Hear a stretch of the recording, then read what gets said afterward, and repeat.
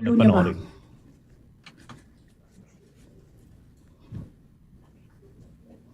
I realized toxic na yung relationship.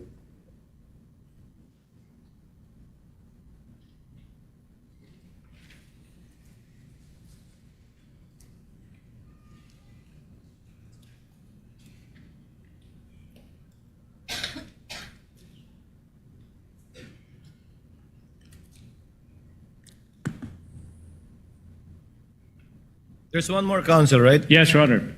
Waiting for the second video. Consisting of 6 seconds only, Your Honor, please.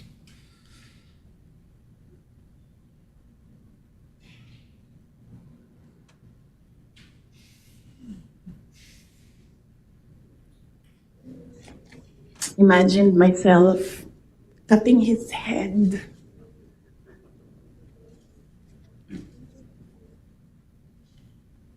Okay, thank you so much, Your Honor, please. May proceed, Your Honor, please.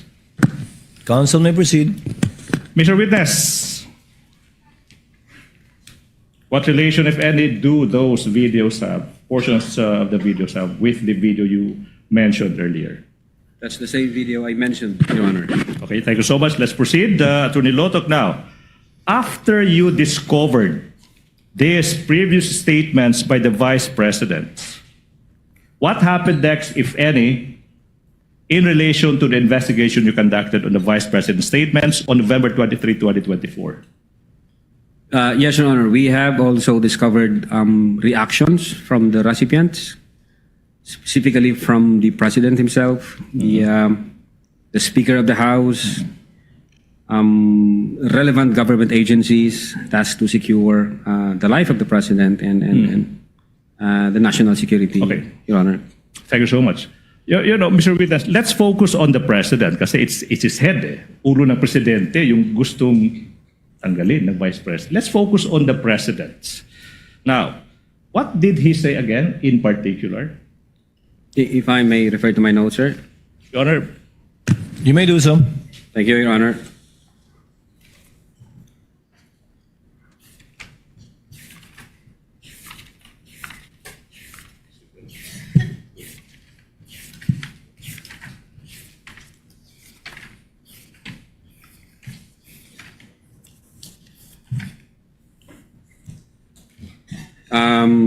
Yes, Your Honor. Among others, quote, nakakabahala ang mga pahayag na narinig natin itong mga nakaraang araw. Nandyan ang walang pakundangang pagbumura at ang pagbabanta ng planong ipapatay ang ilan sa atin. Kung ganun na lang kadali ang pagplano sa pagpatay ng isang presidente, paano pa kaya ang mga pangkaraniwan na mamamayan? Yang ganyang kriminal na pagtatangka ay hindi dapat pinalalampas. Yan ay aking papalagan. Unquote. now, thank you so much. Okay. Attorney Lotok, you said that the former Speaker of the House of Representatives also gave yung tugon niya sa naging mga pagbabanta ng Vice Presidente laban sa buhay niya. Could you just summarize exactly ano ba yung tugon ng former Speaker ng House of Representatives? Yes, Your Honor, if I remember it right, I think the Speaker issued a statement during the plenary session November 25, 2024, which was published in the ANC Digital.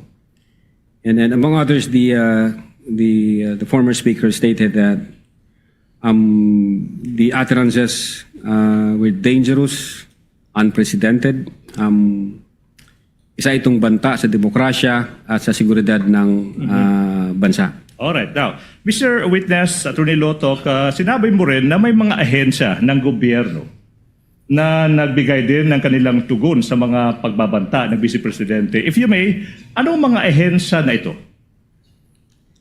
Yes, Your Honor. For one, the Presidential Communications Office, the Philippine National Police, the National Security Council, and the Armed Forces of the Philippines. Okay. Let's focus on muna sa Presidential Communications Office. Ano ba yung statement ng Presidential Communications Office kung alam mo? If I remember it right, the PCO classified the threat as an active threat As an active threat. and directed the Presidential Security Command to, I think, investigate the matter.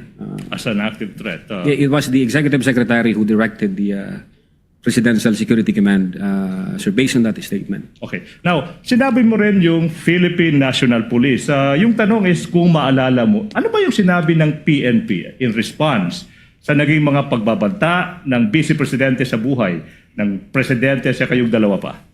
Your Honor, if I may refer to my notes. Your Honor? You may do so, Your Honor. You may do so, Mr. Witness. Thank you, Your Honor.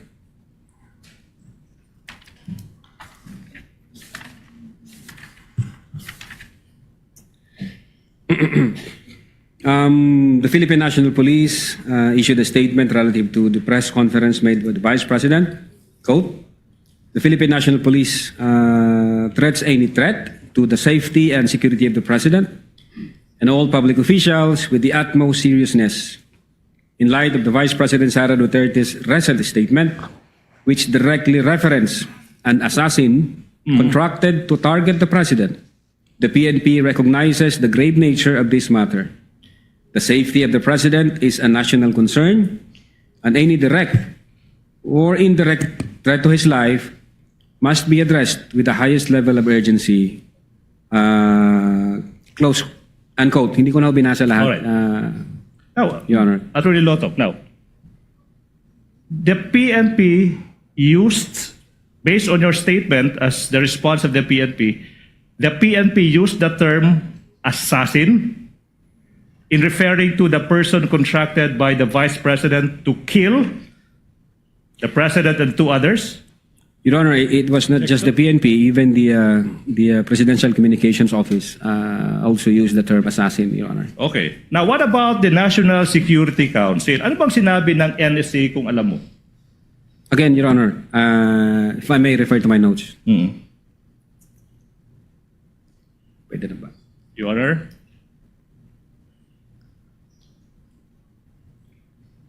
Your Honor? May the witness be allowed to refer to his notes once more? You may do so, Mr. Witness. Thank you, Your Honor.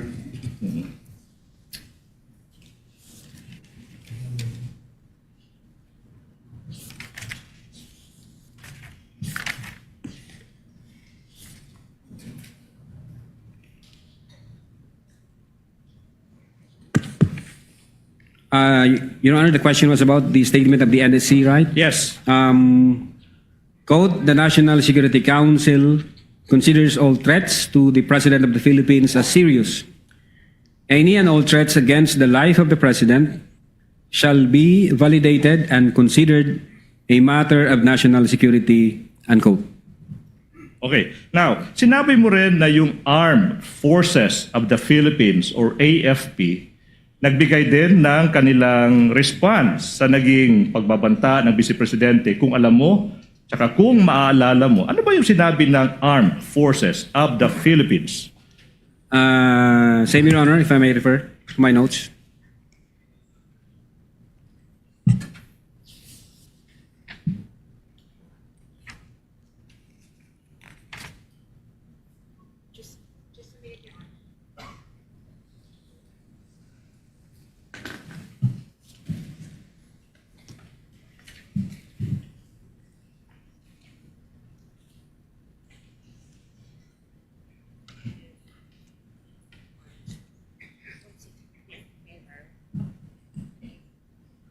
For the record, we're far away.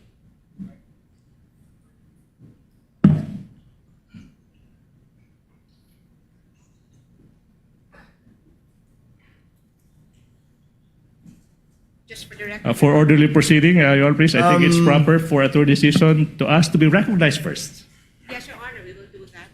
If I may be recognized, Your Honor. Depends. What is the pleasure of Attorney Counsel for Respondent Attorney Season? We'll just state an observation on the notes. Your Honor, I think Counsel, we recognized agreed first. that only one counsel shall speak insofar as the presentation of a witness is concerned. This was objected to by the counsel for respondents, even if it was asked for by the counsel for the prosecutors. Your Honor, We will do that, for the Your record, Honor. we are not objecting, but for a properly proceeding, Attorney Season. Counsel, it's okay. The chair will make a ruling. Attorney Binluan can Thank you. handle Thank you, that. Your Honor. With your permission, Attorney Season.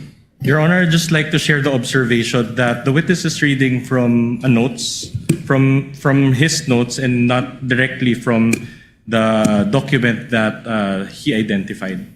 And if I may reply to that, Your Honor, to that non-issue, Your Honor, if I may. Yes, Your Honor. Your Honor, there's nothing. Yes, counsel for the prosecutors. Your Honor, wala po sa rules na kailangan na yung tugon ng isang witness, sinabi niyang notes, dapat based sa dokumento. In fact, Your Honor, please, yung iniisip ng ating rules, yung mga notes na ginawa mismo ng witness. For the public, if you're interested, you may look at Rule 130, Section 16 ng Rules of Court. Andun yun, pwedeng tingnan ng isang testigo yung notes na ginawa niya. Rule 130, Section 16, Your Honor, please. Before I recognize counsel for respondent, Senator Judge Lacson, what is your pleasure, sir? Thank you, Mr. Presiding Officer. This is relevant to the discussion. The gentleman may proceed and he has 2 minutes. Yes. You requested to refer to your notes a number of times during your direct examination. Ang tanong ko, Opo. are you referring to an investigator's notes or notebook or simply notes? No, Your Honor. During the investigation, I have copies of the affidavit of investigation Okay. that we have. Yeah, I asked that question because my understanding of an investigator's notes or notebook to be credible and may even be used as part of the examination or evidence in chief, depending on its authenticity and purpose and the role of evidence, is that the contents therein were written on the exact dates when the subjects of those notes actually happened. Ito yung ginawa nyo mismo? Yes, Your Honor, during Thank the you. investigation. Thank you Your for Honor. the clarification. Thank you, Senator Judge Lacson. Noted and entered into the records. Counsel for respondent, what is your pleasure? Your Honor, that was mere manifestation, Your Honor. We just want to put it for the record. There being no objection, some witness may proceed and answer, or counsel may proceed with his questions. The Armed Forces of the Philippines. Ano sinabi ng Armed Forces? Are we done? Not yet. Okay, so let's go back. Yeah, if I may, Your Honor. Yes. Witness may continue to answer. Thank you, Your Honor. On November 23, 2024, General Romeo S. Browner, Chief of Staff of the Armed Forces of the Philippines, issued the following statements. Quote, the Armed Forces of the Philippines is a professional organization focused on its mandate to protect the people and the state. Our personnel are loyal to the Constitution and the chain of command, unquote. Hindi ko Okay na po na. binasa lahat, sir. Okay, now, after you and your team discovered these responses, Attorney Lotok, what happened next, if any, kung meron man, tsaka kung alam mo, in relation sa investigation nyo, sa mga statements ng Vice President on that day, November 23, 2024? We issued subpoena to the media personalities present during the online press conference of November 23, 2024. Sir, What?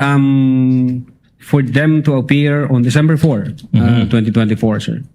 You issued a subpoena to the media personalities that you said andun sa media conference na yun to appear on December 4, 2024. Now, sino ba yung mga media personalities na pinasubpoena ng NBI? Again, Your Honor, if I may refer to my... You may do so, Mr. Thank you, Witness. thank you, Your Honor.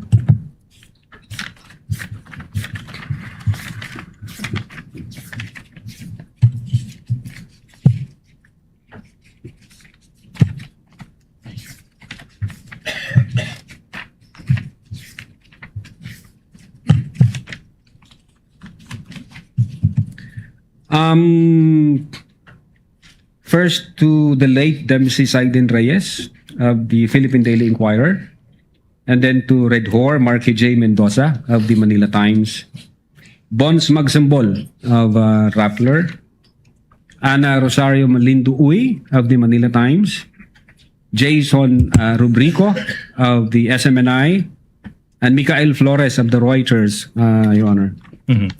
Okay. Now, Mr. Witness, yung tanong now is, ba't kailangan isabina ng NBI itong mga media personalities na ito na mag-appear sa NBI sa araw na iyon, December 4, 2024? Your Honor, they were there during the online press con and they participated the press conference. So, ang tingin namin meron silang personal knowledge kasi nandoon sila at nag-participate po sila, kaya we deemed it proper to issue subpoena on them. Your Honor. Now, so you said na they were subpoenaed to appear on December 4, 2024 in the NBI. Now, what happened on that day, December 4, 2024, if any, and if you know, in relation to the investigation you conducted?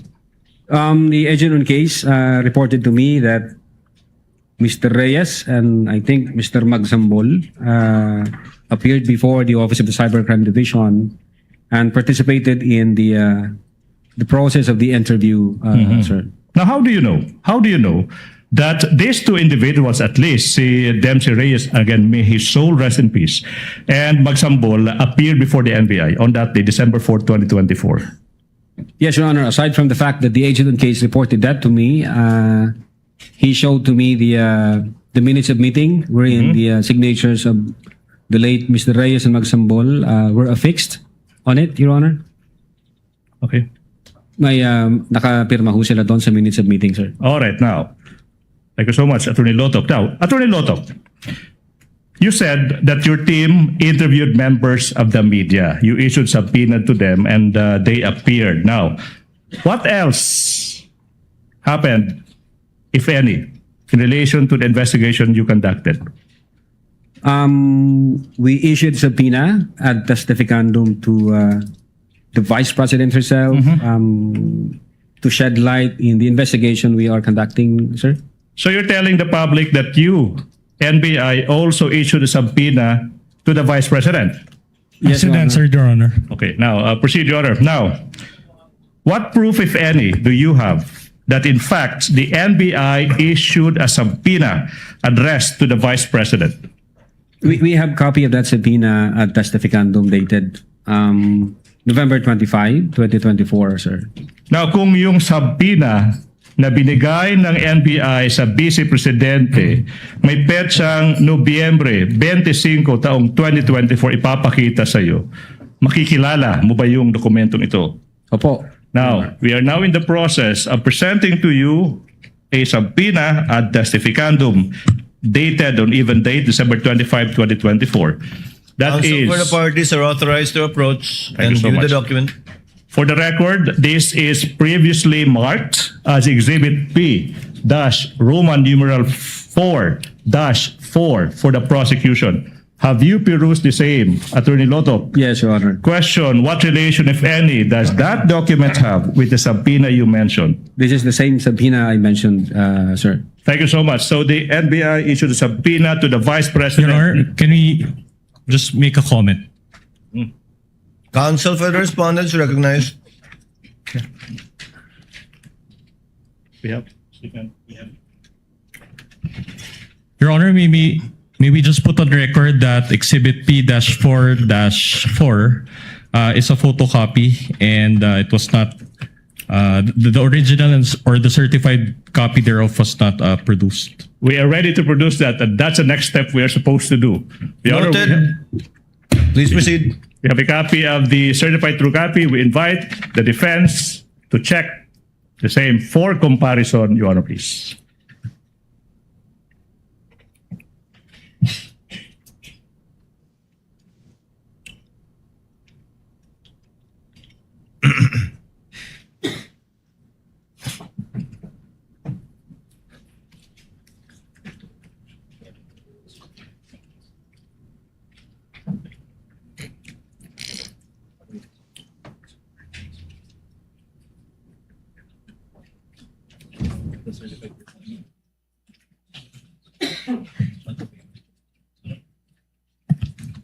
Counsel for the respondent. Your Honor, it is a faithful reproduction of the certified true copy, Your Honor.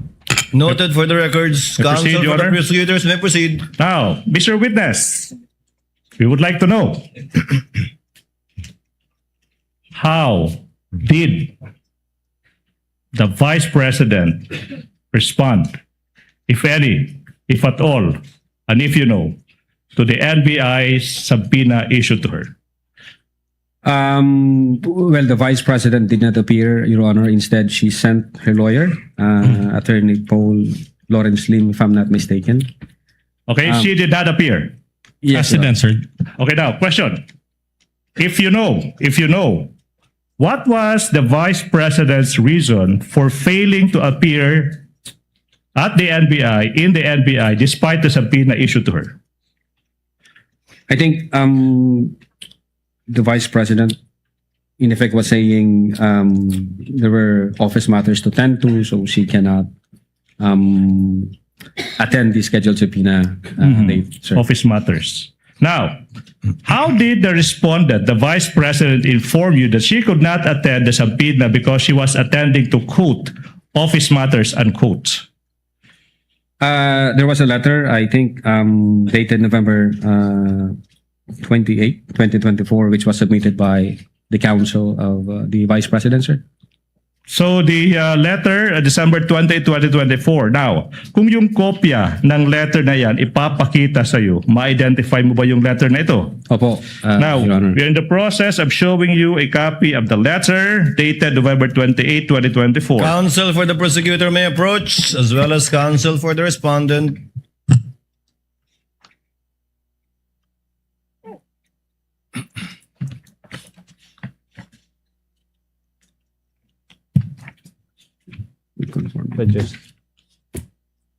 Yes, Your Honor. This is the same letter that I mentioned. Your Honor, can I make a manifestation on these points? The prosecutor may proceed. Your Honor, the letter from the Vice President's lawyer is not marked an exhibit. At this juncture, Your Honor, please, if the defense will agree, we move that the same be marked as an additional exhibit for the prosecution, and the specific marking that we are asking the court to follow is Exhibit P-Roman numeral 4-32 for the prosecution, Your Honor, please. Counsel for the respondent. We have no objection to that, Your Honor. So ordered. So marked. Thank you so much. Now, so what did the... Your Honor, please. Your Honor, do we have to pause for the marking, or do I proceed? Please proceed, counsel. Thank you so much, Your Honor, please. Thank you so much. Now, so what did the NBI do? No? Anong ginawa ng NBI after yung Vice Presidente hindi sumipot sa NBI despite the subpoena, kung meron man? Yes, Your Honor. We deemed it proper to issue another subpoena to give the Vice President another time so she can prepare. And at the same time, in reply to the letter submitted by the lawyer, we issued also a letter dated December 2, 2024, because the Vice President in that letter from her lawyer was asking copy of the complaint and the question to be propounded by the NBI to the Vice President. All right, now, let's go to that letter, Attorney Lotok, na. Puntahan natin yung letter na yan. Now, kung alam mo, ano ba yung sinabi ng NBI sa letter na iyan na pinadala sa Vice President after hindi siya sumipot despite the subpoena sent to her? Your Honor, the document would speak for itself. No need for the witness to read. I think the counsel Witness may is- answer Yes. if he knows. Yeah, among others, sir, sinabi ho doon sa letter namin na noong December 2, 2024 na ini-inform namin ang Vice Presidente na iniimbestigahan din po namin yung alleged threat against sa kanyang life. At sinabi namin na kailangan namin yung kanyang presensya para may makuha kaming information, para ho may mapagsimulan kami doon sa investigation against threat to her life, Your Honor. Now, what proof, if any, do you have that the NBI issued another subpoena addressed to the Vice President? Yeah, we have that copy of the subpoena dated, if I'm not mistaken, December 2, 2024. Sir? Na, okay. Attorney Lota, kung yung kopya ng pangalawang subpoena ipapakita sa iyo, ma-identify mo ba? Yes, sir. Now, we are now in the process of showing you that subpoena. The defense may also check. Counsel for the prosecutor as well as respondent may approach to compare. And for the record, that second subpoena addressed to the Vice President has been previously marked as Exhibit P-Roman numeral 4-6 for the prosecution. That's the same subpoena I mentioned, sir. Okay, so that's the same subpoena. Do we have any observation from the defense? Counsel for respondent. The document is a machine copy, Your Honor. Machine copy. Stephen, where's the Stephen? Your Honor, we move that the certified true copy in our possession be compared with the photocopy identified by the witness, Your Honor, please. Counsel, this has not been marked, right? This has been marked this time, Your Honor, please. The second subpoena. This has been marked already. Yes, Your Honor.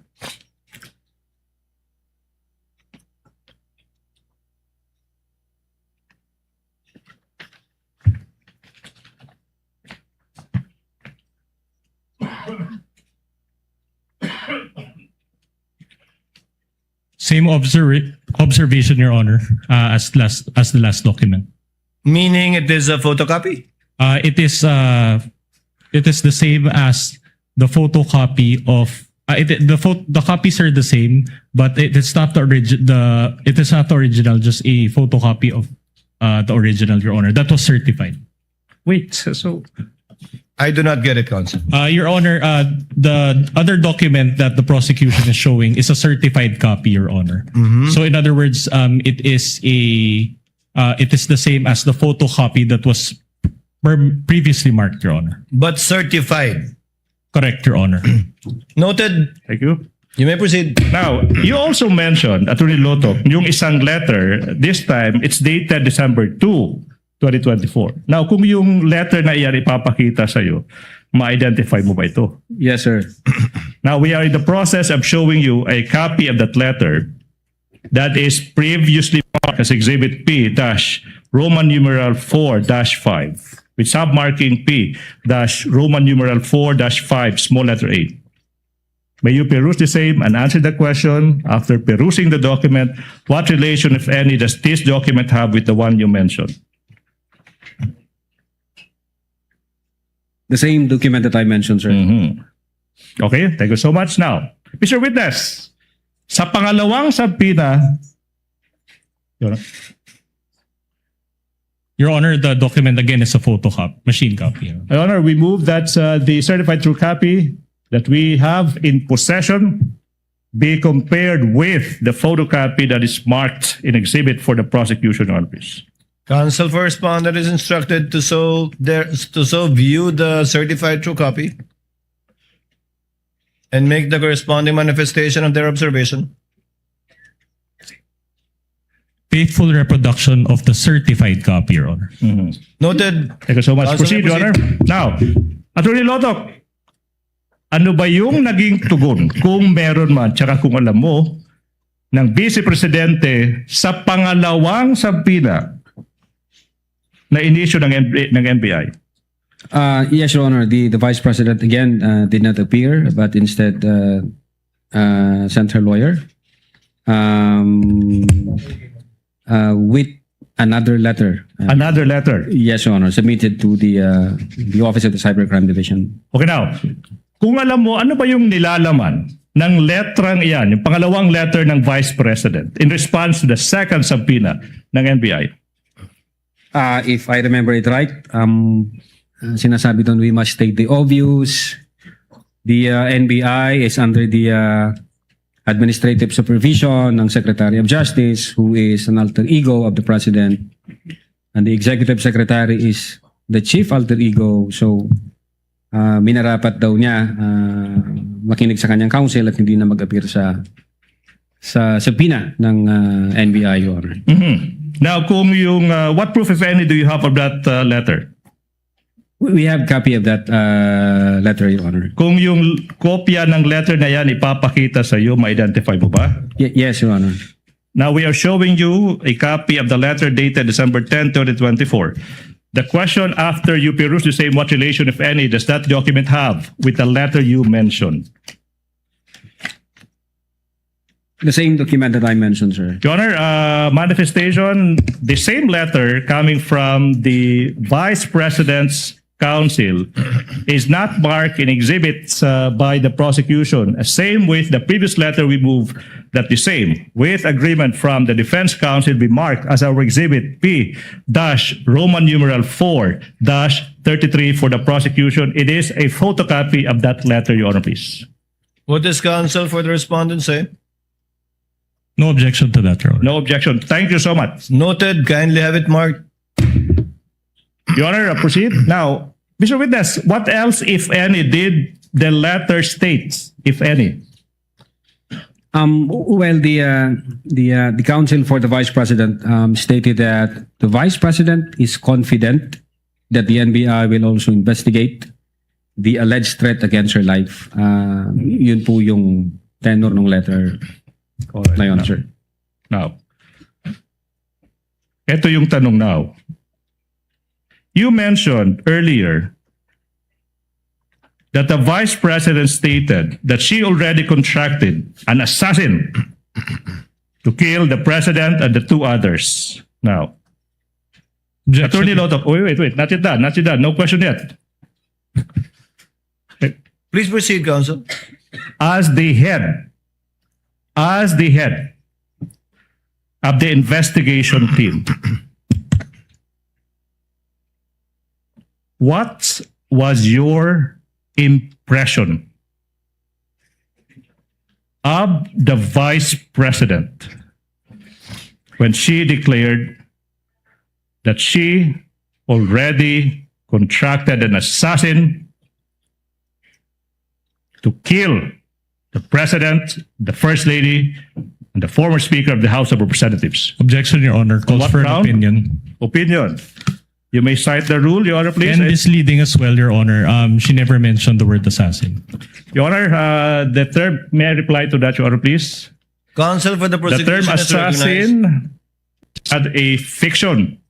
It is the same term used by the PNP and by the PCO. So it's not plucked out of thin air, Your Honor, please. So we have basis for using the term assassin. But Your Honor, the counsel mentioned that it was VP SARA who mentioned it. And that was phrased in his answer. So we are objecting to that, Your Honor. With the understanding that the witness will base his answer on his investigation or knowledge insofar as the investigation that he himself conducted and led is concerned, and not as a conclusion of fact and law. The witness may answer. What was your impression? Yes, Your Honor. To me, as the chief investigator at that time, the utterances made by the Vice President was serious, and the threat was real and actual, sir. It Mr. was- Witness, if I may intercede, counsel, is this contained in your investigation report? Yes, sir. You may proceed, counsel. Proceed. Seryoso tsaka totoong pagbabanta. Now, what made you say that? Na yung pagbabanta ng Vice Presidente ay both seryoso at totoo. Well, Your Honor, we considered the content and context of the utterances made by the Vice President in November 23, 2024, as well as the utterances made by the Vice President in October 18, 2024, and the reactions from the recipients, as well as reactions from several government agencies, sir. Content and context. Now, exactly, yung tanong is, exactly, how did you analyze the content and the context of the entire press conference? We considered several factors, Your Honor, in the analysis of that content and context. Several factors. To be exact, kung alam mo, ilang factors kinonsider nyo? At least four. At least four. Your Honor. Number one, the delivery or manner in which the utterances were spoken. That's one. Number two, the literal meaning of the statement. Your Honor. Number 3, the nature of the instruction. And number 4, the relationship between the parties, sir. So 4 factors. Now, Attorney Lotok, let's go to the first factor, no? Let's go to the first factor. The delivery of the manner in which the threats were spoken. What made you say that the respondent was both serious and real when she uttered those threats? Objection, Your Honor, calls for an opinion. Your Honor, Your Honor, if I may. Based on his investigation, counsel, he may testify as to that. Witness may answer. Yes, Your Honor. The Vice President was furious and fuming mad when she uttered those. Could you repeat it? Furious and? And fuming mad, sir. Fuming mad. Furious and fuming mad. Now, what made you say na yung Vice Presidente was both furious, and fumingly mad?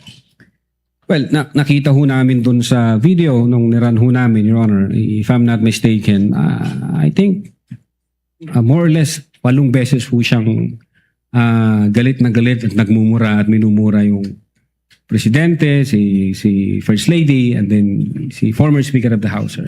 8 beses. If I'm not mistaken, more or less, sir. Now, and then you're referring to the video. Now, in what particular portions of the video, okay, did the Vice President hurl invectives or sa Tagalog, pagmumura kung sa Cebuano, pamalikas, kung hawaray-waray, buyayaw. Mga ilang beses? 8? In what particular portions? Your Honor, if I may refer to my notes. You may do so. Thank you, Your Honor.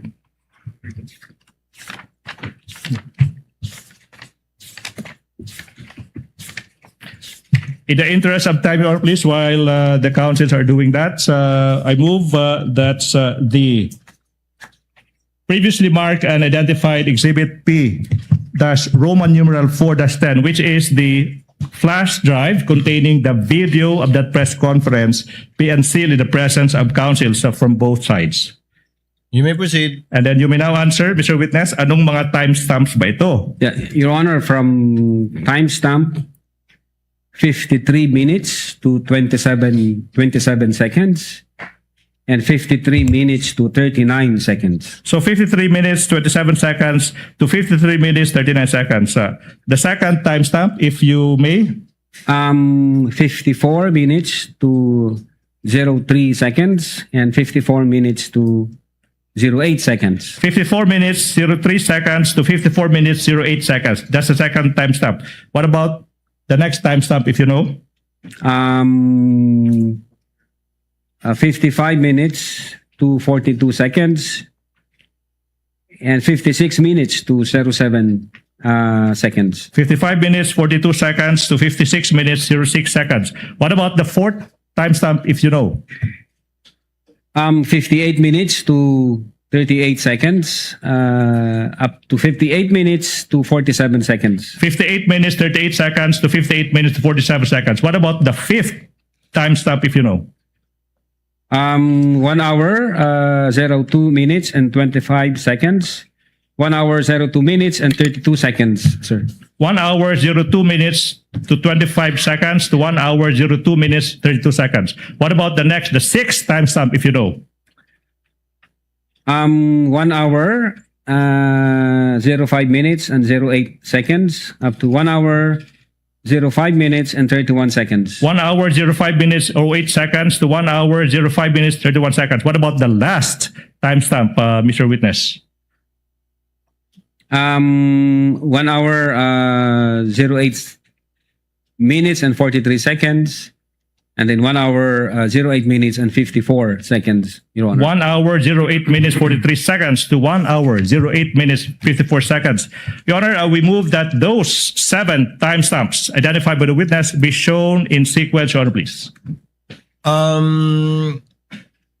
So ordered. Your counsel for the prosecutors will kindly give the flash drive to be unsealed by the witness, as witnessed by counsel for the respondents. Thereafter, for counsel of the parties to kindly accompany each other to the tech booth so that the USB may be played with respect to the specified timestamps of the witness.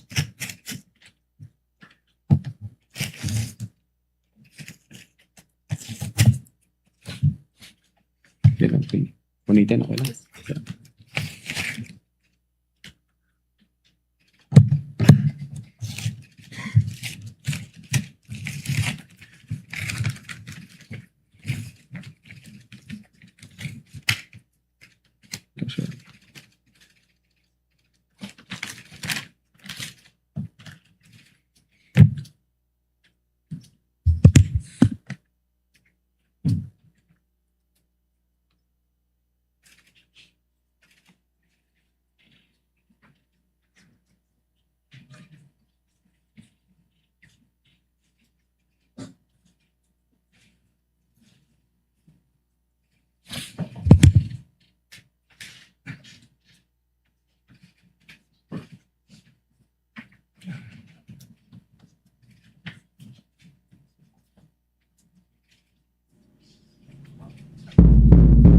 Oras natin mga kabombo at mga ka-Star Nation, 27 minuto bago sumapit ang ika-4 ng hapon at nasa bahagi pa rin tayo ng ating special coverage. Ang nakasalang na testigo ay si Attorney Jeremy Lotok ng National Bureau of Investigation at dati ho siya na nangasiwa dito sa pag-iimbestiga kaugnay doon sa usapin ng umano'y naging pagbabanta ni Vice President Sara Duterte kay Pangulong Ferdinand Bongbong Marcos Jr., First Lady Lisa Araneta Marcos at former House Speaker Ferdinand Martin Romualdez. Dati ho siyang pinuno ng National Bureau of Investigation Cybercrime Division. Kaya siya ang isa sa mga pinatawag. Pakinggan at panoorin natin mga kabombo. Sino ang corrupt? Yung mga congressman na yan na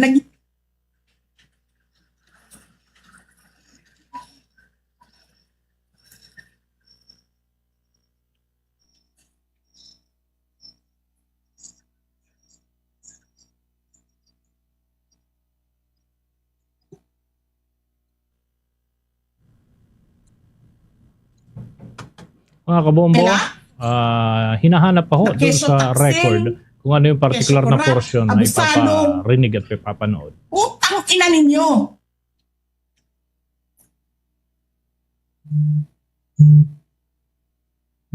Sino ang corrupt?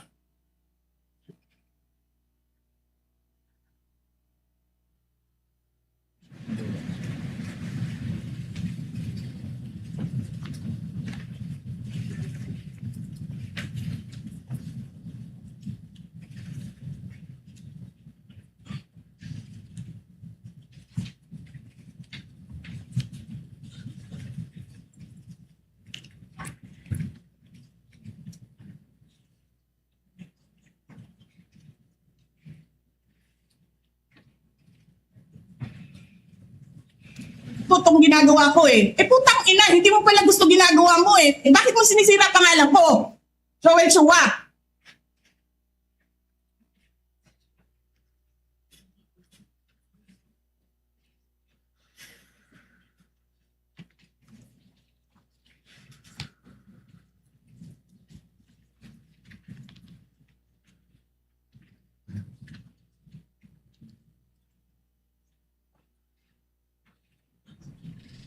Ilang bahagi po yan ng mga pronouncement ng Pangalawang Pangulo sa naturang press conference noong taong 2024 at yan ay nalathala din sa pamamagitan ho ng internet at naipakalat din ito ng account nitong si former Secretary Harry Roque, mga kabombo at mga ka-Star Nation at may ilang kagawad He did ng not media know rin what na he was present talking sa press about? conference.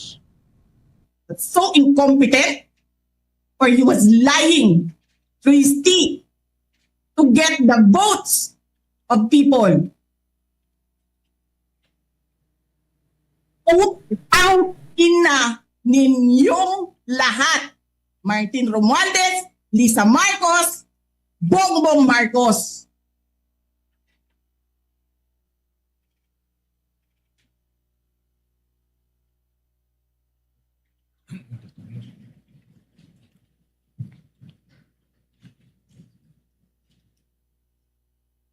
I think we have two more.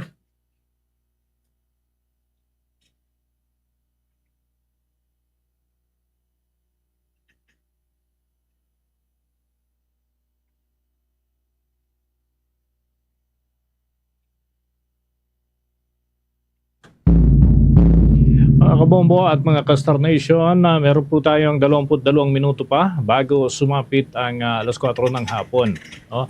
Kung mapapansin po ninyo, iniisa-isa yung mga partikular na Tapos portion. kami yung nagsisinungaling? Masyadong mahaba kasi yung Nagpipigil kabuuan ako po ng eh. video. Ating pakinggan at panoorin. Kasi gusto ko lang magtrabaho. Gusto ko lang tapusin nyo na yung ng show ninyo dyan sa House of Representatives para makabalik na kami.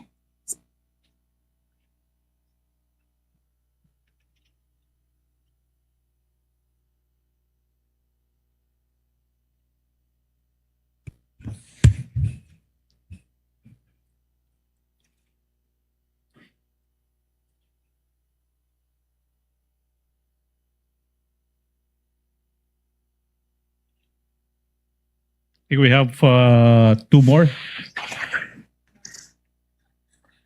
Ang ina ninyo.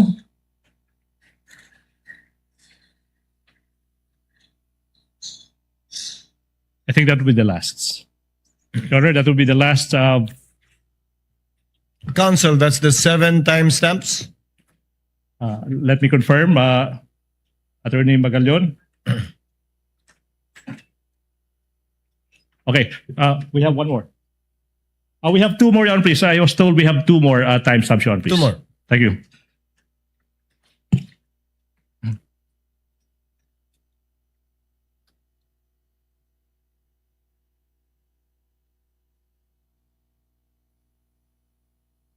Martin.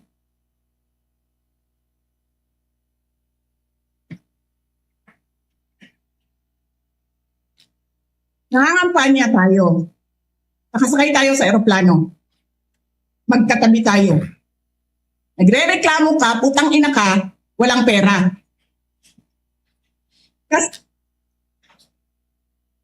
And the last one.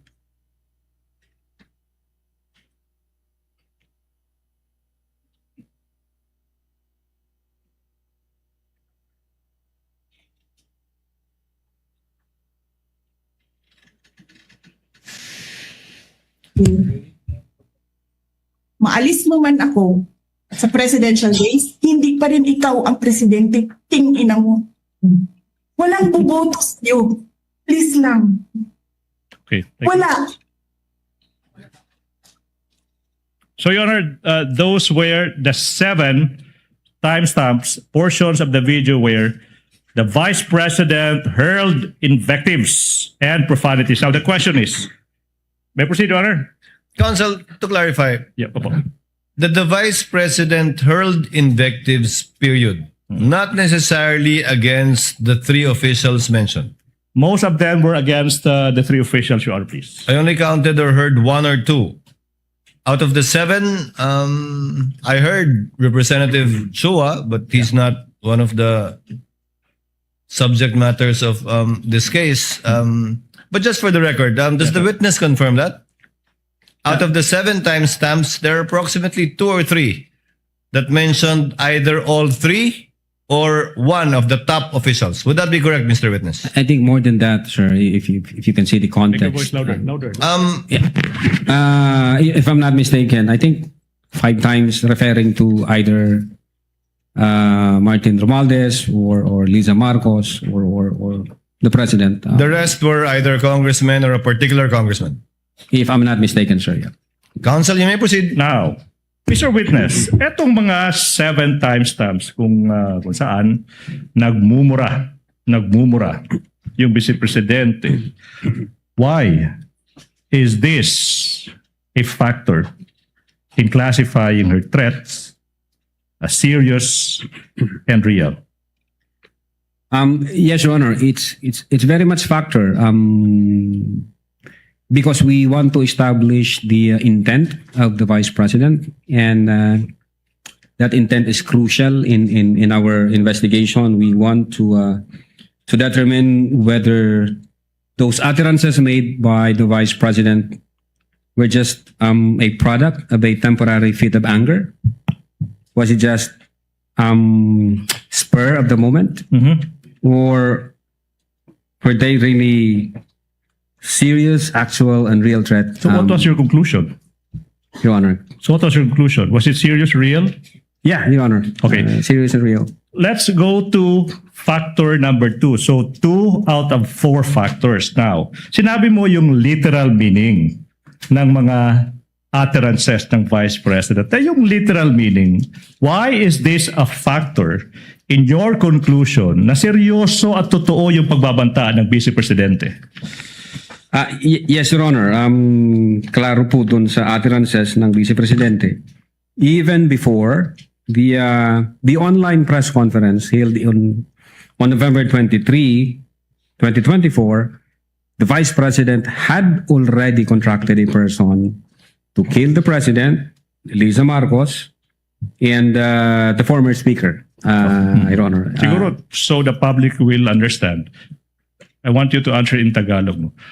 Ba't mahalaga sa inyo, sa investigasyon nyo, na yung pagkukontrata ng tao na papatay sa Pangulo at dalawa pa, nangyari ito bago pa man yung press conference? Ba't mahalaga sa investigasyon nyo yan? Yes, Your Honor. Mahalaga ho yan para sa amin. Basically, it's indicative of intent that the utterances was deliberately made up by the Vice President. And it really shows serious, actual, and real threat, Your Honor. All right, now, Attorney Lotok, let's go to the third factor. Yung third factor is now sinasabi mo, yung nature ng instruction. Now, could you tell the public and the court, ano bang ibig sabihin ng factor number 3, nature of the instruction? Yes, Your Honor. In those utterances, the Vice President said, wag kang tumigil hanggat hindi mo sila mapapatay. It shows persistence on the part of the Vice President, that she was determined to carry out those utterances. And from the point of view of law enforcement agency like the NBI, it's alarming for us, sir. It is alarming from the point of view of law enforcement agents. Now, in Tagalog, if you may, ba't mo nasabing nakaka-alarma yung sinabi ng Vice Presidente na yung instruction na huwag kang titigil hanggat hindi mo napapatay ang Pangulo, ang unang ginang, at ang former Speaker ng House of Representatives? Ba't mahalaga? Ba't alarming yan? Well, Your Honor, pwede hong mag-take advantage yung ibang grupo dyan, ibang individual. God forbid may mangyari sa Vice Presidente for one reason or the other. Mati-trigger ho ngayon yung instruction, and then papatayin ngayon yung, God forbid again, ang Presidente, Lisa Marcos, ang former Speaker. And in fact, even yung triggering na phase na yon, pwedeng mag-take advantage doon yung ibang grupo, thinking na pag in-assassinate natin ang tatlo, ang sisisihin ang Vice Presidente. So marami hong angulo, Your Honor, para ho sa amin sa law enforcement. Medyo magiging disorder, magiging chaotic, magiging anarchy yung society pag hindi siya na-address. Yun po yung sa amin as investigator, sir. But was she not only joking, Attorney Lotok? Objection leading, Your Honor. There's basis to that, Your Honor. Sustained. Reform your Okay, question. now, let's go to, let's proceed, Mr. Witness. So far, you mentioned, ito yung mga factor, no? Manner, literal meaning, nature of the instruction. Ano ba yung fourth factor kung alam mo? The relationship between the parties, meaning the relationship between the Vice President and the President, sir. Now, what about the fourth factor? No? Why is it significant to investigation? Well, in one of the utterances made by the Vice President, she characterizes the relationship with the President as toxic. Your Toxic. Honor. If I'm not mistaken, at least 3 times niya binigkas yung term ng toxic, referring to the relationship between her and the president, sir. Now, what were your reasons, if any, that made you conclude na nasabi na ng Vice President na toxic yung relationship niya between her and the President? Objection calls for an opinion, Your No, Honor. investigation. Witness may answer part of his investigation. Una yung resignation niya as secretary ng Department of Education. Pangalawa yung utterances niya noong October 18, nung sinabi niya na I realized toxic na itong relationship. Gusto kong tanggalin yung ulo niya ba? And then I imagine myself cutting his head. What else, if any? The reaction of the recipient of those utterances, Your Honor, the reaction from the President himself, sir. So the reaction from the President himself. Now, you already mentioned kanina ano yung reaction ng President. Yung tanong now, Attorney Lotoc, is, why did you consider yung reaction ng mga recipients ng pagbabanta, kagaya ng President? Let's focus on the President. Ba't nyo kinonsider yung reaction nila? Well, we want to establish whether the recipient of those utterances felt intimidated by those statements, or did they took it serious and actual threat. Material ho sa amin yun, Your Honor, if only to establish the mens rea of Mens rea ng krimen. Now, let's focus on the President. No, let's focus on the President. Ito yung premise now. Based on your investigation, no, what was your impression of the President based on his reaction? Was he intimidated? Well, yung opening statement ng Presidente, ang sabi niya, nakakabahala ang mga narinig natin itong mga nakaraang araw. Ito'y isang kriminal na pagtatangka. Papalagan ko to. Yes, Your Honor. The President took the threat by the Vice President as serious and real. Now, Mr. Witness, aside from yung reaction ng mga recipients, we focus on the President. Ano pa yung ibang mga factors na kinonsider nyo kung meron pa man?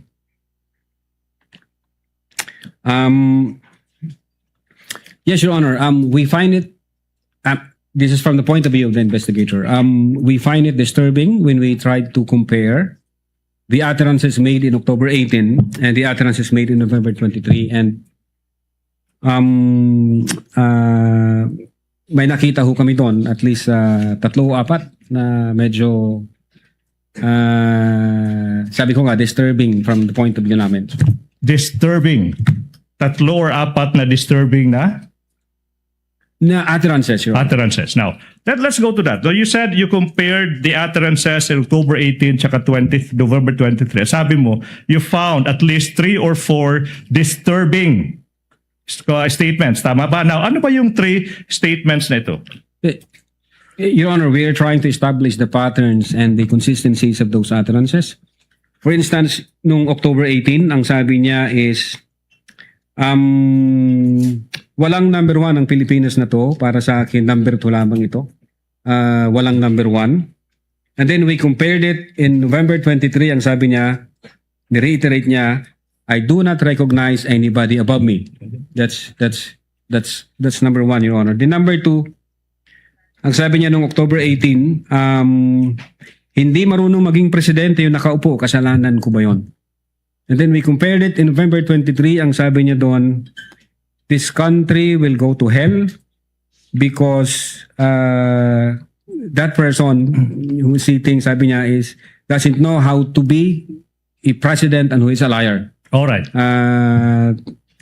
The number 3, ang sabi niya sa October 18, meron akong 5 impeachable offense na alam kay BBM pero papasabad dyan sa House. Siyempre hindi. Then kinumpare namin yung November 23. Ang sabi niya doon is he was lying through his teeth para makuha lang yung boto ng mga tao. And then nagmura na siya, PI ka, BBM, Lisa Marcos, and Martin Romualdez, Your Honor. What do you mean by PI? Putang ina, sir. Okay. you said that you found these three comparisons disturbing. Now, these three, ano yung significance ng three comparisons nito sa investigasyon nyo? Kung meron man. Yes, Your Honor. Based on these patterns and consistencies in the utterances made by the Vice President, it appears that these statements have tendency to steer up the people against the government, have tendency to disturb the peace of the community, have tendency to undermine the peace and order, the public peace and order, sir. Now, Mr. Witness, given all these findings, sinabi mo, seryoso, tsaka totoo, yung mga pagbabanta ng Vice Presidente, anong ginawa ng division mo, kung meron man, in relation to the investigation? We executed, Your Honor, affidavit of investigation, and we recommended criminal charges. 3 counts for grave threats and 1 count for inciting to sedition, sir. Your Honor, now, na-mention mo yung affidavit of investigation. For clarity, anong date ng affidavit of investigation na nasabi mo? February 10, 2024. February 10. 2025, sir. February 10, kung yung affidavit of investigation and the annexes ipapakita sa'yo, ma-identify mo ba yung affidavit na ito? Yes, sir. I'm showing you now a copy of the affidavit of investigation. May petsang February 10, 2025. That is previously marked for the prosecution as Exhibit P Roman numeral 4-3. You peruse the documents and access. I move that the defense be allowed to peruse the same. And the question is, what do these documents have? What relation, if any, do these documents have with the documents you mentioned?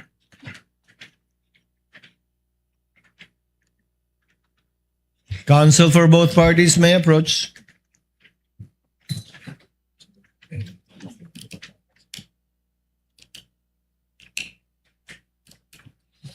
Manifestation, Your Honor.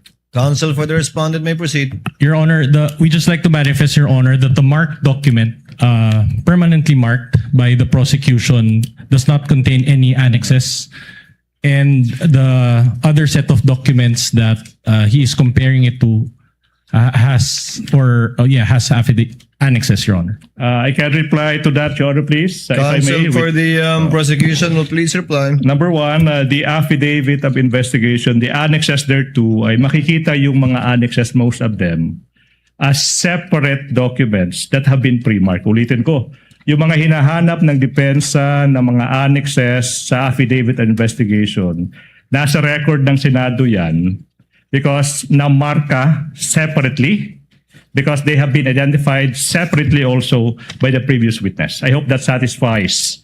Counsel, what does counsel for the respondent say? Your Honor, is that an admission that the affidavit of investigation was stripped of its annexes? No. Your Honor, if I may, ang klaro namang sinabi ko. Can I reply to that, Your Honor, please? Chair would like to clarify the matter instead.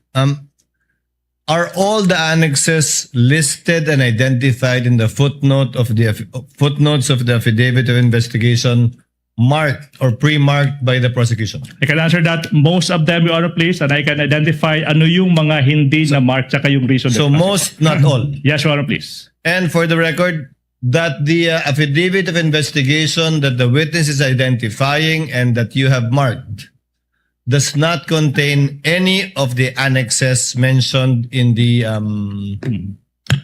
affidavit of investigation, without prejudice, of course, to the annexes Yes. that you already marked Yes, Your Honor. and identified by either this or other witnesses. Yes, Your Honor. Not attached specifically to the affidavit, but found in the same record of the Not court. attached to the document that the witness is identifying right now. Yes, Your Honor. Does that satisfy the counsel for the Your Honor, we're respondent? not objecting as to how they marked it. We're just manifesting it for the That record. it's not there. Yes. Yes. So noted. Witness you. may answer. Yeah, this is the same document that I... Okay. Yeah, you have. Your Honor, this is the same document that I mentioned. Okay. May proceed, Your Honor, please. You may proceed. Now, Attorney Lotok, sorry.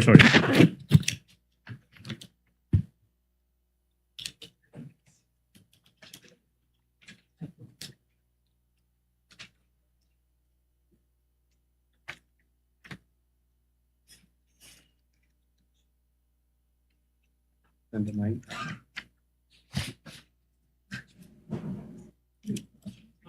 minuto bago sumapit ang alas 4 ng hapon at nasa bahagi pa rin po tayo ng pagtutok dito sa salaysay itong si Jeremy Lotok, Attorney Just to Jeremy manifest, Lotok. Your Honor, Counsel that, for the respondent is National Bureau of recognized. Investigation. just to manifest, Your Honor, that again, the comparison, Your Honor, was made with the certified true copy, not the original, Your Honor. Thank you.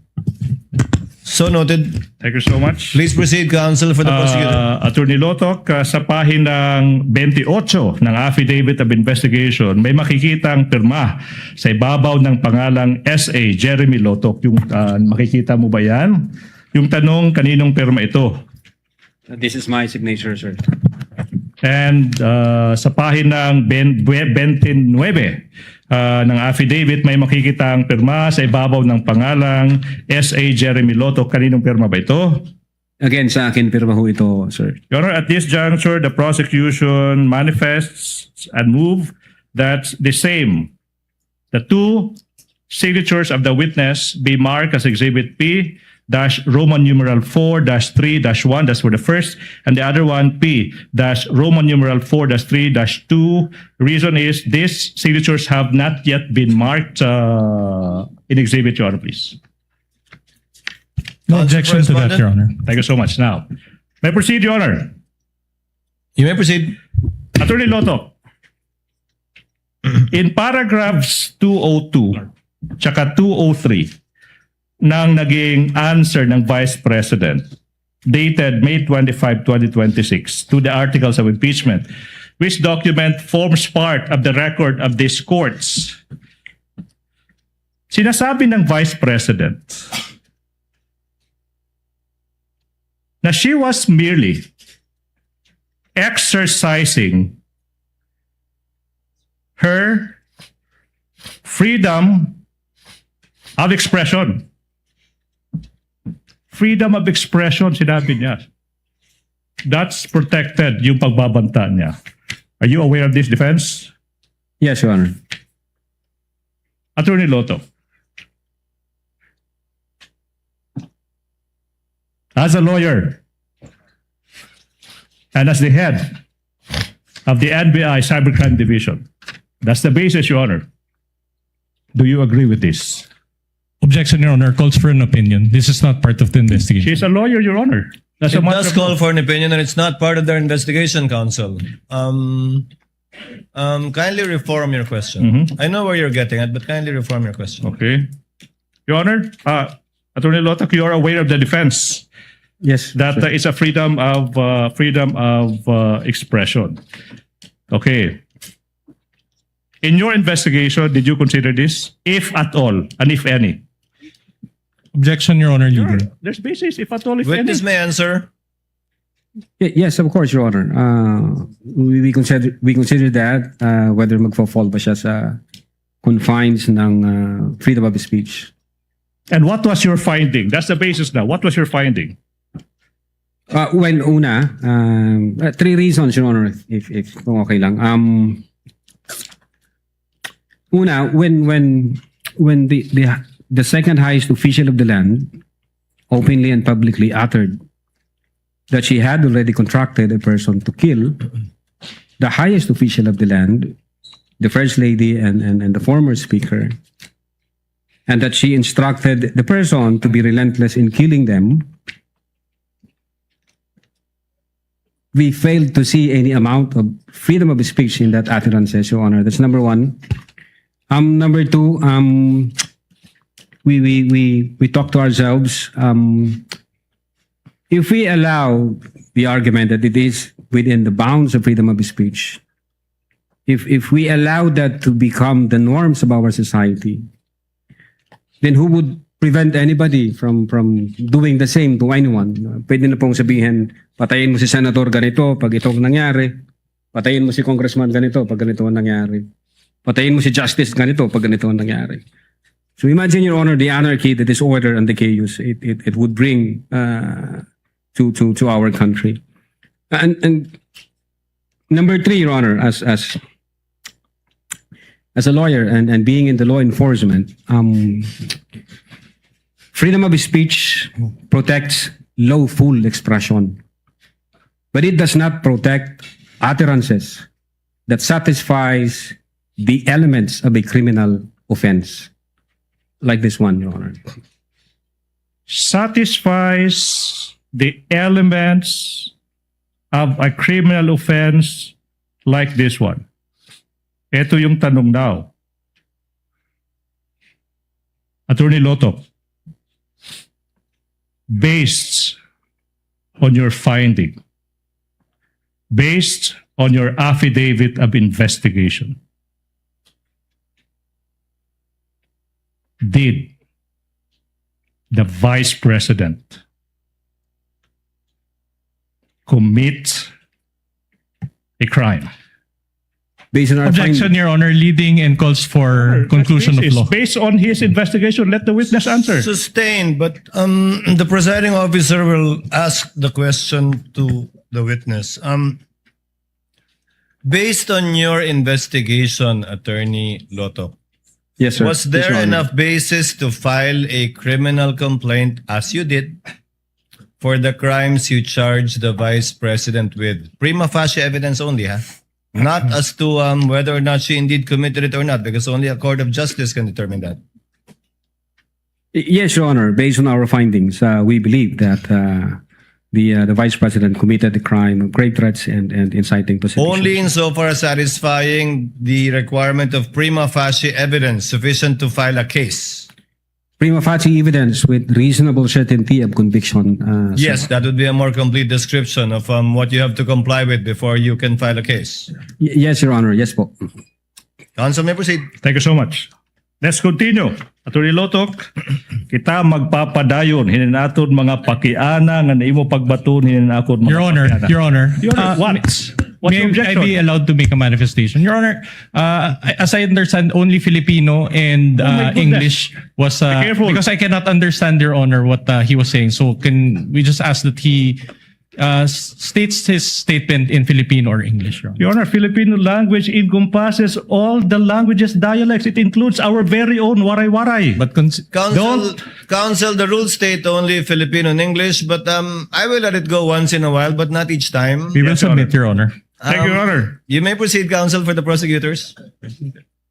Now, you mentioned that the respondent's lawyer, Attorney Lim, through a letter said that the Vice President was confident in your office's assurance that the alleged threats to her were also being investigated. Malala mo sagot mo yun doon? Yes, Your Honor. Opo. Now, what did the NBI do, if any, on the alleged threats?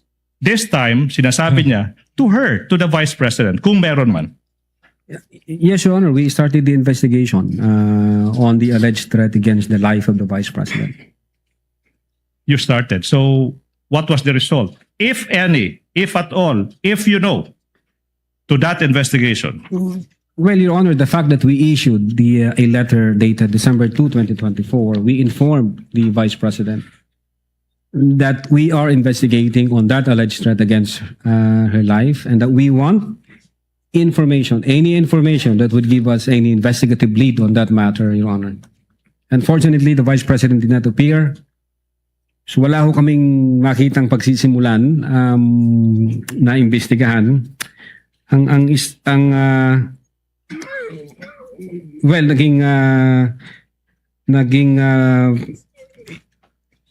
may nakita kami sa I think 75 PNP personnel insofar as the security of the Vice President is concerned. Per record sa news na inalis sa BPSPG and then inilipat sa Manila. And, Okay. And I think the reason being is that may issue ng peace and security kung di ako nagkakamali. Yun po yung Nakita. medyo nakikita naming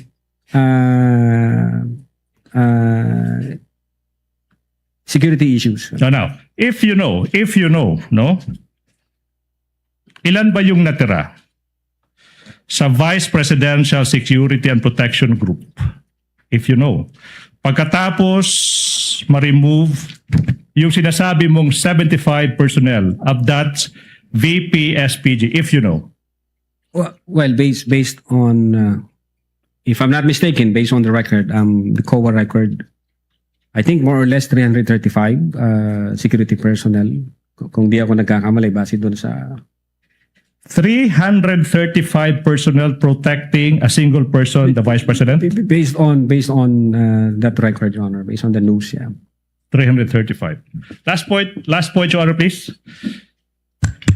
Wind up, counsel. Yes, Your Honor. Now, Mr. Witness, you mentioned earlier that your office considered in its investigation in the November 23, 2024 online briefing na aside kay respondent yung Vice Presidente tsaka yung mga media personalities, okay, na nabanggit mo, sino pa, kung meron pa, yung nandun sa online briefing na yun, kung alam mo? Well, yung pinakaunang part ng video, si Attorney Zulaika Lopez. Attorney Zulaika Lopez. Now, yung tanong, Mr. Witness, ano yung na-observe mo kung meron man, okay, about Attorney Zulaika Lopez during that online media briefing? Objection vague, Your Honor. Oh, Your Honor, what's vague? Okay. Witness is smart enough to answer if he knows. Witness may answer. Thank you, Your Honor. Well, based on that video, it appears na nagpo-complain si Attorney Zulaika, referring doon sa paglipat niya from HOR to women correction facilities, I think. And then yung health issue niya, so parang kinukomplain din niya na yun. Okay. At yung nangyari sa kanyang pagka-held in custody sa HOR. All right. Now, Attorney Lotok, what significance, if any, do these complaints the Attorney Lopez have, okay, in your investigation on the threats made by the Vice President in that online media briefing? Yes, Your Honor. We take that into account. Tinignan namin yung sitwasyon, yung issue ni Attorney Zulaika. But when we see the bigger picture, taking all the pieces of the puzzle, una, it has nothing to do with the Vice President contracting a person, because even before Zulaika Lopez appeared in that video, the Vice President had already contracted a person to kill the President and Lisa Marcos and the former Speaker. And then when we consider all the facts and circumstances, the instance where Attorney Zulaika was complaining does not diminish, it does not alter, it does not affect the totality of the findings that we have in our investigation, sir.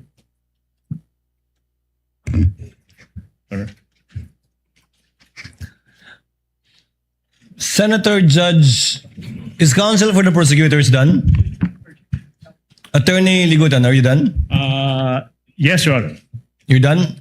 Before cross-examination, Chair would like to recognize, with the permission of Senator Judge JV, Senator Judge Bam Aquino had earlier sought recognition. Chair will recognize him first. Thereafter, Senator Judge Tulfo Erwin. Thereafter, Senator Judge Ejercito, and then Senator Judge Ontiveros. Senator Judge Aquino is recognized. You have 2 minutes, sir. Yes, maraming salamat, Mr. Presiding Officer. Attorney Lotok, Yes, meron po, pa Your po bang ibang grupo sa NBI ang nag-imbestiga doon po sa mga utterances ni Vice President Sara Duterte noong November 23 to 24? During our time, insofar as the Cybercrime Division is concerned, yung Cybercrime Division, Your Honor, and the team that was yung binuo ni former Judge, Director Judge. So kayo lang po? At that time, sir, hindi ko na po alam ngayon kung sino yung mga team na, kasi nalipat na po ako sa ibang region, sir. Okay. Yung tanong ko po kasi ay nakatukoy dun sa taong nakausap o sinasabing na kontrata ni Vice President Sara Duterte para patayin yung Presidente, First Lady at former Speaker. So tinuloy niyo po ba yung investigasyon para mahanap ang taong ito? Well, aside from the fact, Your Honor, na nag-issue kami ng subpoena sa Vice President para makakuha ng information, kasi we need a validated information We need a confirmed information. Nung inisyuan namin ng subpoena yung mga media personalities, bawat isa sa kanila na nag-appear, tinanong din po namin, nandun ka ba nung sinabi ito ng Vice Presidente? Hindi ko po tinatanong kung sinabi ba to o hindi. Dahil may witness rin po tayo nung nakaraang linggo na nasabi nga ito at napanood naman ho natin Opo. po lahat. Ang tanong ko, tinuloy niyo ba yung investigasyon para matukoy ang taong ito? Nagtanong kami, Your Honor. We tried to elicit information both from those people who have personal knowledge during the online press conference. Unfortunately, wala ako kaming ma-establish na validated information na confirmed. So, in fact, hanggang ngayon, nag-aantay po kami. Hindi ho katulad dito sa nangyari, may apparent commission of the crime dahil nandiyan yung video eh. Opo. So ang ibig niyo pong sabihin, bilang NBI, hindi niyo nahanap yung taong ito, pero literal niyo tong, sabi niyo, literal itong pag-assess niyo dun sa statement dahil ito mismo yung nasabi ng Vice President. Well, Your Honor, if the second highest official of the land sinabi yan, it's hindi ho biro yan. Medyo mabigat ho yan at yung pagkasabi pa niya na may kasamang galit at mga pagmumura. So we took it very serious, Your Honor. All right, I have a question for the defense. Sa lahat ng mga sagot ninyo, Attorney Vinluan, parang hindi ko nakita na tinanggi ng inyong kliyente o ng depensa na may nakausap ang Vice Presidente na tao para gawin yung mga bagay na ito. Tama ba? Wala ito sa mga sagot ninyo? We deny that, Your Honor. You deny? That is not accurate, Your Honor, and we will present evidence or counter evidence to prove Okay, that. so let me clarify. Sa lahat ng sagot ninyo so far, hindi pa nyo tinatanggi ito, pero in your time presenting evidence, you will deny that there was a person contracted by the Vice President. Your Honor, to clarify, I don't understand, Your Honor, when we were asked, but In your because answer, you have an answer. There is an impeachment. we complaint. denied it, Your Honor. We denied it in our answer, which we filed before the Senate Impeachment Court. You denied it in your answer? Correct, Your Honor. If I remember correctly, ang nabanggit doon ay freedom of expression. Was there an exact statement there na hindi totoo na meron ngang kinontrata ang Vice Presidente o kinausap ang Vice Presidente para gawin ito? We maintain our position that we denied it, Your Honor. Okay. It is there in our answer. Mr. President, I don't want to take up time, but I do want to check the official records and look for this because I don't remember seeing that in any of your answers, Mr. Your Honor, all allegations were denied. It's a general denial, a blanket denial. There were, that was the general denial, and there were also specific denials. Okay, we'll take a look, Mr. Presiding Officer. Hanapin natin to with, and if I may come back to this once we take a look at the records, Mr. Presiding Officer. The gentleman may do so at the appropriate time. With the permission of Senator Judge Erwin Tulfo, since nakatayo na po si Senator Judge Ejercito, papaunahin ko na muna siya. Senator Judge Tulfo, rather Ejercito is recognized. You have 2 minutes, sir. Thank you, Mr. Presiding Officer. Tanong ko lang, no, just to clarify, may we know if the NBI has the authority to issue subpoena against impeachable officials? Kasi kanina po, no, sa mga pinisend kanina, subpoena po ang inyo pinadala sa Vice President instead of a mere invitation. Yun lang po, clarify ko lang po. Yes, Your Honor. Under Republic Act 10867, the NBI has authority to issue subpoena. And as a matter of fact, the case involving the Vice President falls under Section 5, Paragraph G, which the NBI has primary jurisdiction to undertake investigation, Your Honor. Likewise, for the information may we know what constitutes a grave threat that will prompt the NBI to conduct an investigation as compared to a light threat? No, what are the elements that are needed to be present to be considered a grave threat? Well, for grave threat, Your Honor, if naalala ko siya, if a person threatens another person with the infliction upon the latter's person, property, or honor, or that of the latter's family,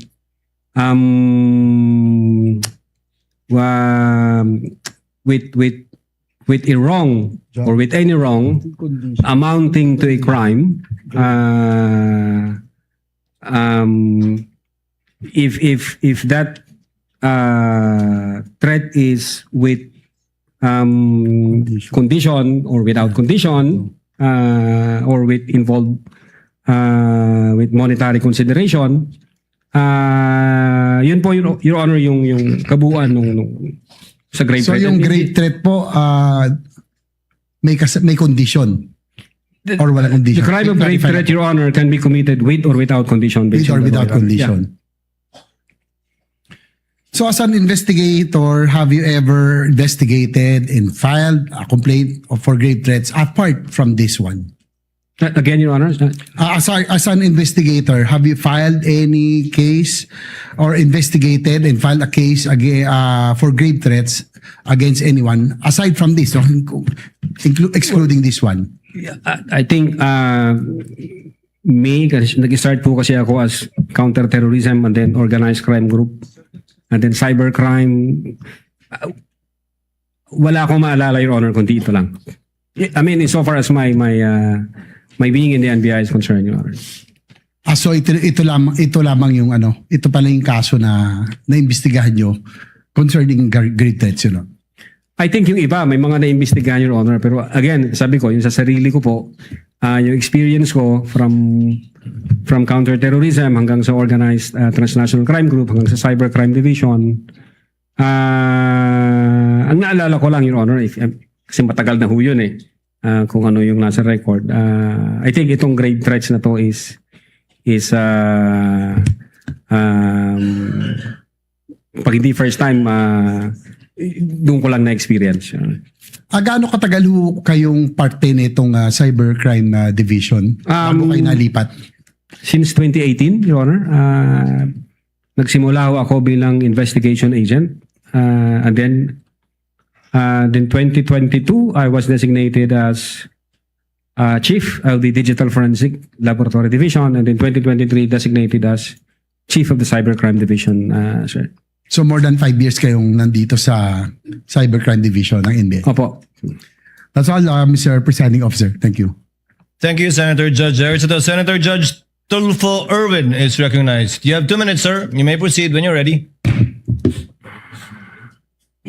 Thank you, Mr. President or Presiding Officer.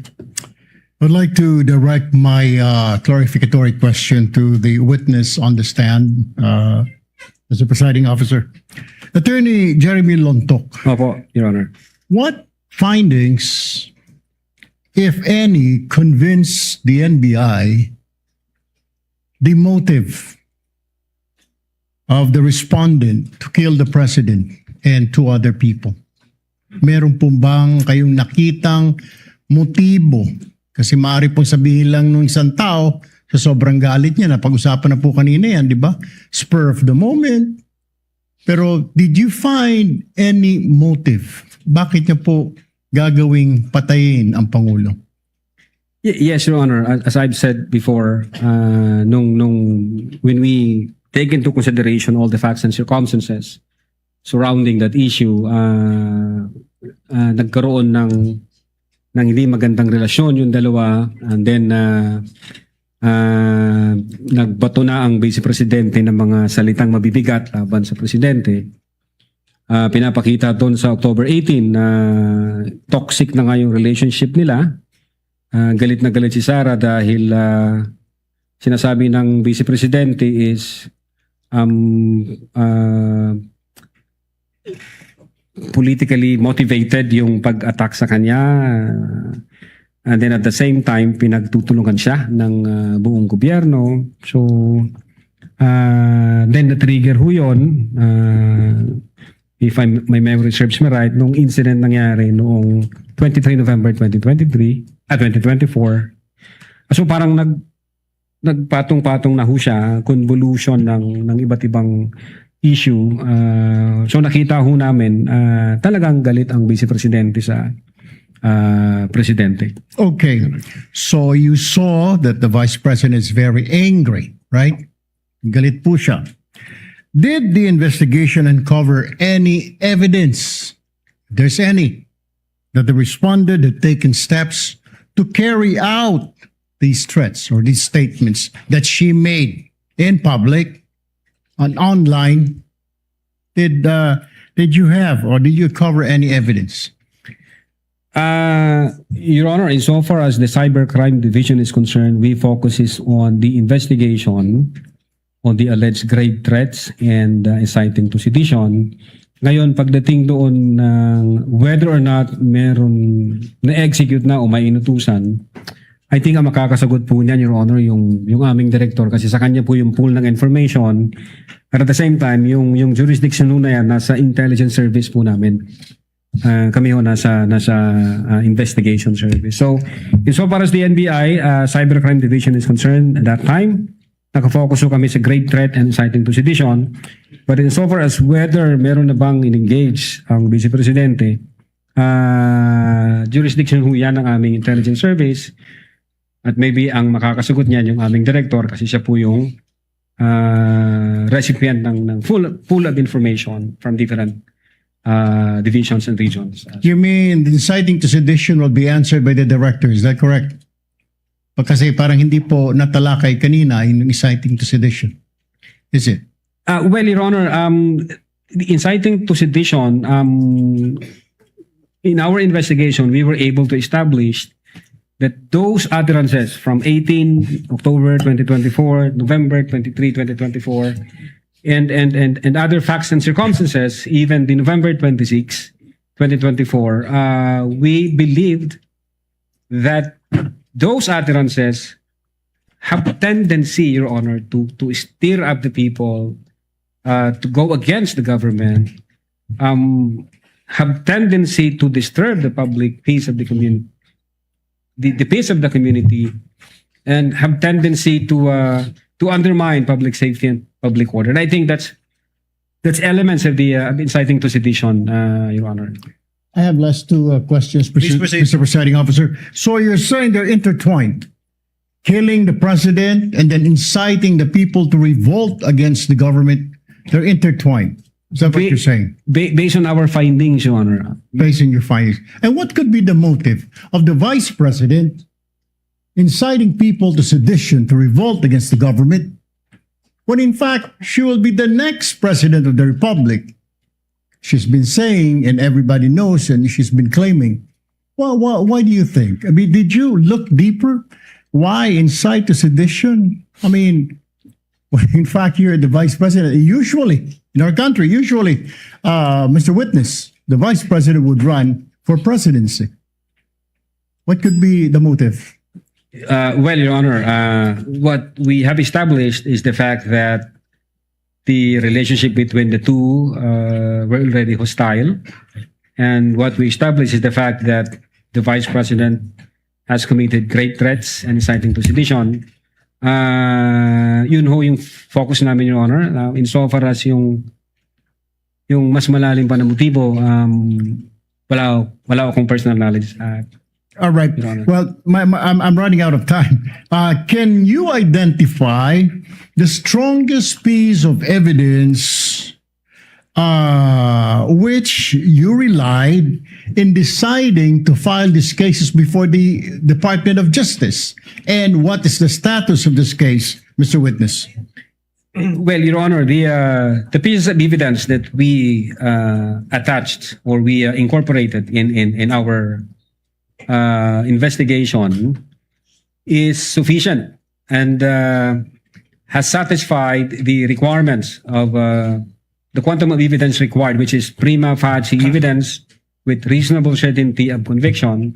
And the fact, Your Honor, that the Department of Justice has issued certification stating that your referral, your transmittal, has complied all the elements of the crime charge and therefore good for preliminary investigation. What is the status of the case, Mr. Witness?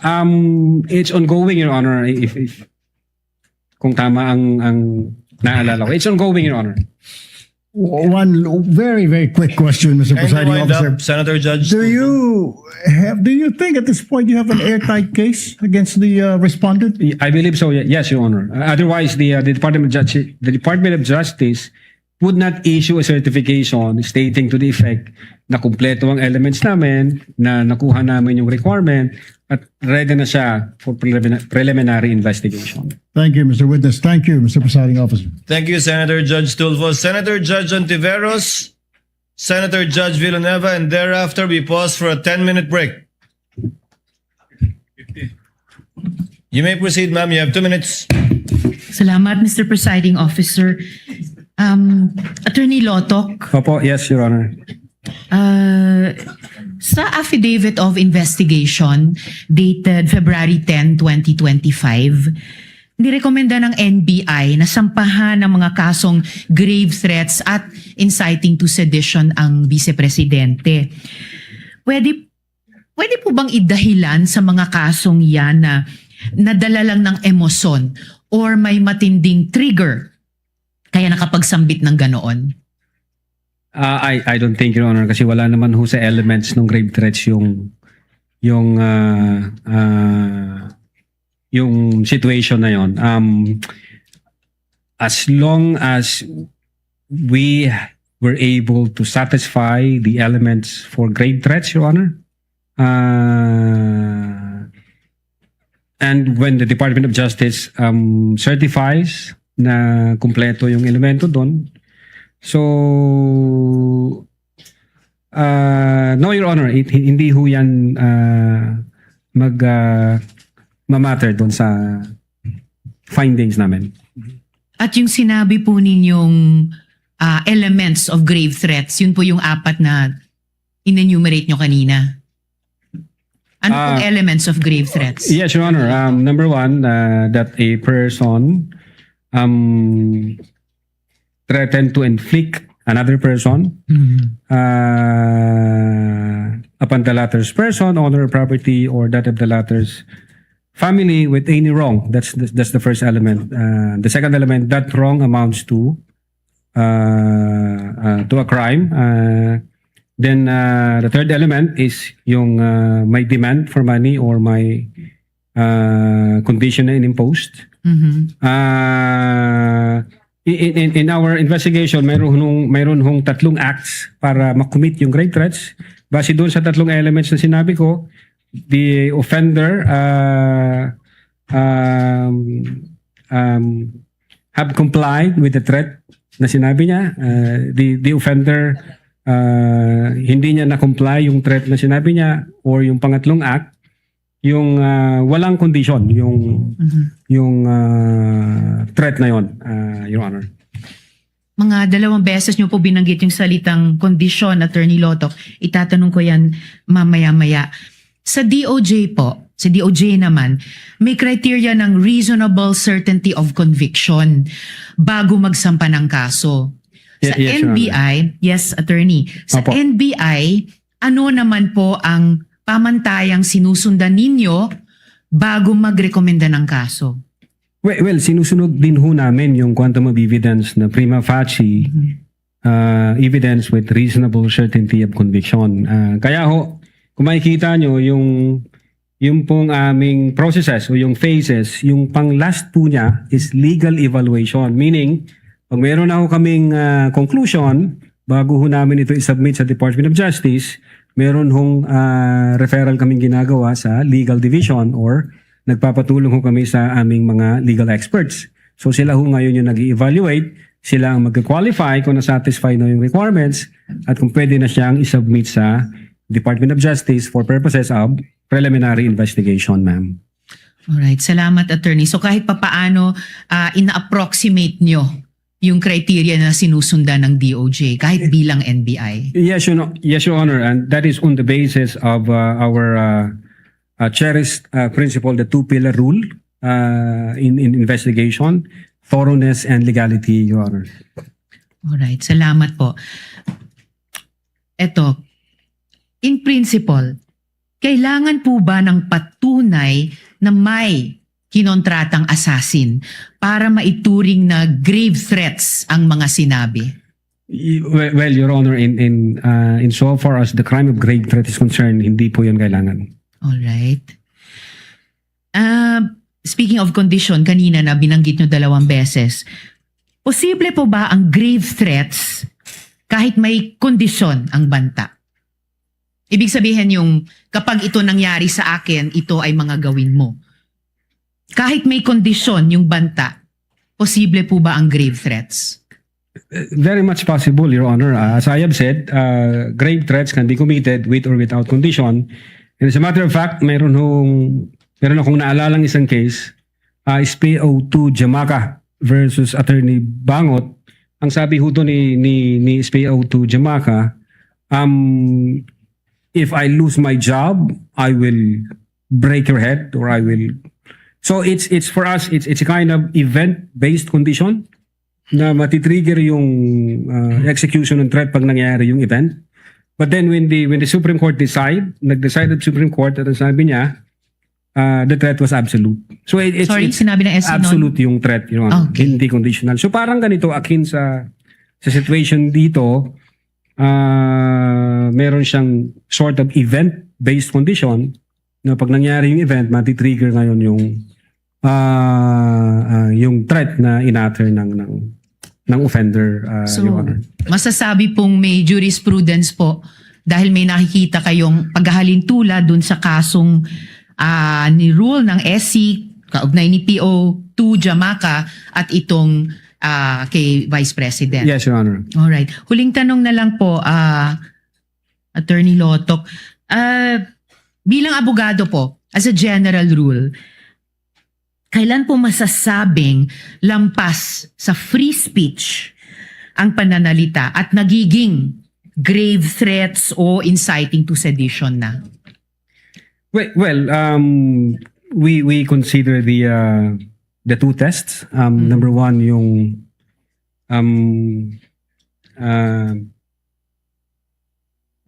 and hindi ko mabigkas, Your Honor, but it's like ano bang tendency rule? If I may, Your Honor, just to refer my notes. May he, presiding officer. Konti lang Witness po. may do so. Yeah. Kindly turn on the mic. Witness may do so, yes. Thank you po, Your Honor.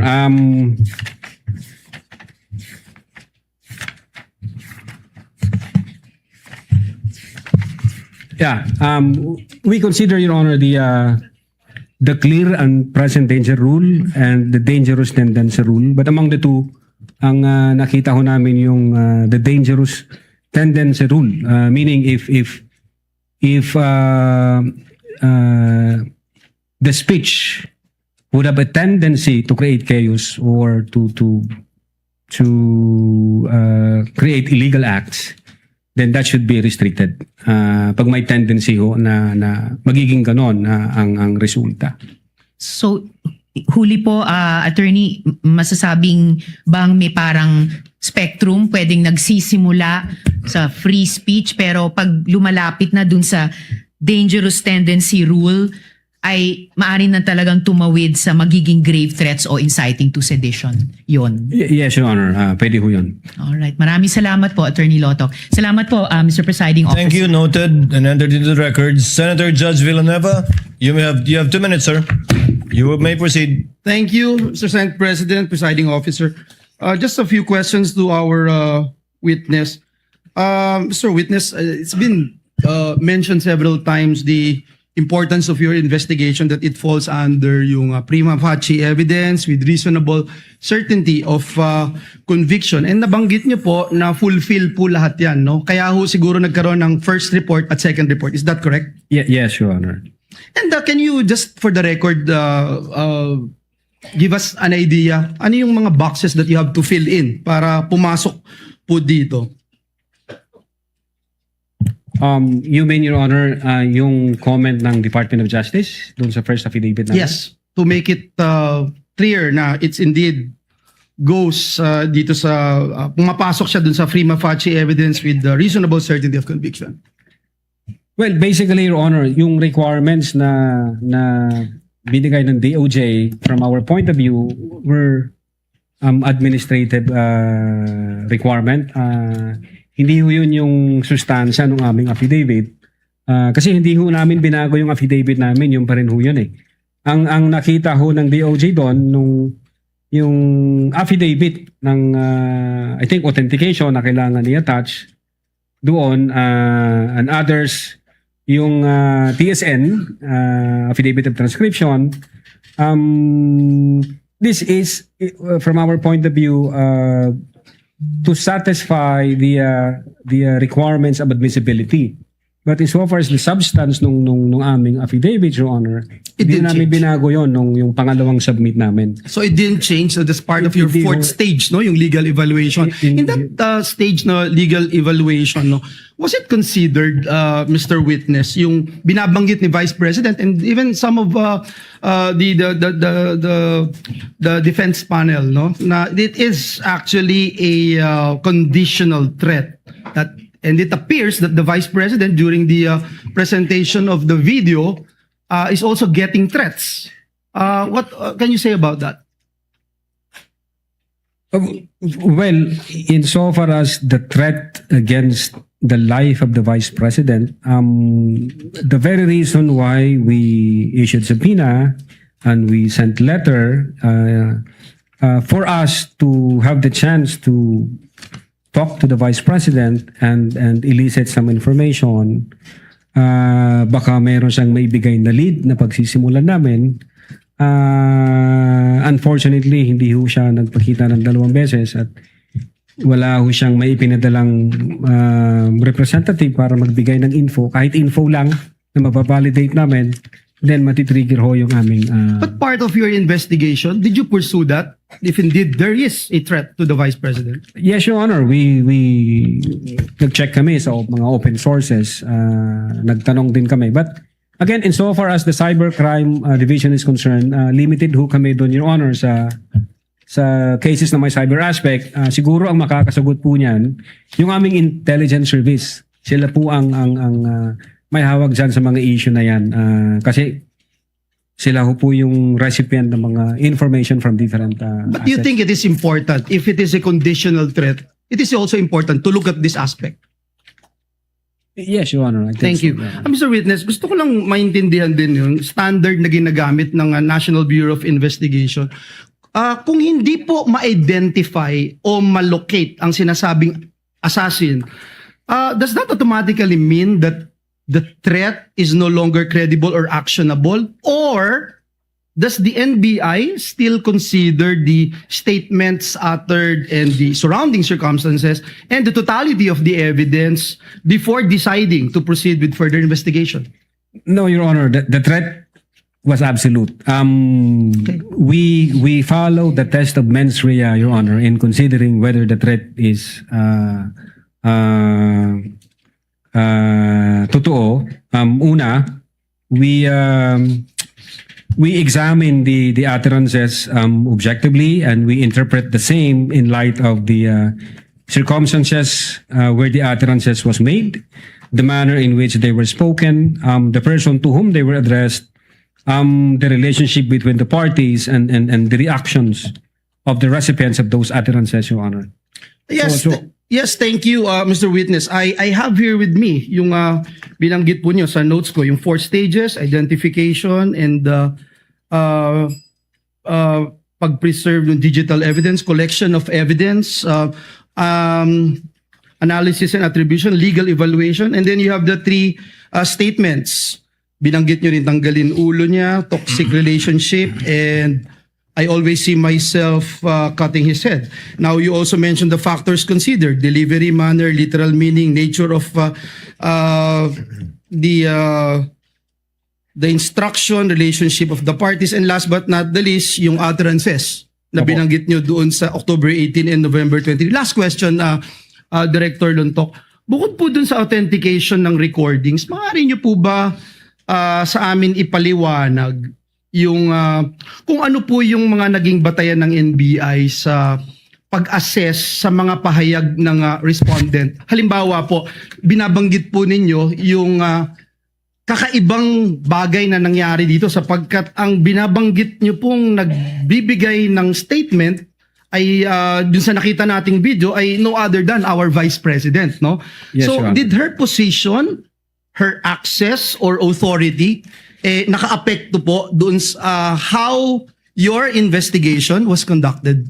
Yes, Your Honor. As I have said a while ago during the direct examination, in the analysis phase, we considered the intent, the capability, and the motive, Your Honor.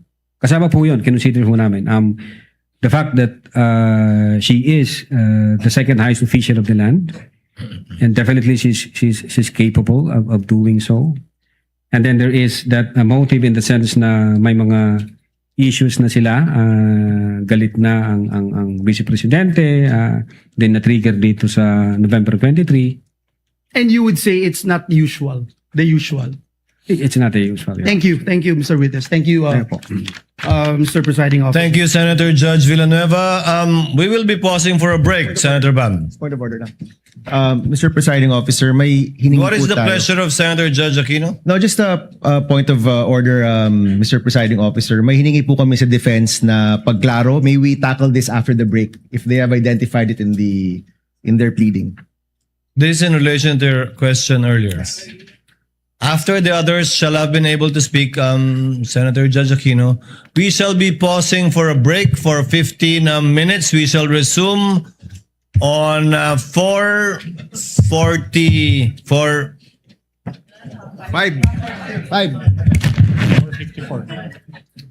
4:59 sana sasabihin ko eh. We shall resume at 5 p.m. When we resume, we shall recognize Senator Judge Tulfo, Senate President Gatchalian, and thereafter Senator Judge Cayetano and Marcos.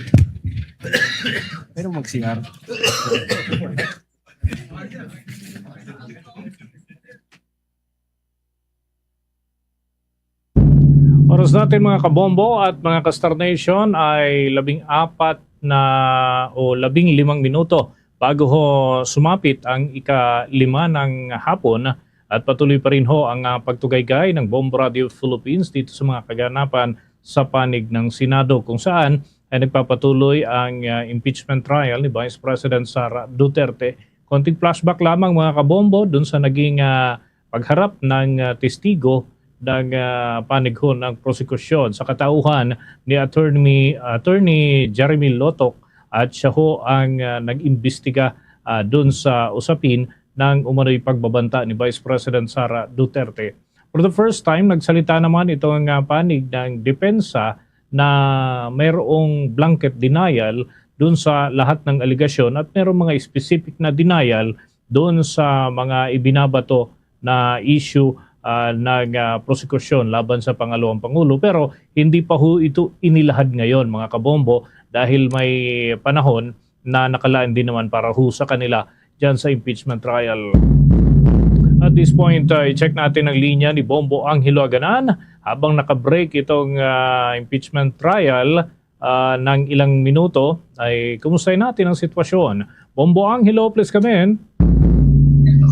Yes, Bombo Dennis, naka 15 minutes break nga itong impeachment trial ngayong araw. Ito ang kaapat na araw ng impeachment trial ni Vice President Sara Duterte at sa ngayon ay ang ilang senador ay lumabas dito sa session hall at ang ilan naman ay nagpaiwan. Gayun din ang defense at ang prosecution team ay lumabas din dito sa plenary. Bombo Dennis, balikan lang natin yung mga naging highlights ng pagsisimula ng pagdinig ngayong araw. Unang naging talakayan, Bombo Dennis, ay itong kahilingan ng House Prosecution Team na maisingit itong si National Bureau of Investigation Director Melvin Matibag na isasalang agad bukas dahil nga sa ito ay may isang event na pupuntahan sa labas ng bansa. Ngunit ito ay tinutulan ng parehong senator judges at ng defense team sapagkat yung kay Senator Alan Peter Cayetano, ito daw ay hindi magiging patas para sa kanila na naghahanda at ipinagpaliban ang ilang mga importanteng lakad katulad ng pagpunta sa mga nasalanta nitong mga nagaraan sa kuna sa bansa upang lamang maging present dito sa isinasagawang impeachment trial. Kaya hindi aniya magandang tignan na itong si Director Matibag ay magsasabi na kailangan agad siyang isalang dito sa isinasagawang pagdinig dahil lamang sa meron siyang ibang pupuntahan. Habang sinang-ayunan din ito ni Senate President Sherwin Gatchalian, Bombo Dennis, sapagkat mahihirapan nila sila sa parte ng Senator Judge na maghabol dito sa mga statement ni Director Matibag dahil napag-aralan na nila itong mga unang isinumite ng House Prosecution Panel ng mga listahan ng testigo. Habang ito naman ay tinutulan ng defense team Bombo Dennis sapagkat ang kanilang katwiran ay malalabag nito itong 5-day rule na kailangan munang magpresenta nitong prosecution o itong 5-day rule na dapat magpasa itong prosecution ng kanilang listahan ng mga testigo bago ito harap dito sa paglilitis. Ngunit naging sentro Bombo Dennis ang pag-giit nitong si Attorney Jeremy Lotok na naging seryoso at tunay itong ang mga umano'y pagbabanta ni Vice President Sara Duterte at yan umano'y batay sa naging resulta ng kanilang investigasyon doon sa video conference nga na naganap kung saan umano'y nagbanta itong si Vice President Sara Duterte laban kay Pangulong Ferdinand Marcos Jr., First Lady Liza Araneta Marcos at dating House Speaker Martin Romualdez. Bombo Dennis. Okay. Diyan ba sa ika-4 na araw ng impeachment trial, Bombo Angelo, na-establish din ba yung Oplan Romanov? Sapagkat ito yung laman ng tema nung nakalipas na linggo kung saan marami nga napatanong kahit dito sa atin. May nagme-message, so ano yung Romanov? Sino yun? Ayan. So, na-establish din ba yung banta sa buhay ng Vice Presidente na lumutang din ito nitong mga nakalipas na araw, Bombo Angelo? Tama ka dyan, Bombo Dennis. Kung babalikan natin sa mga unang parte ng pagdinig ay natanong ito ni Senator Raffy Tulfo kung ano ba ang koneksyon nitong Operation Romanov dito nga sa banta kay Vice President Sara Duterte. Kasi kung binalikan nitong si Senator Raffy Tulfo na umano'y sabi din daw o nabanggit din daw ito ni Mayor Basti Duterte na itong Operation Romanov ay tinanong niya kung konektado doon sa sinabi sa video conference at itong ang pagbanggit nitong si Mayor Basti Duterte, Bombo Dennis. Ngunit ito ay sinabi ng depensa na wala daw silang impormasyon na konektado itong dalawa, Bombo Dennis. Okay, at yung National Bureau of Investigation ay, di ba, sila yung nag-iimbestiga doon sa pagbabanta umano ni Vice President Sara Duterte kay Pangulong Marcos. How about yung investigasyon naman nila doon sa banta kay Vice President Sara Duterte? Bombo Angelo, na-tackle din ba dyan? Or nagkaroon ba kayo ng chance na mai-timbre dyan sa hanay ninyo, dyan sa Senate media, yung information about that, Bombo Angelo? Yes, Bombo Dennis, kung ating babalikan itong mga sinabi dito ni Attorney Jeremy Lotok sa pagdinig ay sinubukan ng NBI na imbestigahan itong umanay banta din kay Vice President Sara Duterte, ngunit hindi nga naging responsive itong kampo ng Vice Presidente sa kanila kung kaya't hindi natuloy itong kanilang pag-iimbestiga. Ngunit pinanindigan niya ito at kanyang iginiit, Bombo Dennis, na kanilang sinubukan at sila ay nag-approach dito sa kampo ng Vice Presidente, ngunit naging unresponsive nga o naging cooperative itong si Vice President Sara Duterte sa kaugnay nitong umunay banta laban sa kanya o itong Operation Romanov, Bombo Dennis. Yes, Bombo Angelo, mukhang kanina ay nagkaroon din ng issue dun sa ano ba to, parang nagkukwentuhan lang itong si Attorney Ligutan at si Attorney Lotok, dahil mukhang kung di ako nagkakamali, para magkababayan or magkapareho ng lingwahe itong dalawa na ito. And ano ba yung policy talaga ng impeachment court doon sa gagamiting salita dyan sa impeachment trial, Bombo Angelo? Yes, Bombo Dennis, napansin nga natin yan na parang nag-uusap lang itong dalawa sa isinatagawang direct examination, Bombo Dennis, at gumagamit itong si Attorney Ligutan ng kanilang lingwahe na pareho sila nakakaintindi nitong si Attorney Lotok, Bombo Dennis. Ngunit ayon sa inilabas na direktiba ng impeachment court, Bombo Dennis, ay maaaring gumamit itong mga parehong panig ng lingwahe ng Ingles at Pilipino, Bombo Dennis. But of course, ang Filipino ay very broad, nandyan yung mga kakibat na mga lingwahe ng iba't ibang rehiyon. And at this point, mukhang nagkakasundo sila sa pagsasalita ng waray-waray. Kaya mukhang may iba. Siyempre, bagamat nakakaintindi tayo ng konti ng waray-waray, pero siyempre hindi tayo ganun ka-fluent kung hindi naman tayo talaga gumagamit yan every day.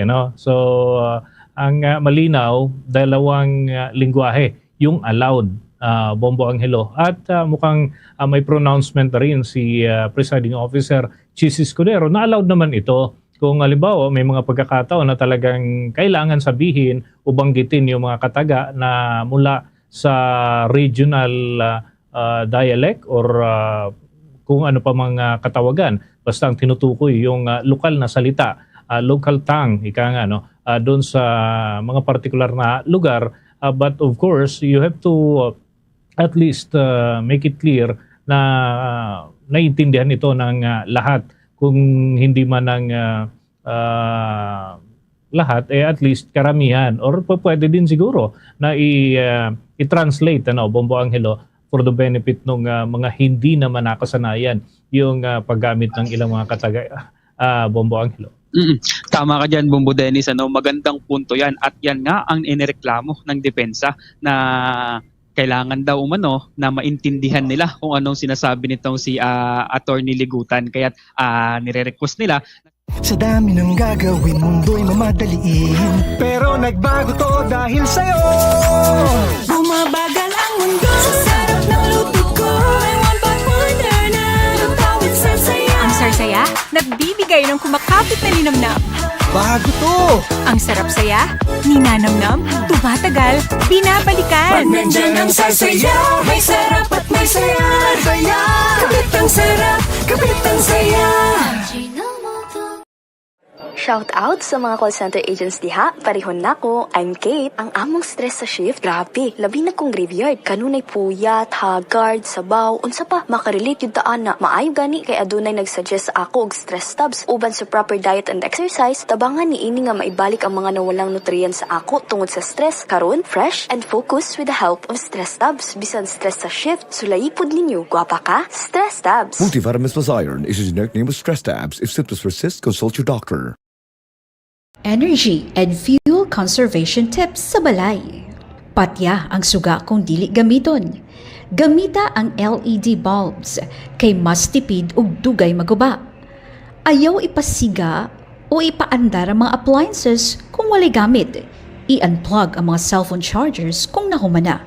Ang gamay nga tipid makadugang sa dako nga kalawasan sa kuryente. Kung doon lang inyong padulngan, sulay ang pagbisikleta o paglakaw. Dili lamang kini makatipid sa gasolina, maayo sab kini sa panglawas o makatabang sa pagpakunhod sa polusyon sa hangin. Kini nga mensahe atod kanato sa Bombo Radyo Cagayan De Oro. Energy and fuel conservation tips sa balay. Gamita ang natural nga kahayag sa adlaw, inay ang suga. Ablihi ang bintana aron makasulod ang hangin ug dili magpa-aircon perminti. Gamita ang electric fan, inay aircon kung mahimo. Ayaw pa sobra sa paggamit sa washing machine. Ang simpleng disiplina makaluwas sa dakong galastuhon. Ang mga kahoy, makatabang sa pagpabugnaw sa palibot. Kung presko ang hangin sa gawas, mas gamay ang paggamit sa aircon o electric fan. Ang pagtanom og kahoy usa ka paagi sa pagpanalipod sa kinaiyahan ug pagtipid sa enerhiya. Ang sakyanan nga tarong og limpyo ang maintenance, mas tipid sa gasolina. Sigurua nga regular ang pag-check sa makina, ligid og oil. Kung maayo ang kondisyon sa sakyanan, mas hapsay ang dagan ug mas gamay ang konsumo sa fuel. Ang responsableng pag-atiman sa sakyanan o sa kalakang sa pagdaginot sa enerhiya. Ang prutas nga durian dili lamang lamion. Ang prutas nga durian dili lamang lamian kun dili adunay ubay-ubay usab kini nga mga health benefits. Ang pagkaon sa prutas nga durian makapaubos sa risgo sa cancer sa lawas sa tao. Ang mga compounds na sa durian makapugong usab sa mga sakit sa kasing-kasing. Ang durian dagong tabang usab pagpakigbatok sa infeksyon ug katapusan ang pagkaon sa prutas nga durian makatabang paubos sa imong blood sugar. Kung maghulat ka lang sa sakyanan sulod sa pipila ka minuto, mas maayo nga palungon ang makina. Ang pag-idle sa makina, nag-usik lamang sa gasolina ug nagdugang sa polusyon. Ang pagpalong sa makina kung wala gigamit usa ka gamay nga lihok nga adunay dakong epekto sa pagtipid sa enerhiya. Tulo ka lakang aron mokunhod ang imong timbang. Ang pagpakunhod sa timbang dili tubag sa matag problema sa kahimsog. Adunay mga tips nga makatabang kanimo nga luwas nga mokunhod ang imong timbang. Una, undangi ang pagkaon og mga refined carbs. Ikaduha, kaon og protina og utanona. Ikatulo, pag-ehersesyo. Dili lamang ang bunga sa bayabas ang dunay health benefits, kundi lakip usab ang mga dahon niini. Una, taas kini sa antioxidants. Makatabang usab kini pagpatay sa cancer cells. Mahimo usab kining tambal sa mga back pain. Ang dahon sa bayabas maka-improve usab sa imong mood. Dakong tabang usab kini pag-stabilize sa imong sugar level.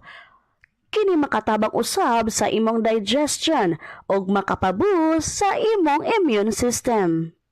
Ani ang mga tips para sa luwas nga pagmaneho sa panahon sa tingulan. Una, ipabilin ang igwigong distansya sa mga sakyanan nga naguna kanimo.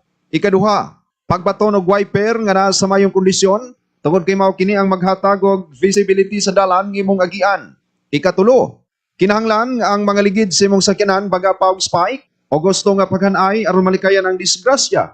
Ikaupat, kinahanglan nga imong sakyanan dunay mayong preno aron malikayan ang disgrasya. Kung dunay maayong idulot ang sayong pagmata, dunay positibo usab nga epekto ang sayo nga pagtulog panahon sa kagabion. Una, ang mga tao nga dugay matulog sa gabii, 10% taas ang risgo nga mamatay itandi sa mga taong sayong matulog. Ikaduha, ang sayong pagkaon og breakfast ang makapahimsog sa imong panglawas. Ikatulo, ang kulang o pagtulog makapataas sa risgo nga makaangkon kag Alzheimer's. Ikaupat, ang kulang sa tulog mahimong hinungdan sa inflammation. Og ang ikalima, ang sayong pagtulog ang makapaayo sa imuhang schedule sa pagtulog.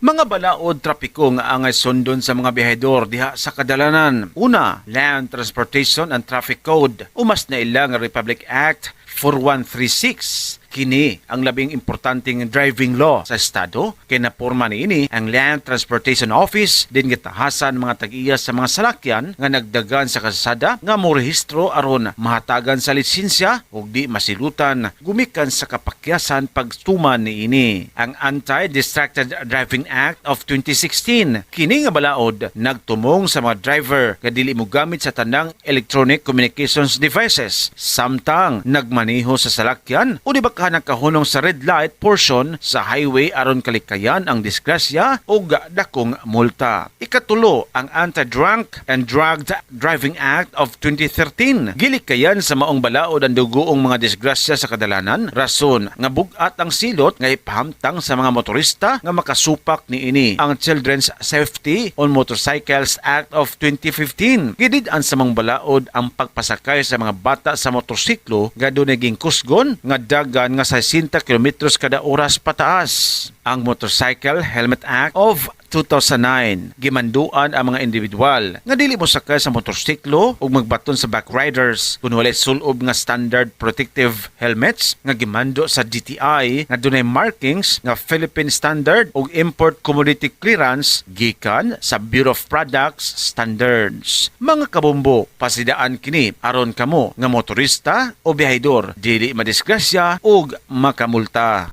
Ang smartphone dakong tabang karon aron mapadali ang trabaho. Mas dali ang mode of communication na himong posible ang distance class ug uban pa. Pero angay timan-an ang limitasyon sa matag butang sama sa smartphone. Pipilas sa mga epekto sa mga bata nga nasubrahan sa paggamit niini mao ang mawad-an na og oras nga makigharong ug mas pilion na lang nga mag-inusara. Dili na makatulog og tarong o makasinati og insomnia. Mawad-an og oras nga makighinabi sa pamilya. Ubati og grabing kasub-anan ini dili makagamit og smartphone o mas gitawag nga screen dependency disorder ug ang pagkatapulan. Dako og tabang ang smartphone ug uban pang gadgets pero kinahanglan nga kabaluta sa atong limitasyon.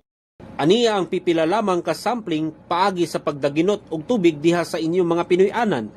I-recycle kini sama sa tubig gikan sa washing machine. Mahimo kining gamiton paghinlo sa inyong mga garahe, sakyanan o dili bakaha pag-flush sa inyong CR. Paggamit og tubig ulan sa pagpanghinlo og bisan sa pagbisbis sa inyong mga tanom. Siguruha nga sirado ang inyong mga gripo kung wala kini ginagamit. Ayaw panglaba kada adlaw. Mahimong tingubon ang labunon aron makadaginot sa tubig. Ug kanunay sutaa kung dunay mga leakage ang inyong mga tubo ug hose nga agian sa inyong mga tubig. Strong family ties, good communication lines, trust and stability. Pipila lamang kini sa benepisyo sa mga pamilyang nag-enjoy sa dungan nga pagpangaon. Mahinungdanon ang dungan nga pagpangaon kay dini masayran sa mga ginikanan ang mga kabag-uhan silang anak. Ilabi na sa ilang pagtungha o pag-ila-ila sa mga taong nakapalibot kanila. Busa matagbuntag ginikanan o haga si ate, kuya o bunso sa dungan nga pagpangaon o dungan nga pag-ampo sa lamesa. Kay dunay panultihon, mas ligong pamilya, layo sa disgrasya si ate o kuya. White River Rafting. And yung si Attorney Jeremy Lotok at pinagsabihan itong Senate Secretariat na siguruhin na The Sergeant at Arms is directed to be nariyan more ang mindful testigo sa insofar tamang as the oras. time of the court is concerned in bringing the witness back to the witness stand whenever we go on recess. Attorney Locke, you shall be under the same oath. You may sit down. Thank you, Your Honor. Senator Judge Tulfo, you may proceed. Thank you, Mr. Presiding Officer. Mr. Witness, do you consider yourself as an expert when it comes to threat assessment? Threat assessment, Your Honor? Yes. An experienced investigator, Your Honor. There's a difference between an investigator as opposed to threat assessor. Somebody who assess a threat being given against a person or individual. Kasama dyan, halimbawa, mag-iimbestiga ka, tatanong ka sa mga testigo, tatanong ka sa mga taong nakarinig tungkol doon sa banta, titingnan mo yung security detail niya, saan siya nakatira, etc. etc. Yes, Your Honor. Just an experienced investigator, Your Honor. As an experienced investigator. Opo. So sa ginawa mong pag-iimbestiga, whether or not merong real or imminent threat against the Vice President, sino-sino po yung mga naimbita nyo at na-interview? Yung media personalities po, Your Honor, from late Saiden Reyes to Bons Magsambol to others, lahat po sila tinanong namin kung kilala nila yung kinausap na ni VP SARA, yung tao na kinontrata. Lahat po sila nagsabi na hindi nila kilala at wala silang alam doon. Did you also invite Princess Maui, yung influencer na nagtanong kay VP SARA during that online press conference? I believe so, Your Honor. I asked the executive officers back then at ang sabi nila sa akin, hindi ho nag-appear chief. So you invited her pero she failed to appear? Yes, Your Honor. Yun po yung report sa akin ng aking mga executive officers. Okay. So, masasabi niyo ba na talagang merong imminent threat, real and imminent threat against the life of the Vice President based on the investigation you conducted? Against the life of the Vice President, sir? Yes, Vice President. Kasi siyempre, pag nag-imbestigat doon sa Presidente, dapat imbestigan mo rin yung threat against the Vice President para patas. Yes po. Precisely the reason po, Your Honor, kung bakit ho namin inimbitahan ang Vice Presidente, may separate ho kami na sulat noong December 2.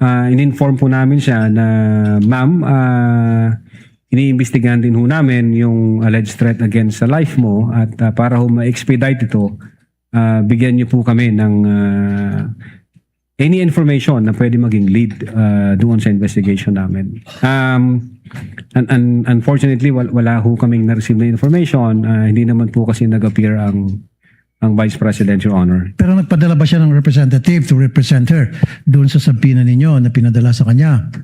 Nagpadala siya po ng representative and then with a letter, sir. In fact, 2 beses po yung letter na yun. Yung unang letter niya, ang sabi niya hindi siya makaka-attend kasi nga meron siyang office matters to attend to. Yeah. Sorry to cut you off. Napakinggan na natin yan para mapaiksi tayo. So, sino yung representative na pinadala niya at ano na pag-usapan ng NBI investigator at saka ng representative ni BP SARA? I think it's Attorney Paul Lawrence Lim, kung di ako nagkakamali. Ang kumausap sa kanya, Your Honor, yung dating Director Jaime B. Santiago. What was discussed during that meeting between Attorney, ano pangalan ulit? Lawrence Lim po. Attorney Lawrence Lim and the people from the NBI, particularly the investigators investigating the threat against the Vice President. Yun nga, pinapaliwanag lang ho ng abogado, Your Honor, yung laman ng letter kung bakit hindi makakapunta yung Vice Presidente. And in fact, doon sa pangalawang letter, may sinasabi ang abogado na 6 years ago, may threat ang Vice Presidente. So, hopefully confident ang Vice Presidente na iimbestigahan nyo rin yung issue na yon. So 6 years ago, pero hindi niyo ba 6 years, 6 months. 6 months yata, Your Honor, 5 to 6 months. Alright, so sinabi nung representative ni VP Sara na 6 months ago, there was a threat against the life of the Vice President. Yun po yung nasa letter. Okay, inusisan niyo ba kung ano yung threat na pinagsasabi niya? Nagkandak ko kami, Your Honor, ng open source. Wala ko kami na-validate, sir, na aside doon sa pag-aalis ng 75 personnel na security personnel from BPSPG, and then inilipat ho sa Manila, wala ho kaming na-validate nor na-confirm. Your Honor, insofar ho as Cybercrime Division is concerned, pero hindi ko po alam, baka yung intelligence service namin meron o kaya yung director may alam. Last na lamang, Mr. Witness, kasi sabi mo, ulitin ko doon sa 6 months ago naka-receive ng threat against her life ang BP. Sabi mo kanina, sabi ng abogado, right? So, kasi kung ako sa'yo, if I was the investigator, I would say, okay, ano yung threat 6 months ago? Pwede ka bang magpakita ng mga ebidensya? Pwede ka bang makita ng proof or mga witnesses na pwede naman interviewin to that effect? For that? Your Honor, ang nag-usap po, Your Honor, si the then Director Judge Jaime B. Santiago at saka yung lawyers, Your Honor. So, hindi ka, okay. Last na naman po. Now, can you say in certainty na talagang wala o meron threat against the life of the Vice President? I cannot. Based on your investigation, based on your experience. Well, given na wala ho kaming validated information at confirmed in any data, hindi ho ako makakapag-comment, Your Honor. Kailangan ko po yun. Thank you, Mr. Witness. Thank you. Thank you, Senator Judge Rafi Tulfo, Senate President Gatchalian. Thereafter, Senator Judge Alan Cayetano. Thereafter, Senator Judge Amy Marcos. You may proceed, Senate President. Thank you, Mr. Presiding Officer.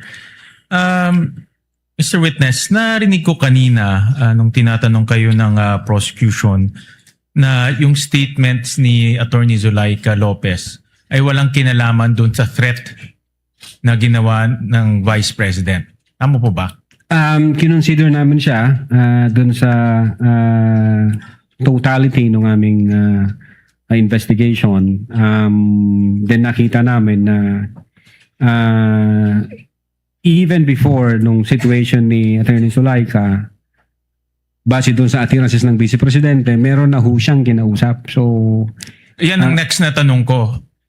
Ibig niyo ba sabihin na even prior to this video, meron na siyang nakausap na kinontrata? That's the attirances, Your Honor. Ang sabi niya, huwag kang mag-alala, ma'am, sapagkat may kinausap na akong tao. Ang sabi ko sa kanya, pag namatay ako, patayin mo si BBM, si Lisa Marcos, si former speaker. So, nakita namin, may kinausap na siya. Even before the press conference was held on November 23, 2024. So, base sa kanyang statements, sa inyong pag-aanalytika, meron na siyang nakausap na kinontrata. Yes, Your Honor, and we believe na hindi naman ho magsisinungaling ang Vice Presidente noon kasi galit na galit nga po siya. Meron dito sa mga tanong ng counsel ng prosecution na yung mga term na ginamit niyo, serious and real threat. Tapos meron din kayong sinabi na serious and threat is actionable. Nasabi niyo yun over the course ng mga pagtatanong. Threat is actionable. I don't remember, Your Honor, using the word threat. actionable threat, Your Honor. Threat is actual, sorry. Threat opo. is actual, no? So, I take this to mean na meron talaga siyang kausap na kinontrata. That's what we believe, Your Honor. And kung yan ang paniniwala nyo, dahil ito ay pagbanta, no, sa ating Pangulo, may ginawa ba ang NBI na imbestigahan kung talaga bang merong nakontratang gagawa nitong banta? Yeah, I think a couple of months ago may binuo ang aming direktor. Nagbuo siya ng task force to investigate threats against the life of the president. Kaya lang hindi na ho ako part noon, Your Honor.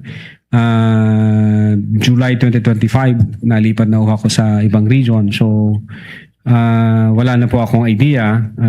I think yung intelligence service namin at yung director, yun ho yung pwedeng makasagot, Your Honor. Actually, yun ang next na tanong ko dahil tayo dito sa ating bansa, sanay tayo sa whole of government approach, whole of nation approach. Dapat merong whole of agency approach, in this case, the NBI.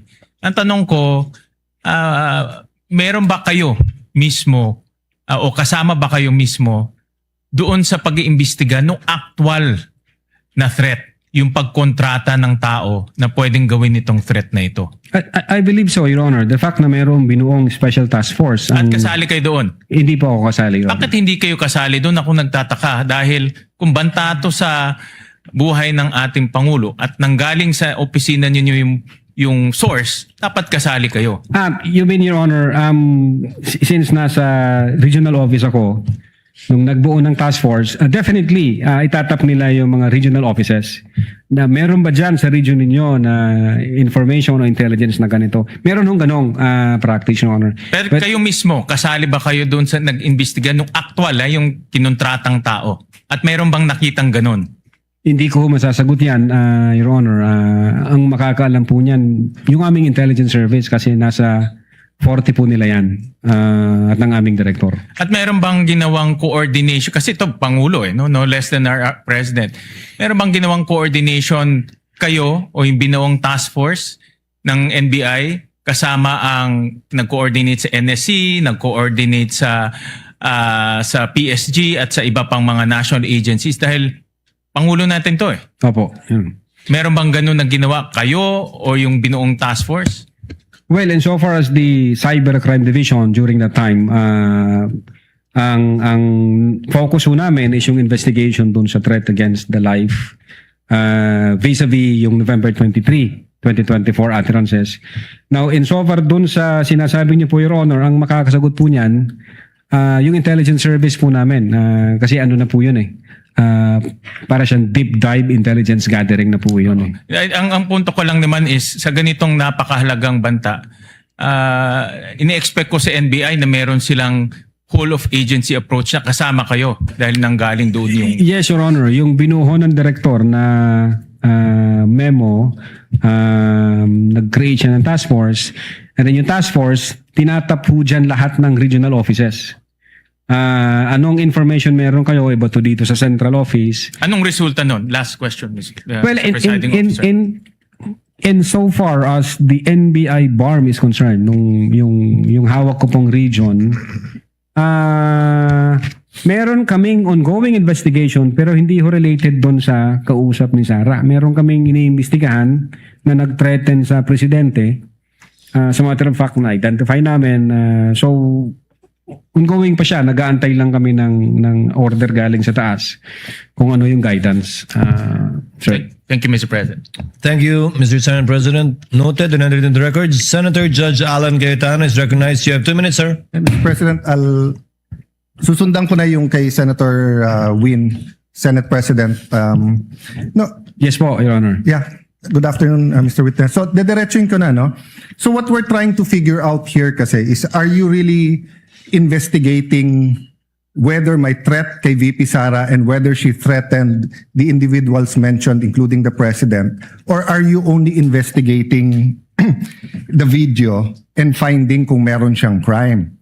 So, I asked Agent John Mark Kalilum hindi daw niya kinausap ang sabi ko PSG, pero PSC na sila ngayon, di ba? Presidential Security Command. So Opo. did you speak to the Presidential Security Command about the threat on the President? Your Honor, in terms of correspondence between the Presidential Security Command at yung NBI, ang makakasagot po niyan yung director. Kasi hindi ko alam kung may usapan po sila. Meron ho kasi kaming tinatawag na need to know basis. Ang focus lang ho namin as... The problem with your answers, witness, is that kung yan ang sagot mo parati, hindi mo inimbestigahan ng husto. Hindi ho. Because you didn't get the information from your intelligence. You did not get your information from the task force. You did not get your information from the Presidential Security Group. Did you talk to the CIDG? Your Honor, may you answer first. Did you talk to the CIDG? No, Your Honor. No. But nag-imbestiga din sila, di ba? I think so, Your Honor, kasi may statement sila. So yun din yung tanong nga ng Senate President eh. Kung iniimbestigahan nyo talaga yung buo at kayo ang head at kayo dapat ang mag-imbestiga, bakit hindi nyo kinausap yung mga ibang nag-iimbestiga? Baka may alam sila na hindi. Yung usapan po na yan, it's a matter of intelligence. Hindi ko alam kung may usapan sila o kung wala silang usapan with the director and with the intelligence service, Your Honor. Yeah, I'll take that answer, but I think at least alam nyo yung nasa isip namin and what we want clarified. Secondly, sir, all of you, yung apat, you signed the February 10, February 2025 NBI Affidavit of Investigation. Tama po ba, di ba? Yes, Your Honor, our affidavit of Tapos investigation. kasama dito yung verification nyo, basically saying that based on the records, tama tong lahat, no? Verification ng ano po, Your Honor? Sa dulo, nag-sign kayo ng verification. Verification of non-forum shopping, Your Honor? Yes. And that, aside from non-foreign shopping, give me some latitude because to explain the question. We read and understood its contents and the allegations therein are true based on authentic records. Yes, Your Honor. Yeah. So may mali ba dito? Factually, wala. Na-review mo naman to, no? May konting typo dyan, which is Hindi normal typo, naman. factual. So far as I'm concerned, Sino lahat po ba yun. nag-prepare? Ang team po namin with the... Tapos pinapirma sa inyo? Hindi ho, kami ho nagtulong-tulong mag-draft ng affidavit of investigation, kung ano yung legal basis namin, and then we agree and we concluded na ito yun. Then someone typed it up, then you signed. I asked this because nung tinanong ko kay Agent Mark John Calium, sabi niya, dito nakalagay conditional pero tingin niya absolute. You answered the same thing, it's absolute, pero dito nakalagay conditional. The utterances itself, Your Honor, is what we called event-based condition, ang classification namin. Okay. Yun yung utterances, Your Honor. I'll take that answer. I think mas factual yun. But sa paragraph 51, was VP Duterte ever Secretary of the Department of Justice? No, Your Honor. Department of Education. Nakalagay dito, to recall, VP Duterte resigned as the Secretary of the Department of Justice and she herself admitted that her relationship with the President has become toxic and she would imagine her strangling him and cutting off her head. That's typo, Your Honor. That's not a typo. A typo means yung department naging Department of Justice and Department of Education are two different things. Ang alam namin, sorry po. Yes, sir. Go ahead, sir. Yeah, Department of Education ang alam Yeah. namin. So, kasi I just filed my counter affidavit sa ombudsman about yung obstruction of justice. Ilang beses ko kailangan basahin kasi nga, pag may mali, pinirmahan nyo na sinasabi nyo, no? But anyway, going back to the condition, you mentioned the case of SPO2 Hamata. Yes, sir. But isn't it true that the lis mota of that case was really res judicata and double jeopardy? Meaning, hindi tinake up ng Supreme Court whether or not a condition. Yes, sir. Di ba? Opo. Oh, so that wasn't on point. Kasi I was going to ask, is there a difference if the condition is legal or illegal? Di ba? So halimbawa, pag sinabi ko sa yung, pag natanggal akong Senate President, patatanggal din kita. Okay. Unang-una, legal naman akong tanggalin na Senate President. We always vote. There's nothing there. But if illegal, pag pinapatay mo ko, papapatayin din kita. Is there a difference if the condition of why I will act or why I'm threatening you is an illegal act. Well, under the law, Your Honor, it says there that even the condition is unlawful.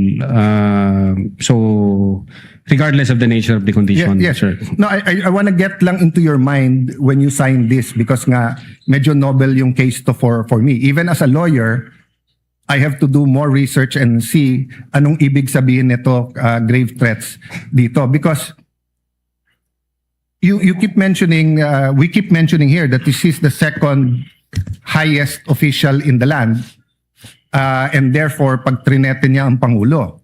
But who was the Vice President claiming na pwedeng magpapatay sa kanya? Again, Your Honor, yun po yung reason ba't nag-issue kami ng subpoena. No, Gusto po namin... sa reading nyo nung statement niya, sino tinutukoy ng Pangulo na mukhang mag-ooperate sa kanya ng Operation Romanov? Sinong pinagbibintangan niya? Well, una, kung ang pag-uusapan Romanov, Your Honor, ang alam namin na unang nagbigkas ng Romanov ay si Mayor Baste yata noong January 2024. Yes, that's irrelevant. Ang question ko, in the mind of the Vice President, sinong pinagbibintangan niya na pwedeng magpapatay sa kanya? You said you investigated eh. So mahaba na testimony niyo ni Agent John Mark. So of course, kasama sa investigation niyo, sino sa mind ni Vice President magpapapatay sa kanya? Well, again, Your Honor, since wala kaming makuhang valid information. No, hindi ba klaro sa video na ang pinagbibintangan niya is the First Lady, the President, and the Speaker of the House? So sabi niya, pag pinatay ako, patayin mo silang tatlo. So ang pinagbibintangan niya na magpapapatay sa kanya, yung tatlo. I cannot answer to that, Your Honor. Senator Judge Allen, kindly wind up.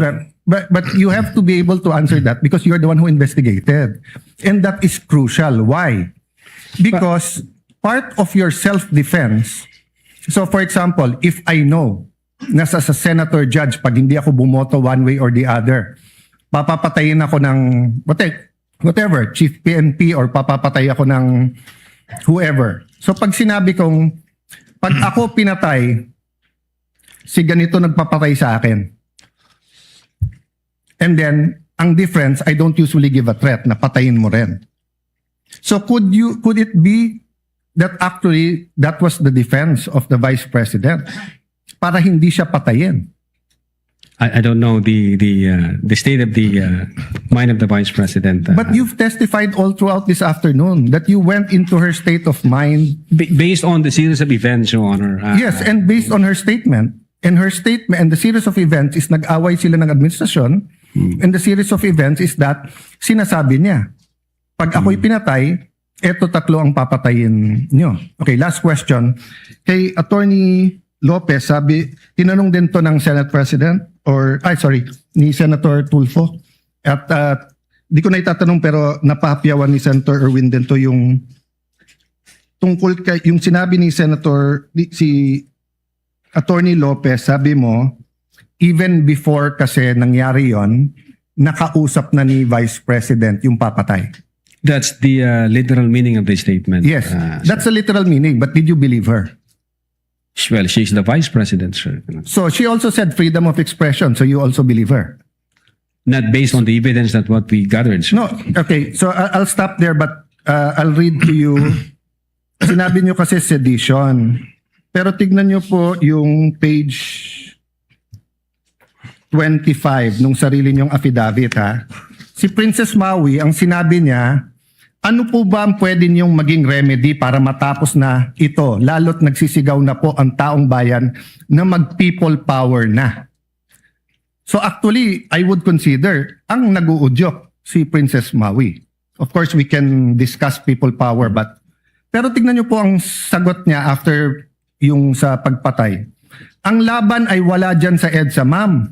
Wala dyan sa mga highway. Ang laban, ma'am, nandun sa loob ng palasyo. Yan ang problema. We appreciate yung expression nyo ng disgust, ang pagkamuhi, ang hopelessness, kasi it reflects kung ano nararamdaman ng maraming milyon-milyon. Alam ko yan, ma'am. kahit saan ako pumunta ang sasabihin, binoto namin dahil sinabi mo, iboto namin. So if I look at that statement, parang baliktad. Parang sinasabi niyang huwag kayo mag-people power. Hindi, actually, kung babasahin po natin yung buo, may sinabi siya doon na natutuwa siya sa ginagawa nila. Sa ginagawa nila na active nagrarally. Pero sa people power, ito yung exact. But I won't argue with you. I'm just trying to get into your frame of mind. Yes. When do you believe her and when do you not believe her, and what did you actually investigate? We based everything on the evidence that we've gathered. Thank you, Presiding Officer. Thank you, Mr. Witness. Opo. Thank you, Senator Judge Alan Cayetano. Senator Judge Marcos, thereafter, Senator Judge Aquino. Senator Marcos, you may proceed, ma'am, when you're ready. Thank you very much, Presiding Officer. And Attorney Lontok, Yes, ma'am. mapapay nga pag-abot din Mapayat di tulog, ma'am. ha aton Senado. Opo, ma'am. Okay, I'd like to affirm lang yung sinabi mo kanina na nung nangyari nga itong hating gabi na interview ni Vice President sa Zoom, agad-agad in-orderan kayo, in-instruction na ng NBI na mag-imbestiga. Tama po yun? Hindi po, Your Honor. Sabado po yon, lunchtime, mayroon kaming meeting ako with the then Director Santiago. I think between 12 noon and 1 p.m. And then mayroong instruction na nanggaling kay Delta Santiago na, Jeremy, may kumakalat sa social media, may mga utterances na ginawa ang Vice Presidente. Imbestigahan natin. Since may cyber aspect ito, imbestigahan nyo na. Doon po nagsimula yon. Tama. So anong araw yon? Kasi andito sa inyong affidavit of investigation at yung sinabi ninyo na on even date, ang tinutukoy mo ba yung November 23 din? November 23, ma'am. Kasi natapos ho ang... Oo, gabing-gabi kasi yon, di ba? Madaling araw po ng alauna, ma'am. That's right. So, nag-meeting kayo kaagad-agad? Ganun ba? Hindi, ma'am. Hindi po kasi namin alam yun. Kailan kayo inutusan na mag-imbestiga? During lunchtime, nung may meeting kami ni then Director Santiago, pero iba ho ang iniimbestigahan namin krimen.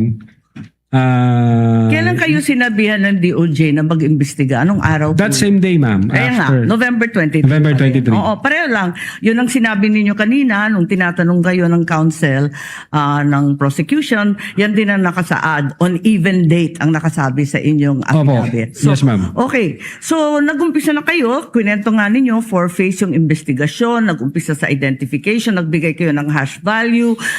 Nag-preserve kayo ng data. Tapos nag-research kayo. Subsequently, sinabi mo na meron kayong open source intelligence search at natuklasan ninyo na meron palang October 18 video na press con na naman ni OVP na nasa Facebook at may mga sinasabi na naman na puputulin yung ulo. Tama ba yon yung October 18 ang nakita ninyo? That's the continuation in the analysis phase, Your Honor. Oo. Yes, Your Honor. Kasi nag-research na kayo, no? Bilang fourth phase nga ng inyong investigasyon. Tama po ba? Hindi po, Your Honor. Yun yung third phase ho, yung analysis and attribution. Sa analysis pa at attribution. So third phase. Pero bandang huli na. Ang pinagtatakahan ko, kung inutusan kayo ng November 23 na magkaroon ng investigasyon, bakit napakaaga? November 6, 2024, a subpoena was issued to ABS-CBN requiring them to submit an authenticated copy of the video pertaining to the 18 October press con. Nandito to sa affidavit ninyo, nasa page 8, number 14. Kung inutusan kayo noong November 23, ang ibig ba sabihin, November 6 pa lang, minamanmanan na si Vice President? Iniimbestigahan na siya bago pa yung Zoom conference sa Kongreso? No, Your Honor. I believe that's a typo yung date. Kasi that's a typo, Your Honor, yung date. Kasi makikita doon yung date noong appearance ng taga-ABS-CBN, which is consistent ho siya doon sa ibang inisyon ng Kailan ba yung subpoena. appearance? Kasi hindi ko nasusundan yung timeline ninyo eh. Parang yung November 23 yung utos, pero November 6 pa lamang may subpoena na. Ba't nagkaganon? Typo ho yan, Your Honor. Hindi ho yan November 6. Typo na naman katulad ng Department of Justice. No, Your Honor. If I may refer to my notes, Your Honor. Oo, pakita mo na lang sa akin kasi nahanap ko, hindi ko masundan eh. You may do so, This Counsel. is page 6, number 14 po. November 6, 2024, subpoena to ABS-CBN.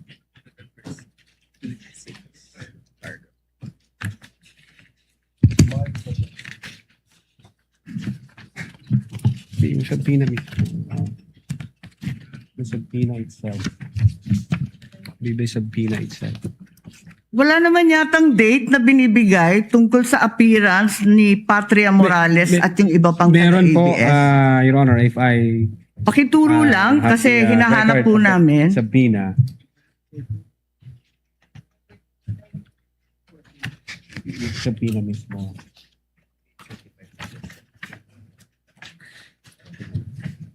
For information, the time of Senator Judge Marcos is over. Kindly. Yes, but he's still responding Of course, to the we same will wait for question the if you will response. allow. Siya po yung matagal, hindi tayo. We're only counting your the questions that you asked, not the answer. Neither are we counting the waiting time for the witness to answer. I-check ko lang po, Your Honor, para Kasi yung mga sumunod na meeting, doon sa page 13, sa number 30 at sa mga sumunod, yung mga tinutukoy doon, yung mga media na nandun sa Zoom conference. Hindi naman siya yung ABS na humawak ng camera noong October 18. Iba naman yung mga tinutukoy doon eh. Attorney Lutok, the question of the Honorable Marcos is on page 6, paragraph 14. You said you sent a subpoena on November 6, 2024. Unfortunately, because the annexes are not part of the document marked, it's not here. So the question is quite clear. If it's a mistake, then what is the correct date of the subpoena? if I can see the real subpoena, Your Honor. Kindly talk to the mic, please. Yeah. If I can see the real subpoena, Your Honor, because the subpoena was signed by our Assistant Director for Investigation Service. As I said, unfortunately, it was not attached to your affidavit, and I doubt if it's one of those marked or pre-marked Wala. by the Counsel for Prosecutors. As he said and admitted earlier, he did not or they did not mark all of the annexes in your affidavit. Yes, Your Honor. If I may, check ko lang po, Your Honor, para sigurado ho. Wala sa'yo ngayon. Inaanap ko po rito. Wala nga pong annex yan eh. Wala sa annex at wala rin sa affidavit. Kasi yung mga media na tinutukoy sa ibang pahina, yung mga nag-interview nung Zoom conference. Dito ho yung certified true copy daw, Your Honor.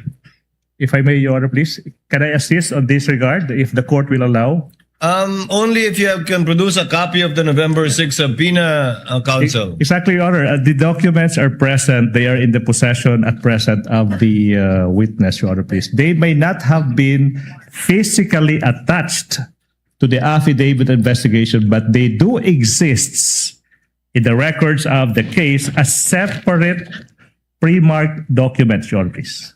So Okay. it's here? Presiding officer, then is counsel saying that therefore the affidavit is defective or wrongful and With that all November 6 is not the right date? What then is the right date to With the all due subpoena respect, to Your Honor, ABS? please. With all due respect, we object to the use of the term defective. Counsel, we shall await. Let the Yes. document speak for itself. Yes, Your Honor, please. If it's there. The witness is Yes, now it in the was the process. witness who said that it was a mistake, not me. No, it doesn't make the entire affidavit of investigation defective. No, I merely said the date was wrong because that's what he said. Yes, Your Honor.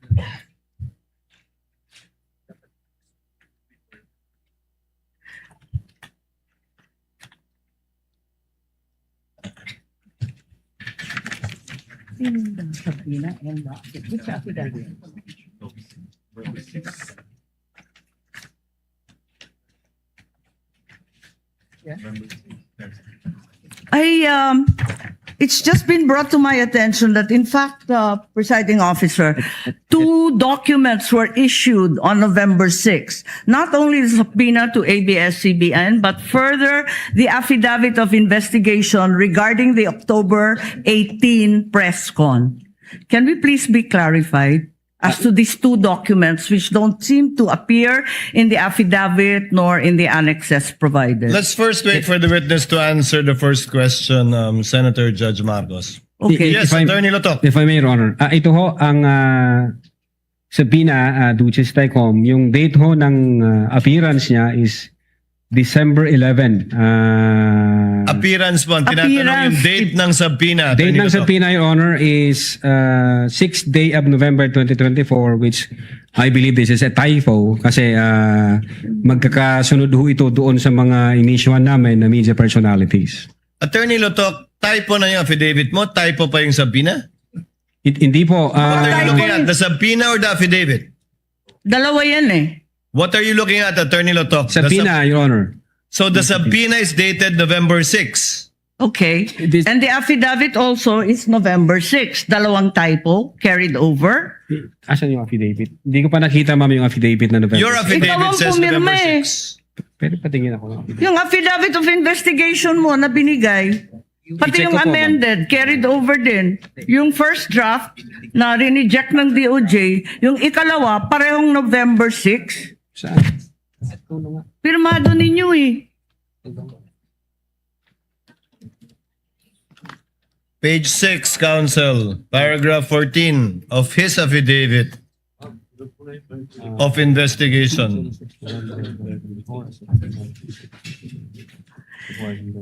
Yes, Your Honor. It's November 6, 2024 ang nakasulat dyan. So typo din yan? Is it your testimony na typo din yan? I believe so, Your Honor. Kasi ang intention namin dyan is 11 December 2024. Anyway, Senator Judge Marcos, the document will let the document speak for itself. That would be the best evidence of it, if at all, of the dates of either the subpoena and or the affidavit. Yes, presiding officer, just to provide our witness a chance to correct himself for the documents, sa palagay mo, ano yung tamang date kung mali yung November 6? Same ho, Your Honor, doon sa mga subpoena na inisyo namin sa media personalities. Dapat magkakapareho. Yes, magkakasunod po yun. Okay, sige. Maraming salamat. Thank you very much, presiding officer. Damo nga salamat. Salamat po, ma'am. Thank you, Senator Judge Marcos. Senator Bamakino, and then we proceed to cross. Your Honor, can we just Yes, point out Attorney one? Binloan. Your Honor, regarding that matter, Your Honor, may we just manifest, Your Honor, for the record, that not only in paragraph 14, page 6, does the November 6, 2024 date appear, it also appears on the footnote. Footnote 12, November 6, 2024. So, I don't think, we just want to read for the record, footnote 12, subpoena to Francis Toral, head, ABS-CBN News dated 06 November 2024. In addition to that, if you look at the subpoena, and paragraph 14 also is on 06 November 2024, a subpoena was issued to ABS-CBN News. Now, it is actually, it states that a copy of the video pertaining to the 18 October 24 press conference. And when you look at the subpoena itself, can you just ask for time?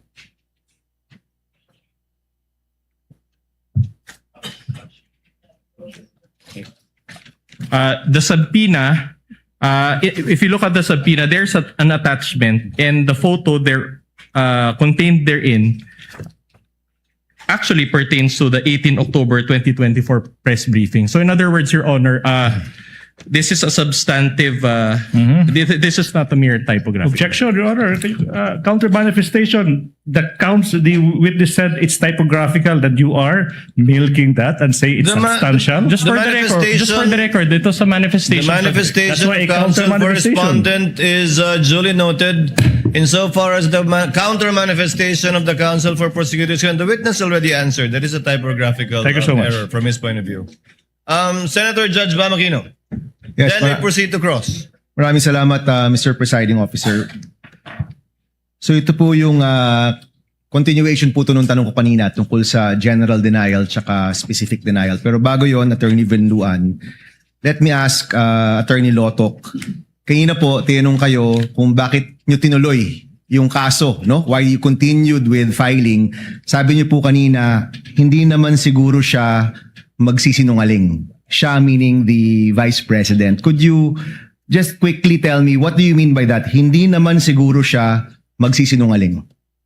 Well, the surrounding circumstances, Your Honor, at that time, yung atmosphere, sabi ko nga, galit na galit siya at madiin yung kanyang mga binitawang salita. At ito ay nagugat pa sa mga naunang event. So doon, nung winika niya na wag kang mag-alala ma'am, sapagkat sa security ko, sapagkat may kinausap na akong tao. From the point of view of the NBI, we believe that... so you took it as truth? Yes. Okay.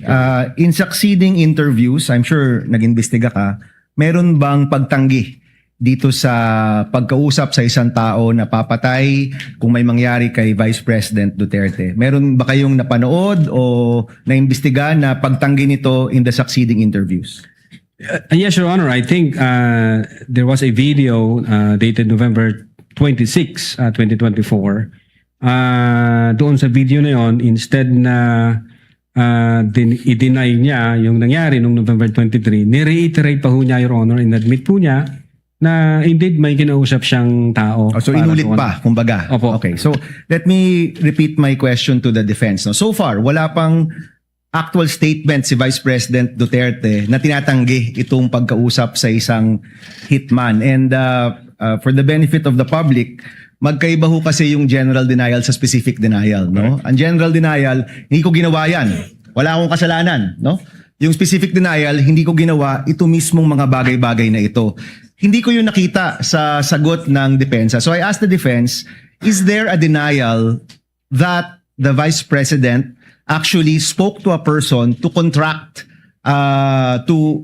spoke to a person to kill, you know, the individuals that we're talking about, Attorney Vinluan? Sabi nyo meron. Your Honor, could you point us to where it is in your answer? Your Honor, I just want to clarify because specific denial is a legal term.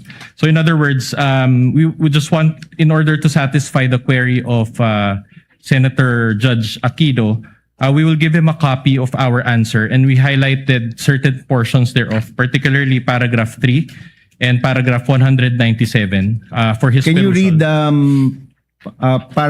both paragraphs, please? Because I've also read kami dito, binabasa naman namin yung mga sagot ninyo at siniseryoso namin yan, no? So can you read the two, please? It reads, the rest of the allegations in the articles, including the supposed evidence attached therein, are specifically denied for being false, misleading, impertinent, mere conclusions of fact and law, and subject to the affirmative allegations and special and affirmative defenses below. And then Okay, that's Article 3. Paragraph 3. Your That's Honor. paragraph 3. So the rest, no, itong mga iba. Okay, paragraph 197. 197. It says there, finally, no such purpose contemplated by law was attained or could have been attained precisely because the respondent did not have any purpose other than simply answer a speculative inquiry. So that is our position on the matter. So your position is that is enough of a specific denial to the allegation na may kinausap na hitman si Vice President Sara. Yes, Your Honor, because we discussed in our answer that the presumption never shifts. It is in light of our discussion that it is the burden of the prosecution to prove their claim, considering that according to our laws, he who alleges must prove. And so we just presented our arguments accordingly, Your Honor. Okay, so I'm sure, attorney, sa inyong summation, you will argue this, that the burden of evidence has shifted. Pero hindi nyo po na take into account na ito mismo'y galing sa Vice President natin. Your Honor, to clarify, the burden of proof is with the prosecution and not with the defense. In fact, Your Honor, according to our laws, even if we do not present evidence, if they do not overcome that threshold, Your Honor, then we believe that our client is entitled to. So ang sagot po nyo, and this is my final question, presiding officer, ang sagot po nyo, kailangan i-prove ng prosecution na merong hitman. And you're not denying that the Vice President spoke to a hitman. No, we are denying that, Your Honor. It's just that was our presentation in our answer. Okay, so for the record, you are denying that the Vice President actually spoke to a hitman na in fact, ang sabi nga ni Attorney Lotok, hindi siya nagsisinungaling. Yes, Sinasabi nyo, actually, nagsinungaling siya at wala siyang kinausap na hitman. Yan pong sinasabi ninyo. Yes, Your Honor. I don't know what's the frame of mind of Attorney Lotok, but that is our answer, Your Honor. Okay. That she denied. Maraming salamat, Attorney. Thank you. Thank you, Senator Judge Aquino. Senator Judge Zubiri is recognized. You have 2 minutes, sir. Thank you very much, Mr. Presiding Officer. I just want to go to the line of questioning continue the line of questioning of Senator Bam Aquino to the prosecution, Attorney Vinluan. So there is Defense, not, Your Honor. yes, I'm sorry, defense, my apologies.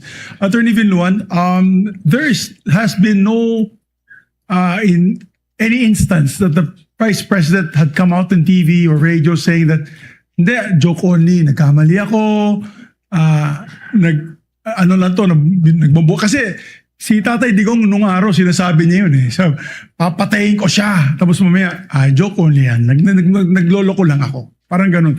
So at no particular point in time has she issued a denial that she said these statements? Aside from what you submitted to this court as a blanket denial. There is, Your Honor, and we just reserve our right to present that evidence at the proper time as well, Your Honor. Okay, so there's a video or recording that was done maybe a month or during the period of time that she had mentioned this, that she was denying, because we'd like to see that as well. That would weigh in heavily on our decision, because kung ngayon lang po nagpalabas ang depensa ng denial, parang after the fact na kasi nagkaroon na po tayo ng impeachment trial. We'd like to see that if you have that kind of evidence. We will provide, Your Honor. Thank you very much, Mr. President. Thank you, Senator Judge Zubiri. What is the pleasure of Senator Judge Alan Cayetano?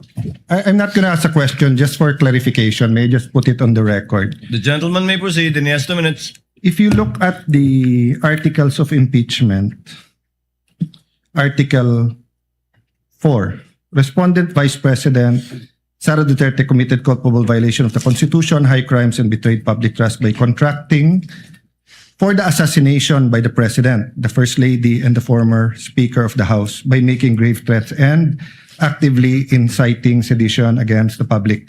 To be fair to the prosecution, I think it was asked of them that merely threatening for you is already, I hope I'm representing it correct, is already impeachable. Yes, sir. Either high crimes, grave threats, or by culpable violation. Okay. Yes, sir. But there's a difference between saying that that mere statement is impeachable by alleging that she did in fact contract someone to kill. Because if you look at the next page, it is the position of the prosecution of the House of Representatives. The fact that respondent contracted an assassin no longer requires further proof, as it is already established under the matter of light of her own public admission. That's a conclusion of law.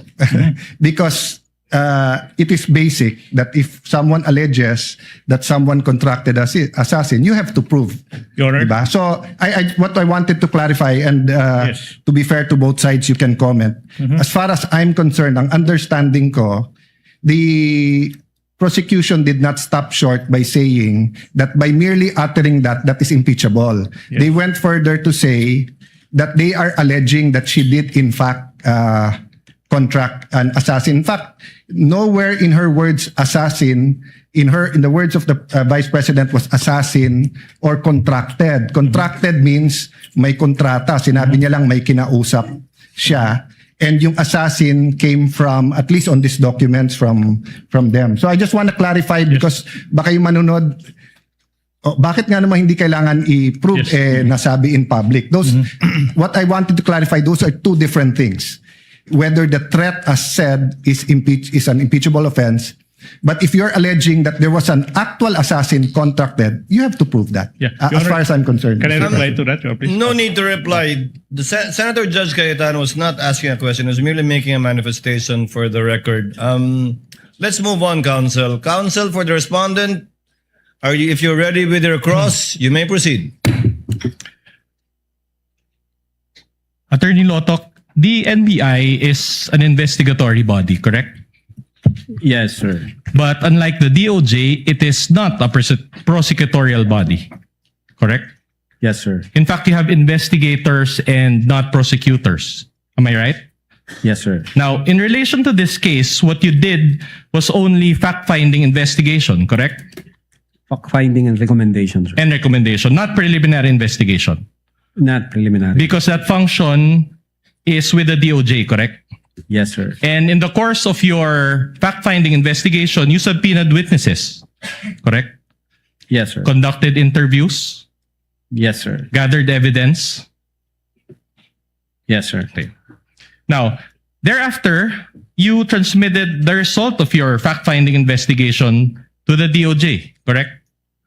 Our recommendations, sir. Yeah. Okay. We learned from Agent Calilong last time, just to clarify, that there were 2 transmittals. Correct? The Yes, first sir. transmittal was on January 30, 2025, correct? Yes, sir. Okay. For the benefit of this court, there was a transmittal letter then, correct? Yes, sir. Can we flash that on the screen? For the benefit of our senators, that is page 7 of the Articles of Impeachment, Annex G9 or GGGG. All right. Now, if you look at the document, this was received by the DOJ also on the same day. So January 30, 2025, correct? Well, it is not clear, but it can be read. If I may be allowed to use a pointer, Your Honor, just to. You may do so, counsel. It's quite unclear, but actually, if you look at the actual document, it can be read as January 30, 2025. Do you confirm this? I don't have the documents, sir. May. Well, we have a hard copy, and I asked my co-counsel to show the document. Co-counsel may approach. 30. Yeah, hindi siya clear, Your Honor. All right. Now, this was addressed to Prosecutor General Fadulyon. Correct? Yes. Okay. Yes, sir. And NBI's recommendation was for 1 count of inciting to sedition and 3 counts of grave threats. Am I right? Yes, sir. Now, attached to this transmittal letter was your affidavit of investigation. I won't bother to read the body, but it says there that it was attached to that transmittal letter, correct? Because of course, the transmittal letter won't be empty. It has to contain something, correct? Your Honor, let the witness, I move that the witness be allowed to answer first before the counsel asks a follow-up question. Witness will please answer.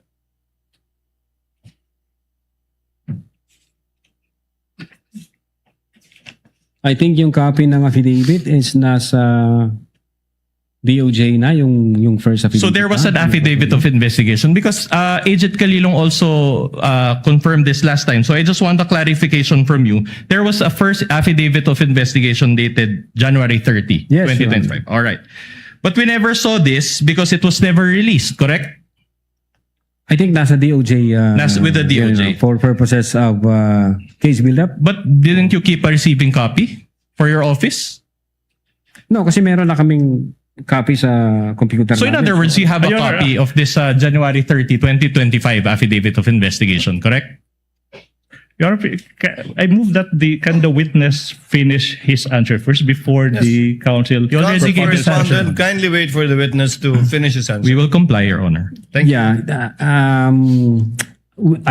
Personally, I believe na nandoon sa DOJ yung copy and then yung sinubmit sa amin is yung unang certification stating na kailangan yung i-comply itong 7 requirements. Okay. Now, there was also an investigation data form attached, correct? I don't have the copy, Your Honor. If you know, if there is a investigation data form that was attached to it, correct? Okay. Now, very well. Now, the DOJ thereafter evaluated the case. Part of the DC-15 requirement, Your Honor.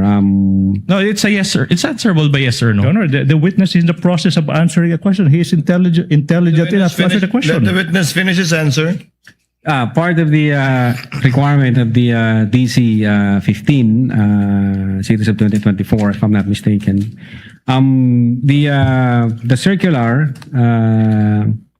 has directed the prosecutors to proactively engage in the in the investigation of crimes or in the criminal investigation.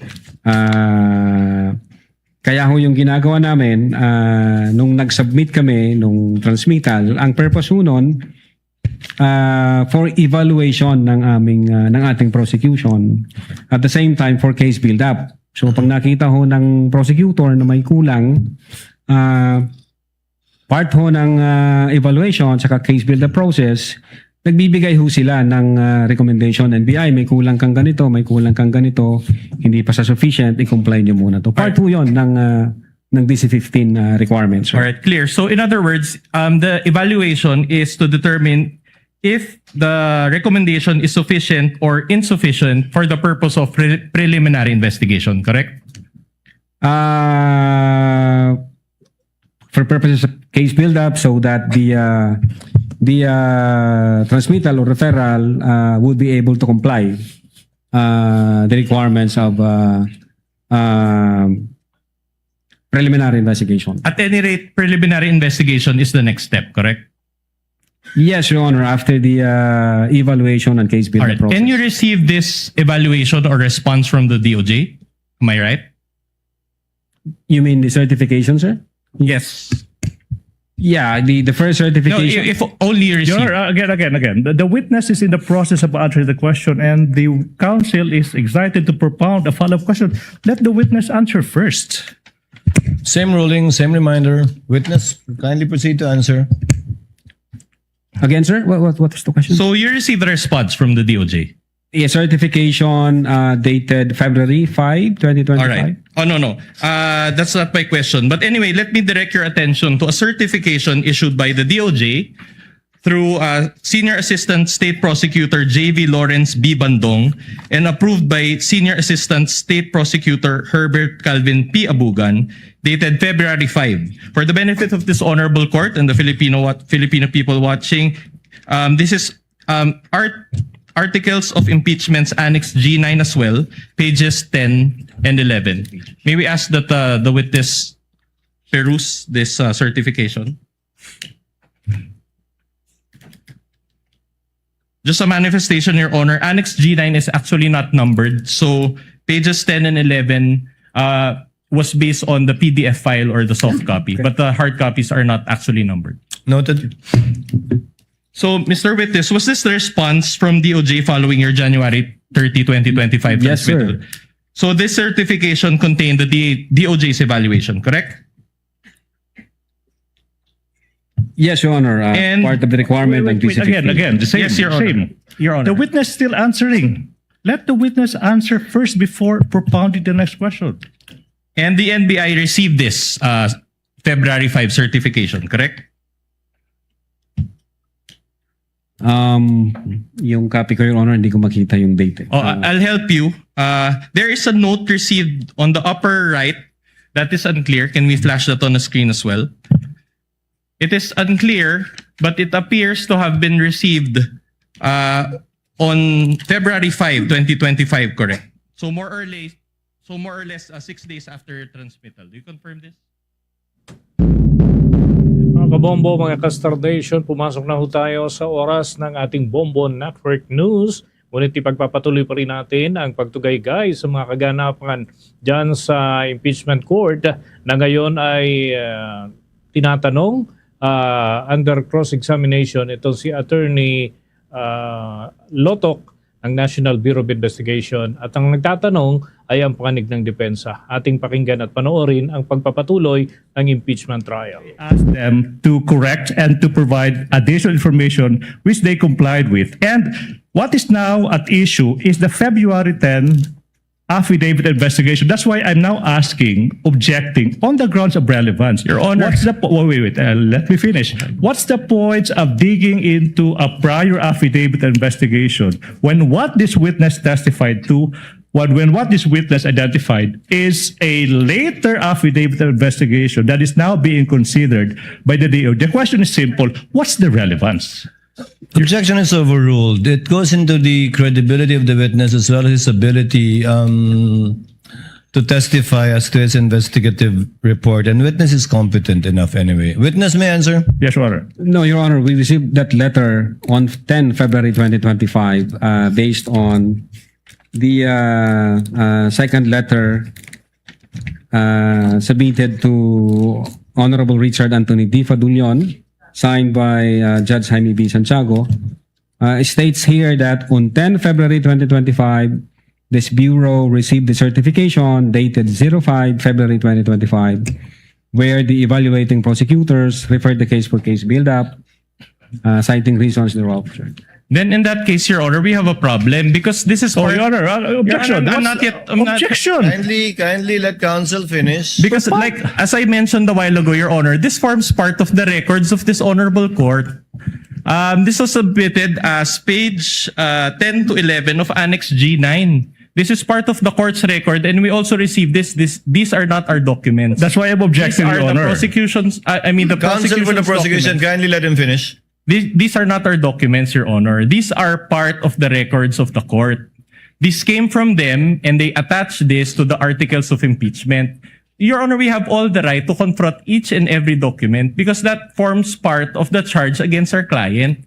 Now, if Attorney Lotok is saying, Your Honor, if I may just be allowed to It is now finish, a manifestation, that Your Honor. it was received on February 10. We just want to counter-manifest, Your Honor, that there is a received stamp here, says February 5. Your Honor, this is not highly... Counsel, the presiding officer already overruled the objection of counsel for the prosecutors, and I thought you would end up with a question. Kindly proceed with your cross-examination. So in other words, you deny that it was received on February 5, 2025 as seen here in this document that is part of the records of the Senate Impeachment Court. Well, first, Your Honor, hindi ho ako yung nag-receive niyan. Then pangalawa, ang nakapirma ho rito ang dating director namin, Jaime B. Santiago, at ang sinasabi niya, on 10 February 2025, this Bureau received the certification dated 05 February 2025. All right. Anyway, I'll move on to a new point.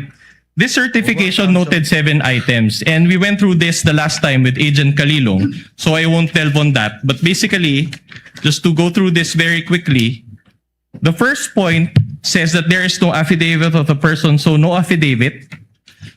The second point is, or the second note is, the press briefing conducted on October 18, so no TSN and affidavit of the person taking the TSN. Number 3 is annexes I and K with marking, so no affidavit of recorder and no TSN and affidavit.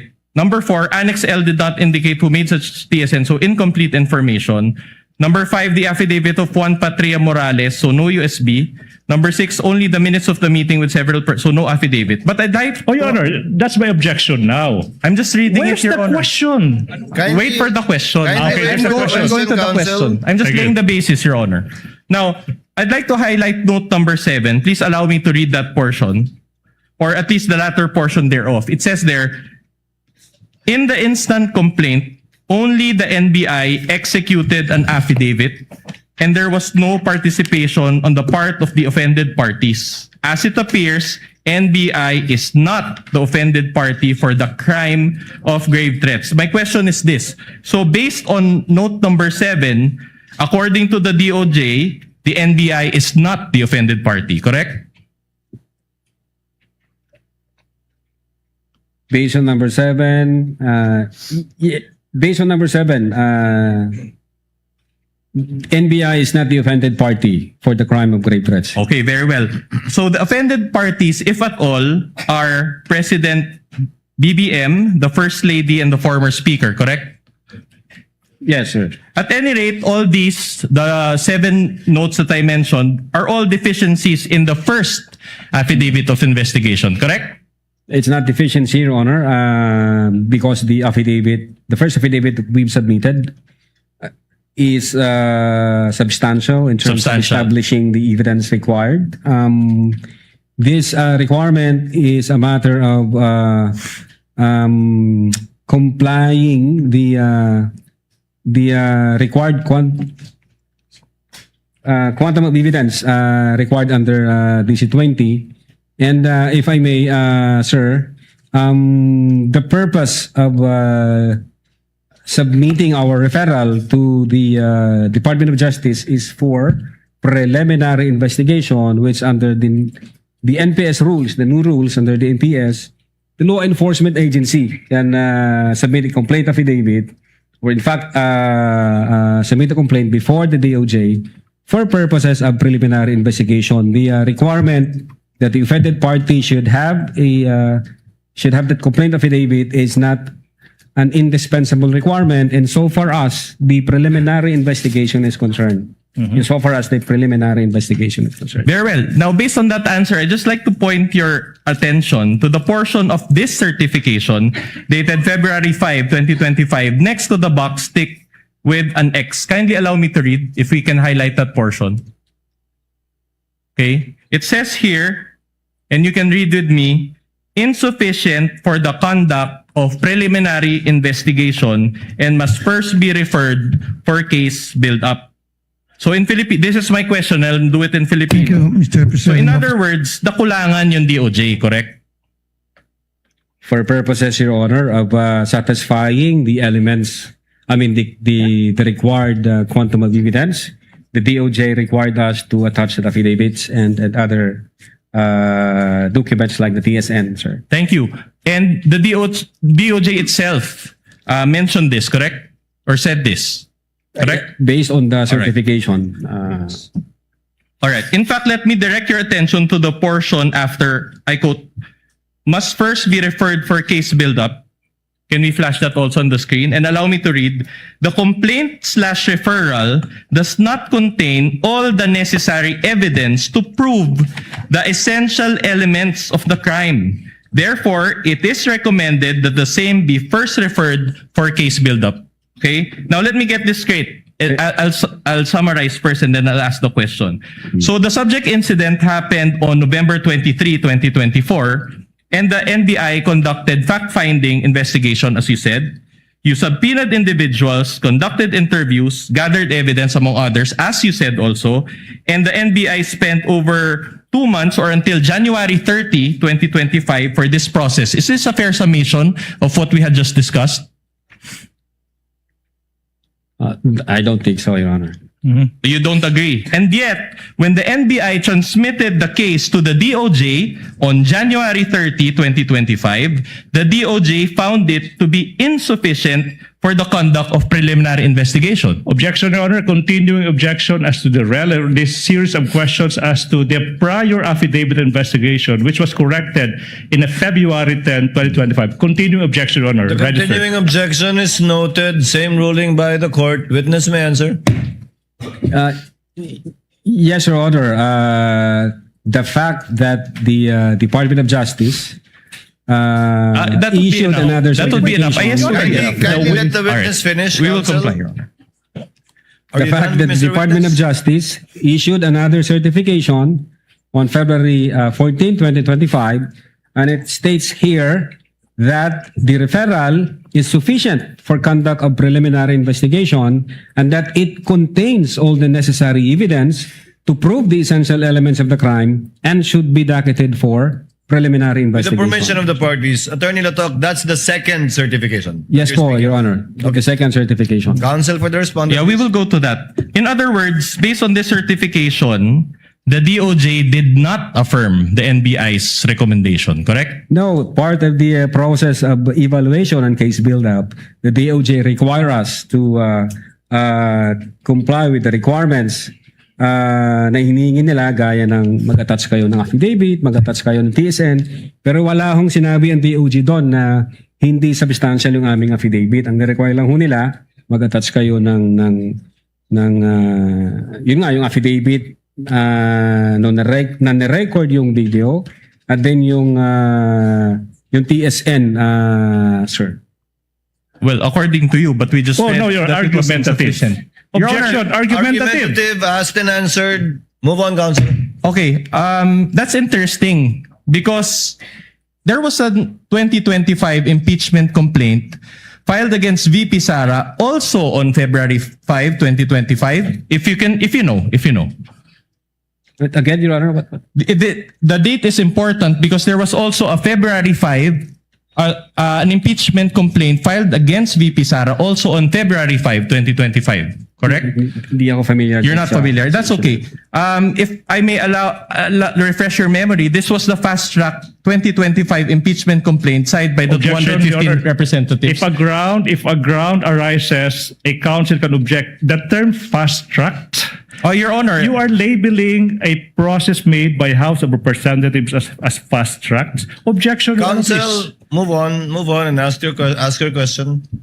If you know, if this coincides with that impeachment complaint that was signed by the 215 Objection, Your Honor. representatives. There's no basis. This counsel, If you this know. witness, again, already said that he is not aware that on that day there was an impeachment complaint. There's Counsel- no basis for that question. Counsel witness already answered. The counsel for prosecutor is correct. Witness already answered. He's not familiar with the filing of an impeachment complaint on that date. At any rate, this Move on. pertains to the November 23, 2024 video, correct?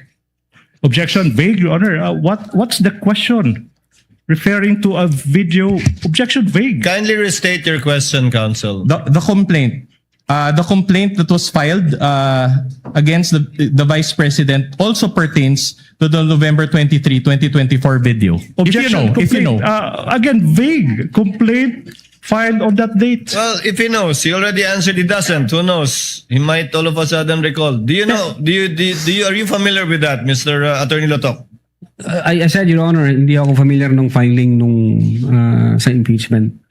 Yeah. You're not familiar. Okay, I'll move on to a new point then. Move on, counsel. Now, did you rectify your January 30, 2025 affidavit of investigation?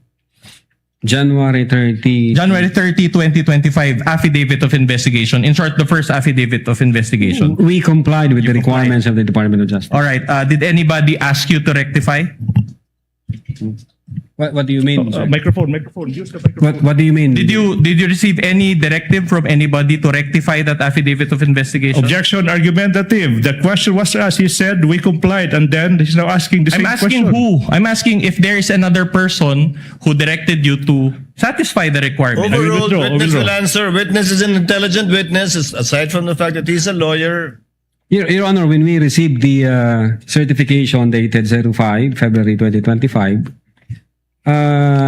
ito ho yung kinumply namin. All right.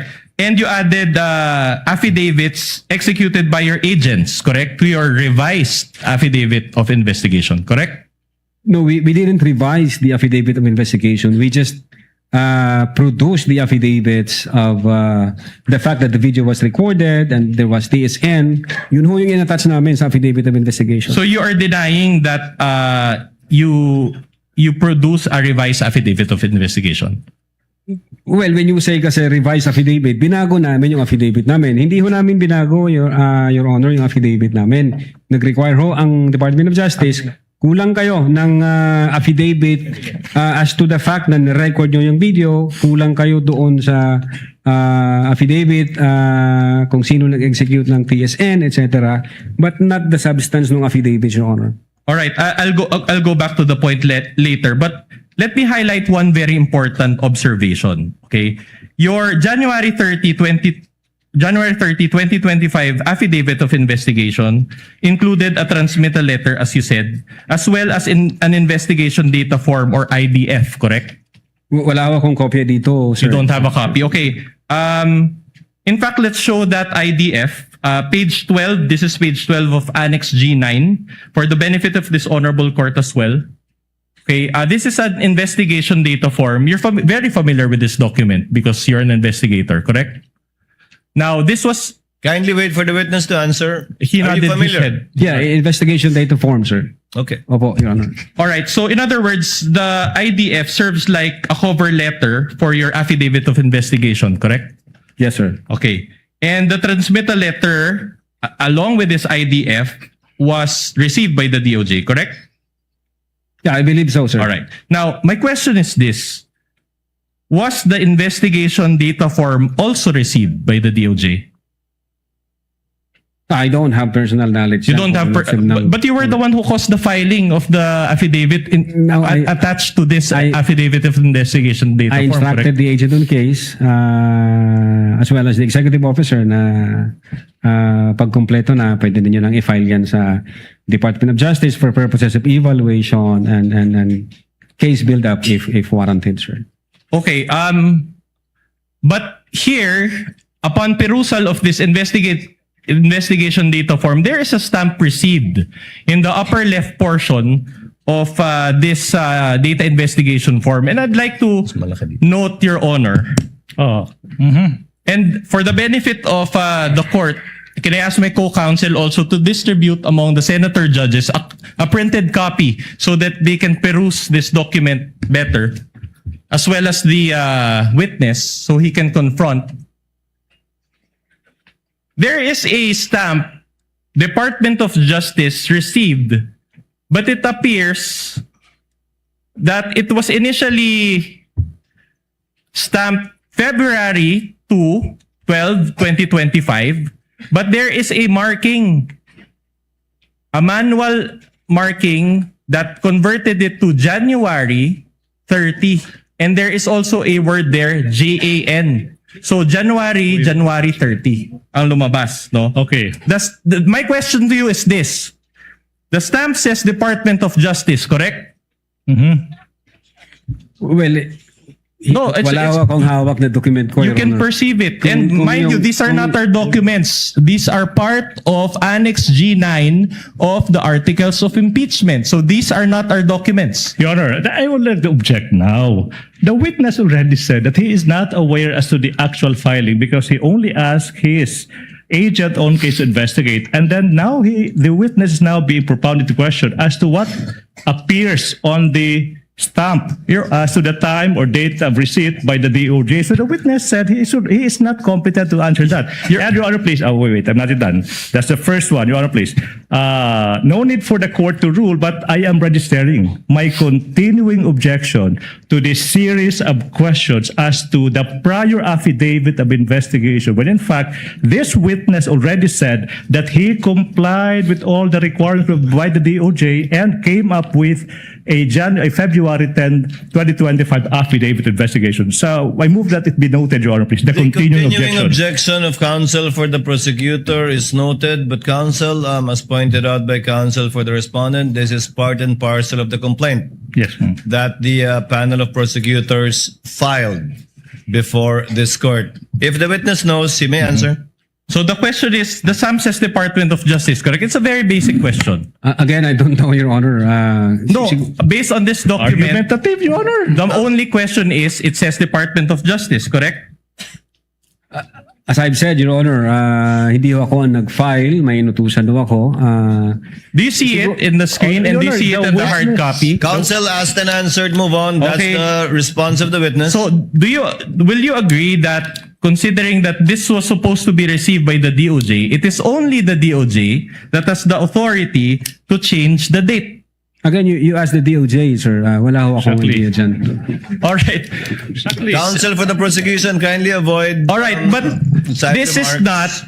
is not from the DOJ. This is your copy. This is a receiving copy. So when you receive back your receiving copy, you did not bother checking this portion? Your Honor, hindi ako personally nag-receive niyan. But this is your affidavit of investigation. Objection argumentative, Your Honor. Asked and answered. Asked and answered, move on, counsel. All right.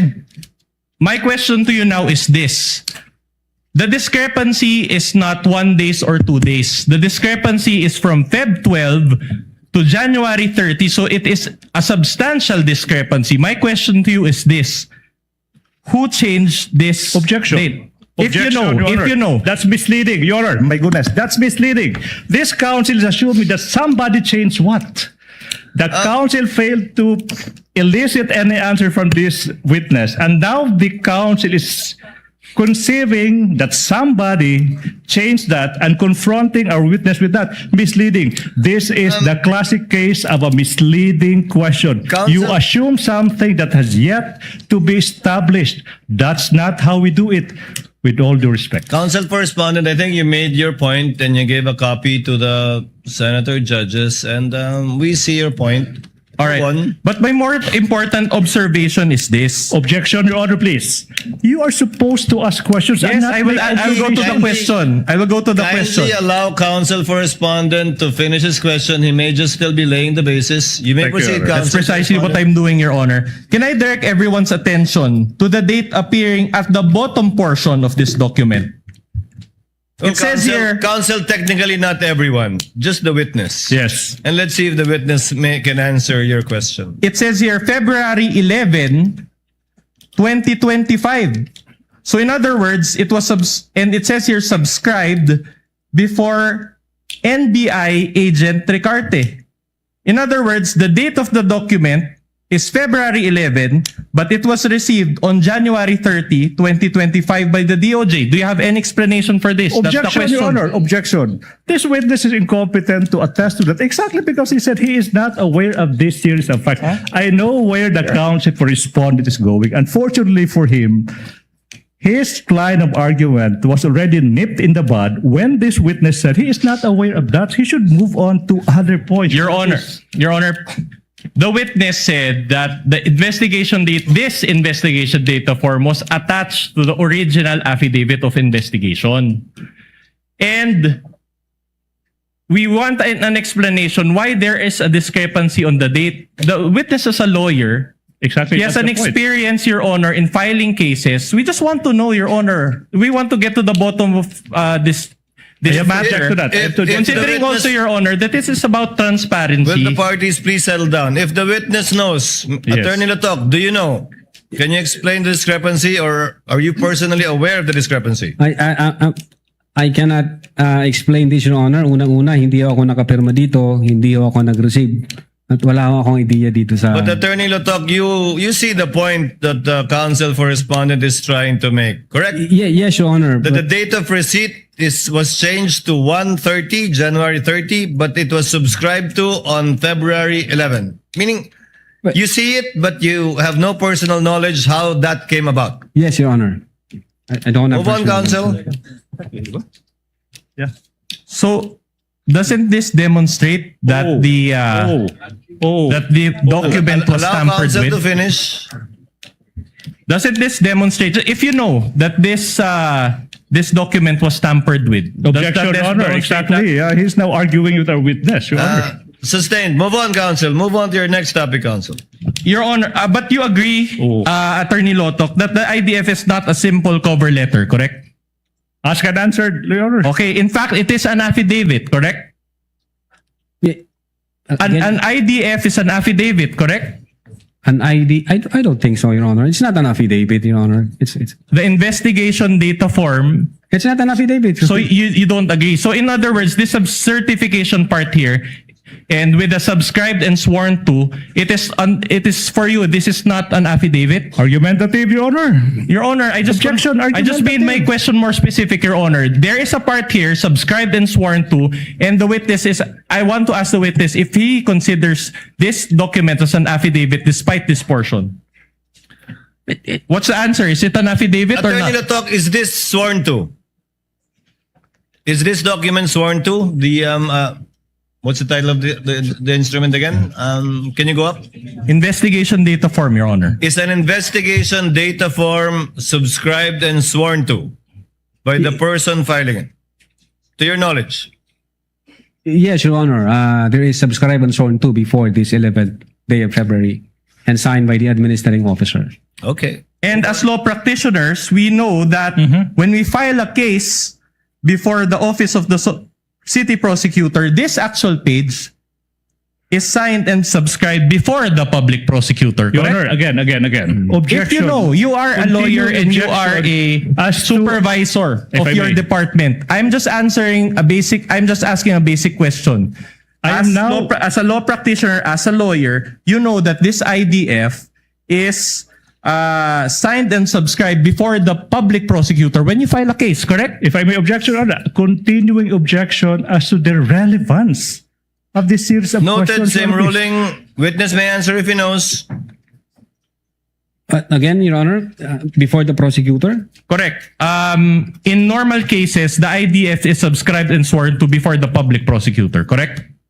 Well, in this case, Your Honor, it was administered by AD Assistant Director Glenn Ricarte, Your Honor. Okay, I'm glad you pointed that out. Isn't Ricarte from the NBI?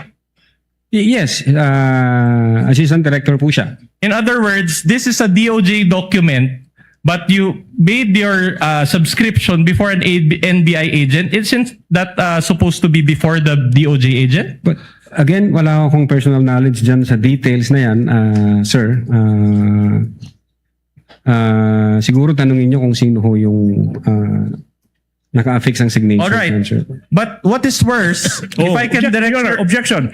Another objection, Your Honor. You know, this council is in the habit of inserting, Your Honor, adding value if we may, to what is otherwise. Just be allowed to continue, Your Honor. This is our time. We've given them enough leeway, Your Honor, after more than hours. Let him lay the basis of his question. Yes. All right. Can I direct your attention to the upper right portion of this IDF?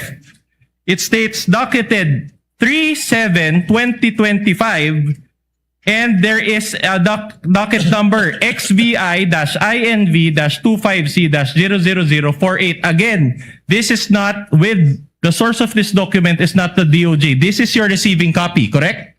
In fact, this was part of the subpoena documents which you sent to the House of Committee on Justice, correct? Objection. Compound questions. 2 questions. Okay, I'll Kindly reform, counsel. So, all right. My question is this, okay? So, do you confirm that there is a marking on the upper right which says docketed 3/7/25, and there's a docket number assigned? In this document, sir, yes. All right. We manifest, Your Honor, that this is still the same Annex G9. So in other words, you're telling this court that this document was subscribed on February 11, 2025, received on January 30, 2025, and docketed on whatever it is, July 3 or March 7, 2025. Is that what you're saying? That's compound. That's compound. You're asking 2 dates and asking for 1 question. No, Your Honor, I just described the document Exactly. as it Compound is. question. Ask 1 question per date. That is exactly the genius why we don't allow compound questions. You're asking 2 questions and asking this witness to answer once. That's dangerous. That's Counsel, compound question. counsel, presiding officer will clarify the matter. Questions were earlier asked already with respect to the February subscription and the January 30 receipt.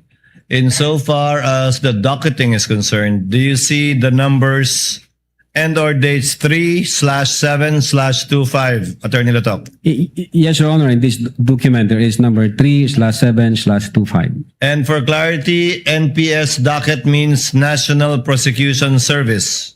Yes, Your Honor. Is that correct? Opo. Yes, So Your it's a Honor. docket of the National Prosecution Service. Yes, Your Honor. Proceed, counsel. All right. So now I'm showing you pages 169, 168, 169 also of Annex G9. This pertains to the affidavit of Agent Kalilung, which is an attachment now to the revised affidavit of investigation. You added this document to rectify the January 30 affidavit of investigation, correct? Again, sir? You added this document in order to rectify the January 30, the first affidavit of investigation, correct? And we will confront you with the document. Again, these are not our documents. The document was signed by Agent Mark Kalilong and subscribed and sworn to before Attorney Van Homer Angluben. Okay. So in other words, I just want to take a look on the date. Can we flash the date? So when you received the February 5 certification from the DOJ, you executed this, and it was February 10. Objection. correct? No, I'm not the one that's who now executed misleading. it. That's misleading. It's Agent Kalilong who executed that, and then you're asking you executed that. That's misleading. No. It's clear But on the record. But this is part of the revised affidavit of investigation, which Objection. this witness Revised. co-signed. The If he witness knows- already said if that he they knows. did not revise it. They just complied. Misleading, Your Honor. Oh, you want to Misleading. go? Okay. Since the, Counsel, kindly settle down.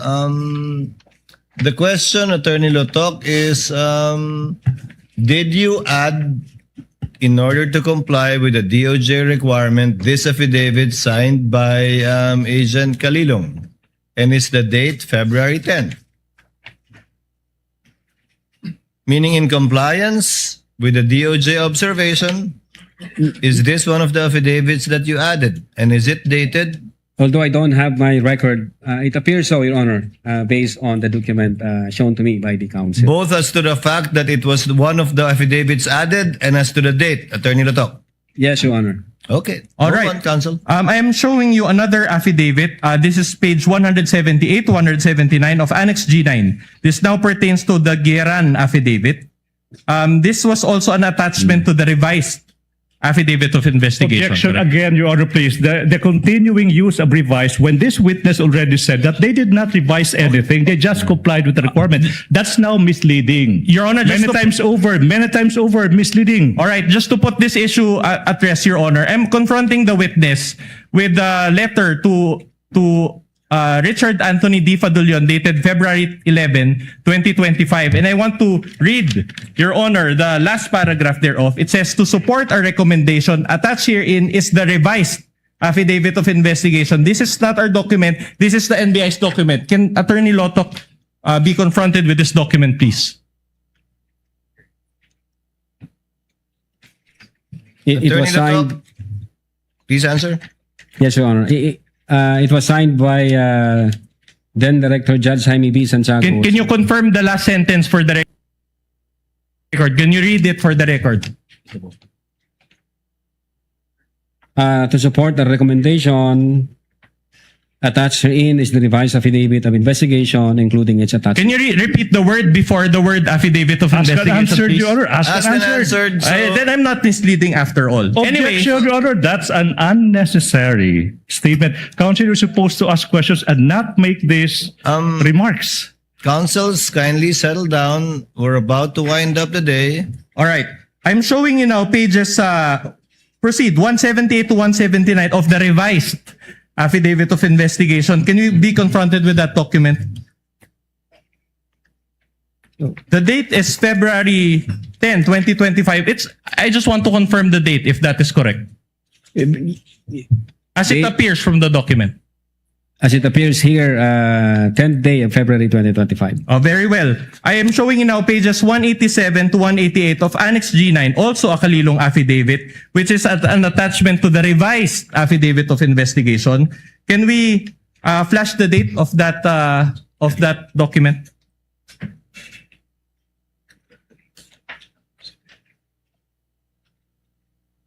What's the question? Also February 10. So in other words, you attach this to your revised affidavit of investigation. It appears here, 10th day of February 2025, sir. And you attached it to your affidavit of investigation, correct? As an attachment, sir. All right, very good. Now, showing you 199 to 200 of Annex G9. Now, this is the Asuncion affidavit. And I'll make a point in a couple of questions, Your Honor. Can you just confirm the date also and if it was attached to your revised affidavit of investigation? 10th day, it appears here, 10th day of February 2025. All right. So it was attached also to your revised affidavit of investigation. Assumption. Yes. All right. Now this is the question. I'm showing you now page 112 of Annex G9, another Kalilong affidavit. Did you also add this to rectify your January 30 affidavit of investigation or the first affidavit of investigation?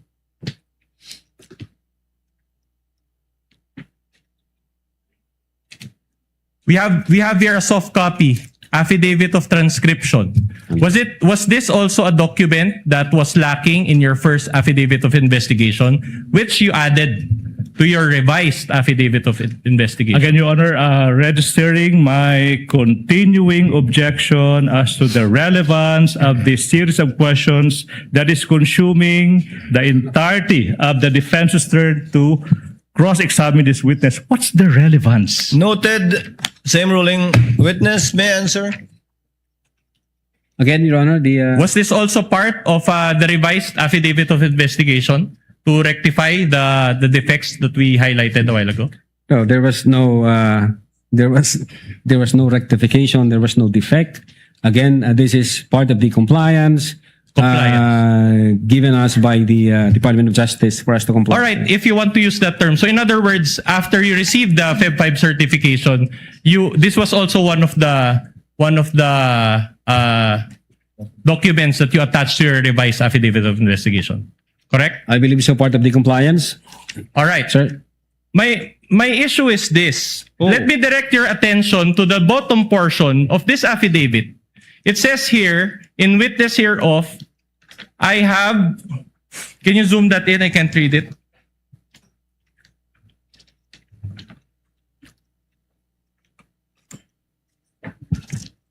The date is February 3, 2025. Can you zoom that in?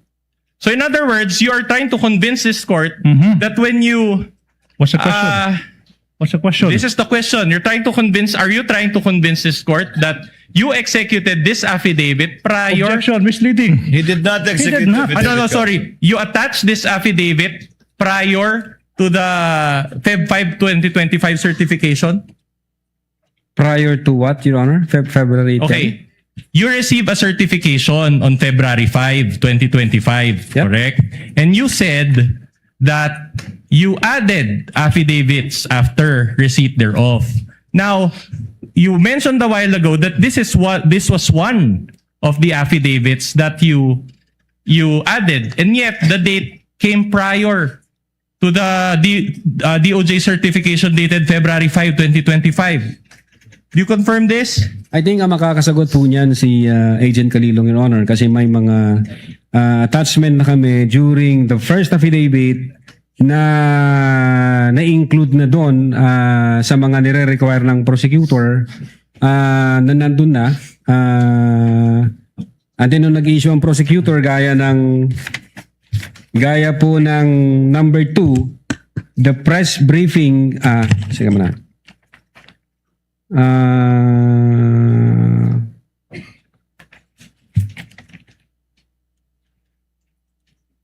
Ito, Your Honor, gaya ng number 1, there is no affidavit of the persons who recorded the video entitled BP November 23, Press Con at Batasan through OBS. When in truth and in fact, kasama ho na in-attach na doon yung affidavit of authentication doon sa unang affidavit. So in other words, you're telling this court that the DOJ made this mistake?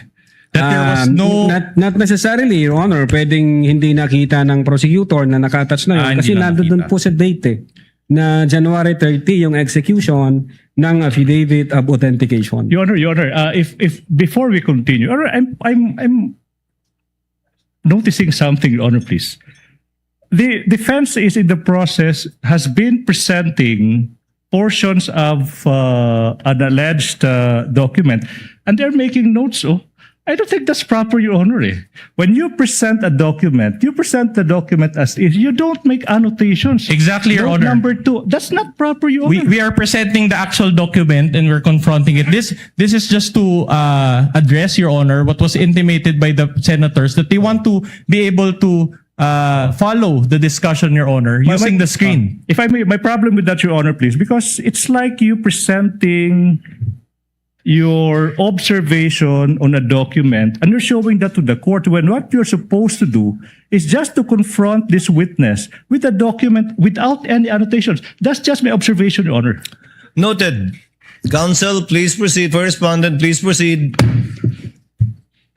Meaning, but if you go to the contents, right, it says here, and let me read, the press briefing conducted on October 18, 2024 was not recorded and or stored in a DVD. No video submitted and there was no TSN of the said briefing. And do you confirm now that this note on Feb 5 was actually addressed by the affidavit submitted by Agent Calilong? What? Come again, sir? This note was satisfied by the submission of the affidavit by Agent Calilong. What affidavit, sir? The affidavit of transcription dated February 3. But can I see the affidavit, sir? Para lang sure. The one that we showed a while ago. It pertains to the same because if you read here, if I may be allowed to read paragraph 1, can you zoom that in? Or no, paragraph 2, it says there, in relation to the ongoing investigation, the undersigned was tasked to transcribe. So this transcribed the screen-recorded video of the press conference of VP Sara on 18 October 2024. So in other words, this was exactly what the DOJ required, correct? Yeah, base certification na in-issue, ang sabi ng DOJ, the press briefing conducted in October 18, 2024 was not recorded and was stored in a DVD. There was no TSN of the said briefing and the necessary affidavit of the person taking the TSN.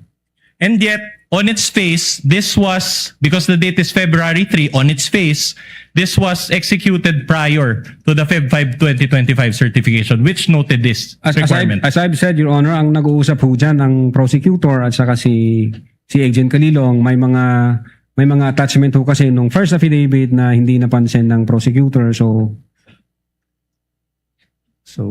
that's your answer. Okay. So, but the thing is, if I let's go back to the IDF, investigation data form. Now, the docket number that is indicated here is XVI INV 25C-0008. But in the Feb 5 2025 certification, can we flash that? The docket number is different, appears to be different. It's XVI EVAL-INV-25A-0049. Moreover, in the subsequent DOJ certification dated Feb 14, 2025, the docket number is also XVI.INV-25A-0049. Do you confirm the difference in the docket numbers? Your Honor, no personal knowledge and DOJ ho ang naglagay ng docket number niyan. But do you confirm that it was different? These are all received copies. Ask an answer, Your Honor, please. Ask an answer, argumentative. No, the answer is not responsive. Counsel, move on. So in other words, despite the discrepancy in numbers, you still decided to push through with the case. What, Your Honor? Despite the discrepancy in docket numbers, you still decided to push through with the handling of this case, correct? Again, I cannot confirm on the numbers because it's the DOJ who placed that number, sir. Ulitin ko, mas maganda ho tanungin nyo ang Department of Justice, sir. Chan. But insofar as you are concerned, as you are the complainant in this case, correct? Insofar as you are concerned, what is the correct docket number? Is it the one ending in 0049? I will now object. Or is it the one ending in 004? What they used, Your Honor? I will now object on the ground of misleading. You showed two docket numbers which appear different. And you have yet to establish that there is a wrong one and a correct one. And you have not established that. This witness said he is not aware of that. You have not established that there is something to be corrected. That's why the objection now, Your Honor, please. That's misleading. You assume that something is wrong that has to be corrected. Misleading. Counsel, witness is not competent to answer your question. He already responded that this is a DOJ form, but he is not aware, and that it might be proper to ask the DOJ instead at the proper time. Move on with another point, Counsel. I think we've unless there's another inconsistency, you can move on to another inconsistency or another point. Your Honor, just one last on this point. But in terms of what you followed, because as we know, you submit subsequent pleadings as to these two docket numbers. Which one did you follow? The 00048 or the 0049?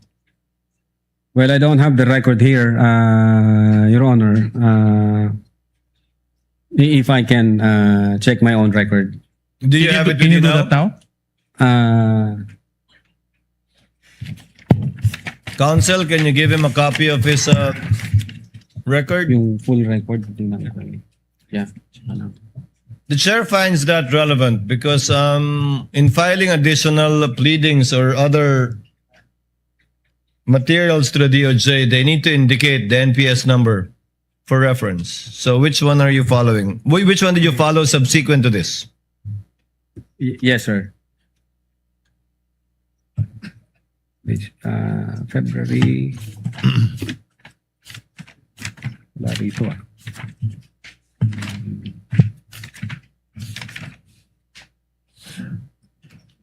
Ito ba?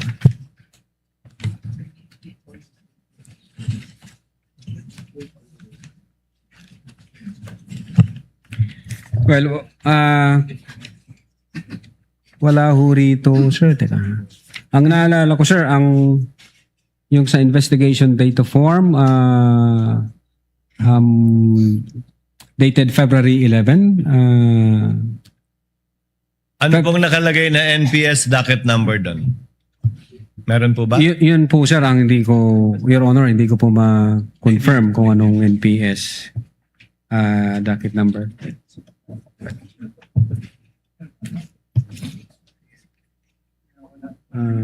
Ito ba yun?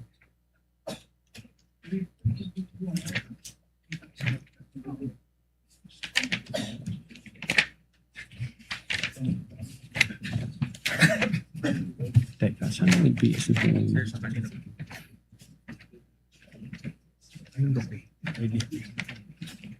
Your Honor, may we just manifest for the record that the witness is perusing the IDF investigation data form that is attached to the articles of impeachment, Annex G9. So noted. Well, this is the document from the defense, Your Honor.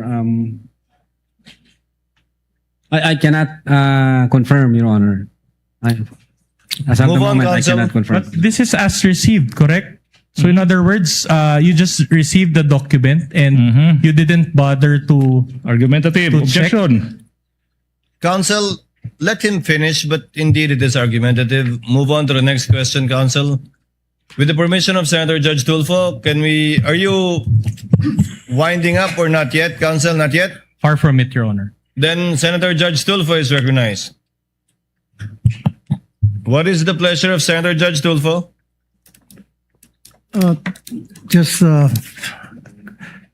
manifestation. You may Mr. proceed, sir. Presiding Judge. And question as well. Mr. Witness. You have 2 minutes. Okay. Mr. Witness, a lot of questions were asked to you regarding the filing with the Office of the DOJ, in particular, regarding the docketing, dating, subscription for an investigation data form. Now, can you tell this court what exactly is your role and what did you do in relation to the filing of this investigation data form? Ano yung pinaka-role mo talaga dito? Yung papel mo talaga rito? Yes, Your Honor. I instructed the executive officers as well as the agent on case to file our referral to the Department of Justice. So sila na ho ang nag-ayos niyan, sir, insofar as the investigation data form, insofar as other requirements.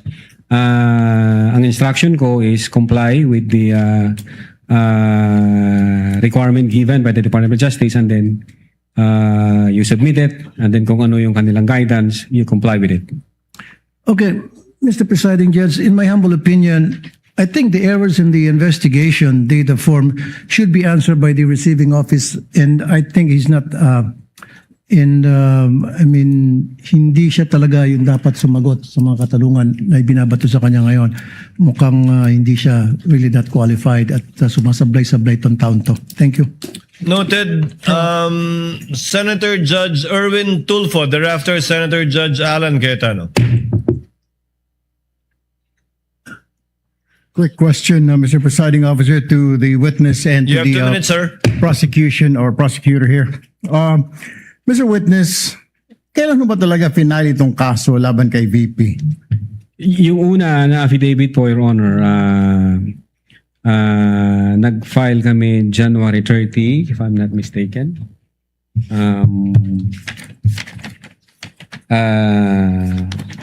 Taon po, anong taon? 2025, sir. 2025. And then nag-require po ang Department of Justice ng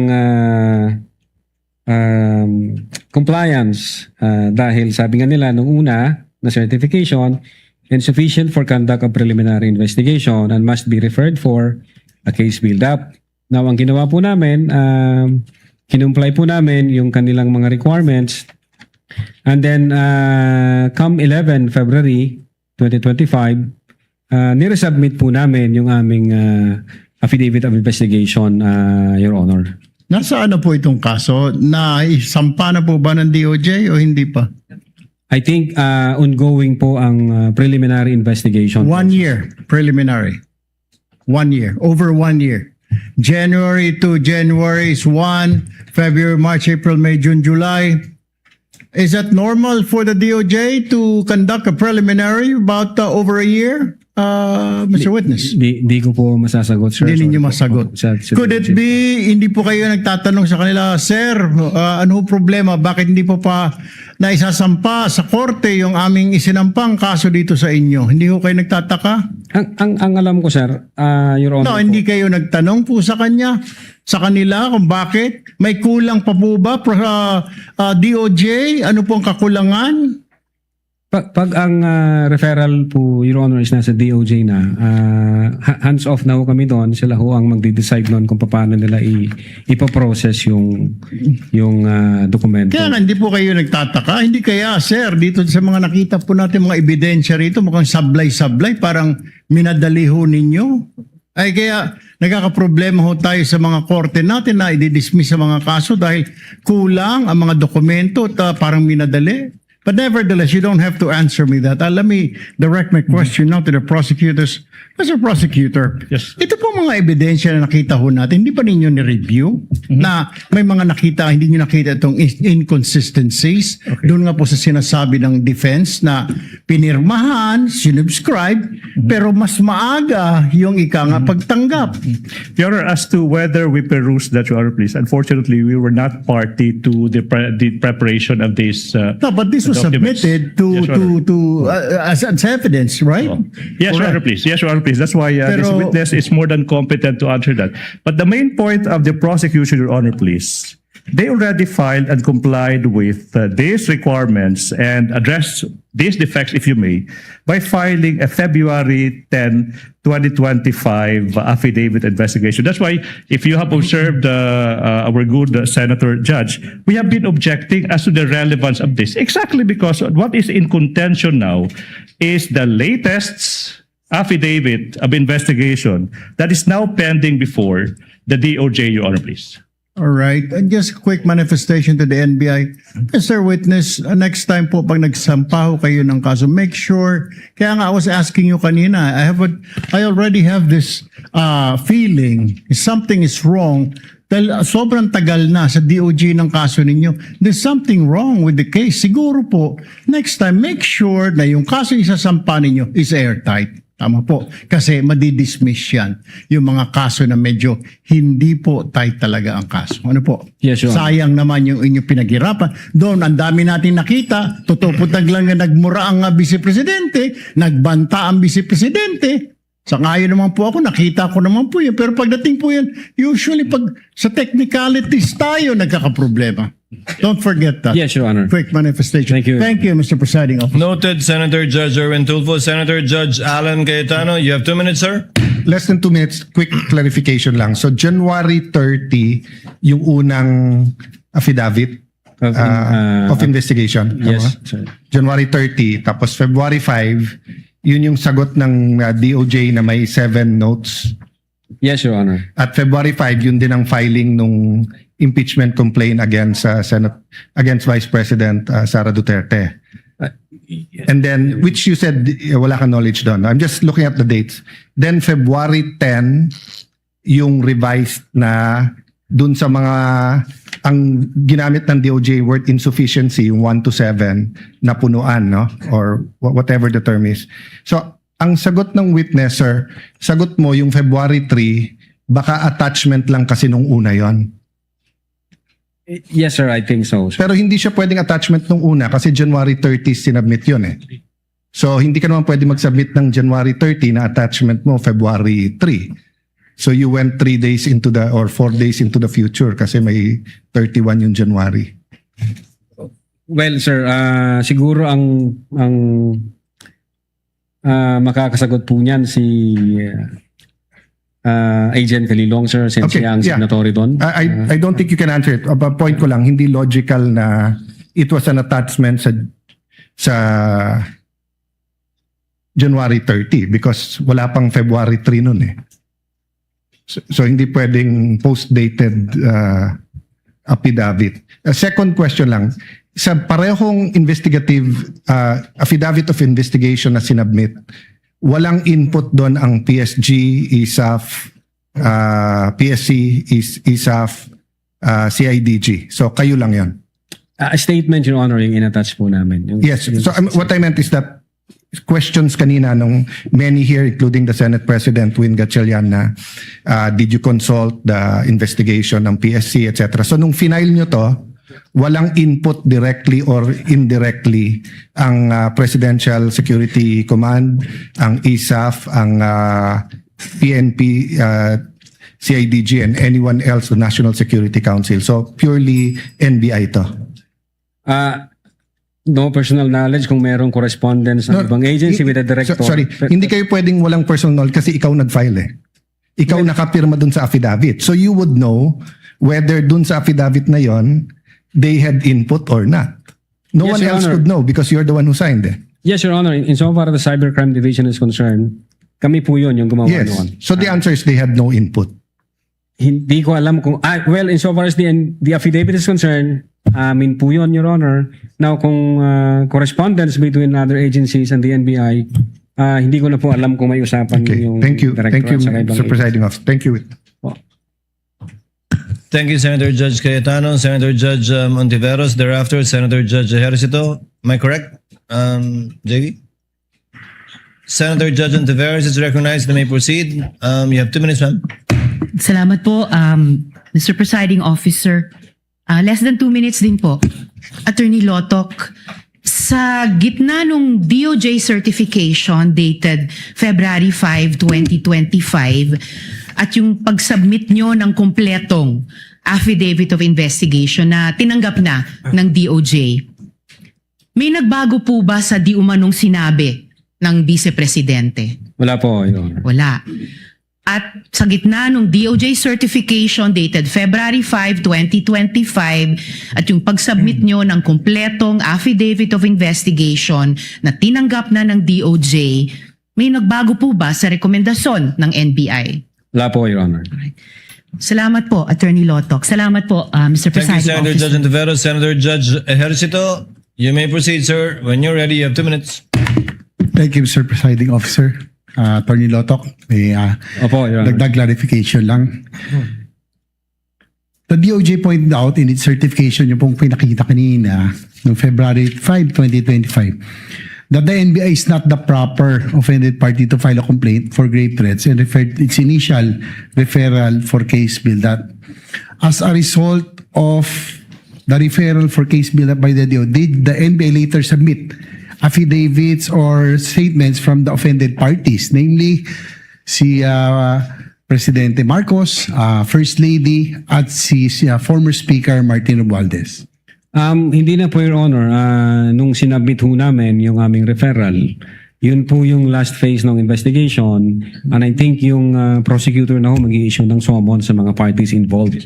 Ang purpose lang ho namin to comply with the requirements of preliminary investigation po. But earlier sa inyo pong statement, sinabi nyo na ang isa sa mga factors no sa pag-evaluate ng threat, if it is really serious, is through determination of the relationship no between the parties. Sinabi niyo po yun kanina. Yes po, Your Honor. So did you try at least to get the statements of the President, the First Lady, or the House of or the Speaker of the House, former Speaker? Ang pinagbasihan po namin, Your Honor, yung official statement nila dun sa website ng Presidential Communications Office, and then yung public statement ng former speaker during the plenary session on November 25, 2024, sir. So that was the basis yung pong nasa PCO website. So you did not bother to get the statements from the offended parties. I think nung nakita ko namin yung video na nag-issue ng statement yung presidente, na-establish namin yung requirement kung ano yung treatment ng presidente nung marinig niya yung utterances ng vice presidente. So, nung nakita namin yon na may reaksyon, ang sabi nga niya is nakakabahala. Based sa aming primary jurisdiction, nag-start to kami ng investigation, sir. Kanina rin tinanong ko yung tungkol doon sa revised affidavit of investigation, no? Which you submitted after the DOJ referred to the case for case build-up in its certification doon nga sa February 5, 2025. You mentioned that is just a compliance on the part of the NBI. Your Honor, ito ho yung part ng evaluation at saka case build-up process.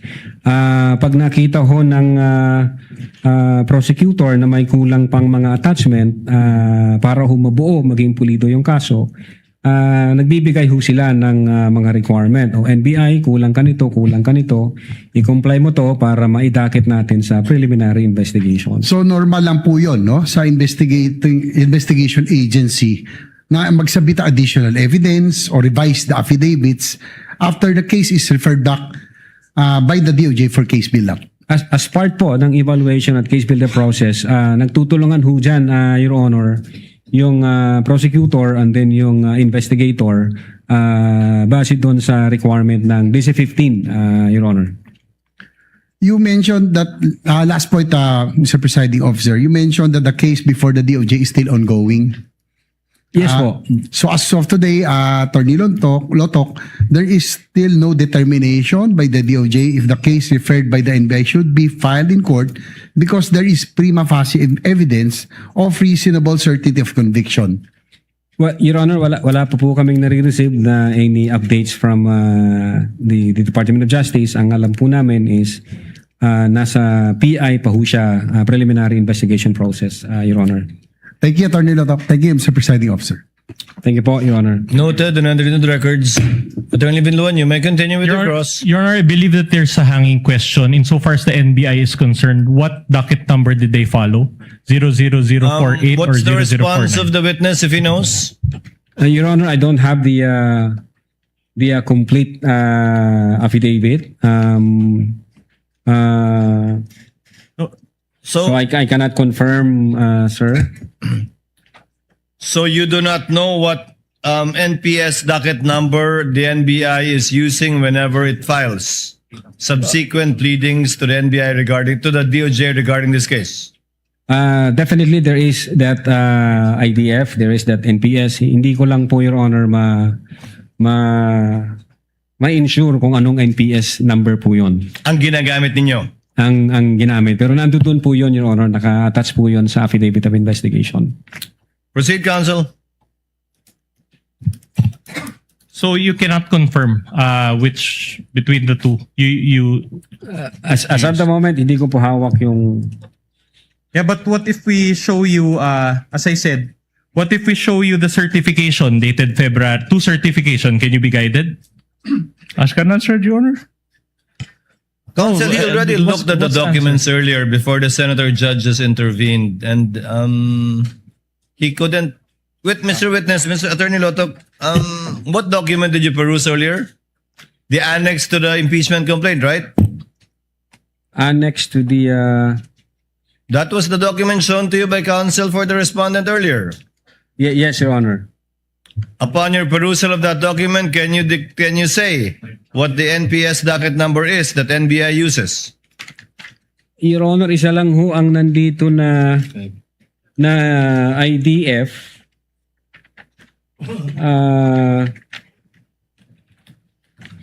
So isa lang yun nandito, Your Honor. Hindi ko makita yung isa pa. Ang nandito na naka-attach na IDF is yung 11 February 2025. So kung ito ho ang tinutukoy, Ang nakasulat to rito na NPS docket number 16-INV-25C-00048, Your Honor.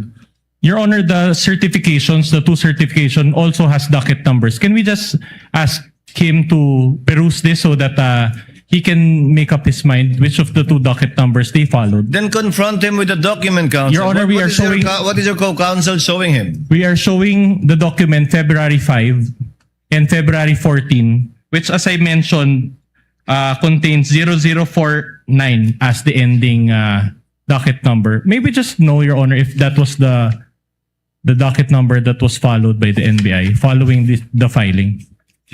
Counsel, before you answer, Attorney Loto, counsel, the first form, can you bring it up again? That's not an investigation form, right? That's a DOJ form. Yes, Your Honor. Your Honor, this is a receiving copy, Your Honor, because all of these were subpoenaed again from the NBI but not from the DOJ. So these were transmitted to the House Committee on Justice by subpoena. So By who? The NBI?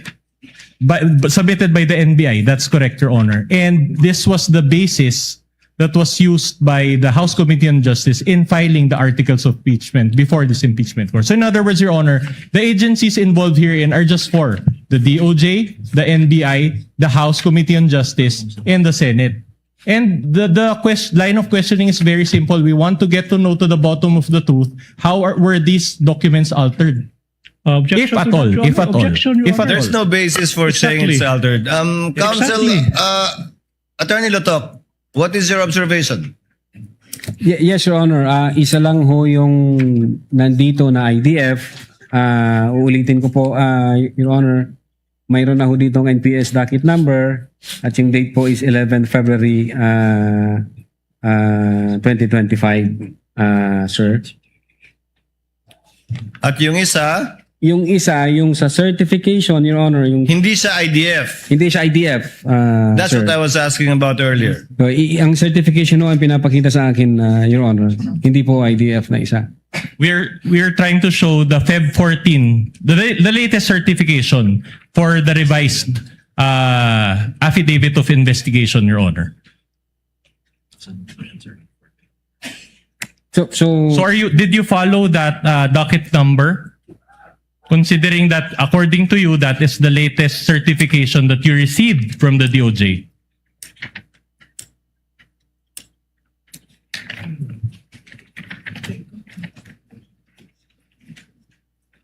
Your Honor, yung nandito na pinapakita sa akin is yung certification from the DOJ 05 February 2025 and investigation data form dated February 11, 2025.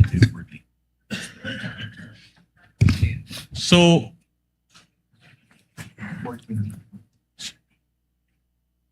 which is which, Attorney Lotok? Is it 00049 or 48? The earlier one or the later? I have here the second the second certification from the DOJ which says sufficient for conduct of preliminary investigation, reference number 16 -INV-25A-00049, sir. So the 49 is the latest one and is thus valid. I believe so. Ito yung may sufficient for all right. Okay. Now, let me direct your attention to the subpoena issued against the Vice President on April 29, 2025. This is the subpoena. And the issue is that the docket number is 0048. In other words, the VP Sara was made to answer to the earlier case that was docketed as such. Do you confirm this? You were part of this, correct? As the complainant. Your Honor, can I object now, Your Honor, please? If I may, Your Honor, please. What's the objection? If I may, I will explain. Your Honor, I would like to object, Your Honor, please. This witness is incompetent because he is now being confronted with docket numbers supplied by agencies other than him. If he knows, Your Honor, That's he was exactly- the complainant. Your Honor, he Counsel- was the supervising agent. It Counsel, says there this is a complaint- DOJ document. Objection is sustained. Witness is not competent to answer these questions. You can call your witness to testify as to these documents belonging to the DOJ. Kindly move on, counsel.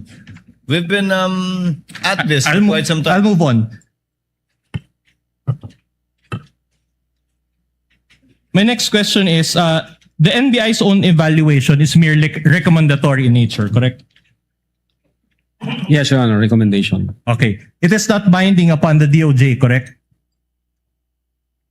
The DOJ will assess, Your Honor, and evaluate. All right. the But it's not recommendation. binding upon the DOJ. No, Kindly answer the question, All right. Attorney Lotok. You're a lawyer. You know the answer to this question. yes, sir. It's not binding upon the courts, correct? If the DOJ Your report- recommendation, it's not binding upon the courts, correct? Yes, Your Honor. So in Filipino, para maintindihan ng lahat, kahit sabihin ng NBI, Ask and answered, Your Honor. Ask and answered. Kahit sabihin ng NBI na may grave...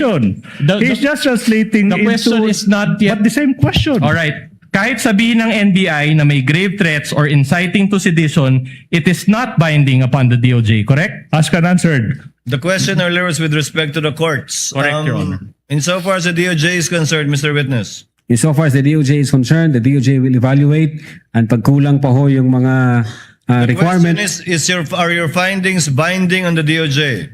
not necessary, Your Honor. So no. No. Alright. So in other words, rekomendasyon lang ang kayang ibigay ng NBI, correct? Ask and answered. Ask and answered, counsel. In fact, you attended hearings before the House Committee on Justice in April of this year, correct? I think so. Nag-appear ako. You Hindi ko lang appeared, sigurado okay. kung anong date yun. Okay. Your Honor, I would like to object to this, Your Honor, please. Your Honor, this Asked and answered, Your Honor. No, wait. Can I move on He's to being the point? confronted Counsel, with... kindly wait for the counsel. Your Honor, this for is the highly prosecutor. improper. This could fly if this is a committee of justice hearing, but this, with all due respect, is still a court of law. You cannot present clippings like that and confront the witness with that. That's not proper. You should be presenting documents. You cannot do props. Your Honor, please, this is highly irregular. Ask questions. Elicit facts from this witness.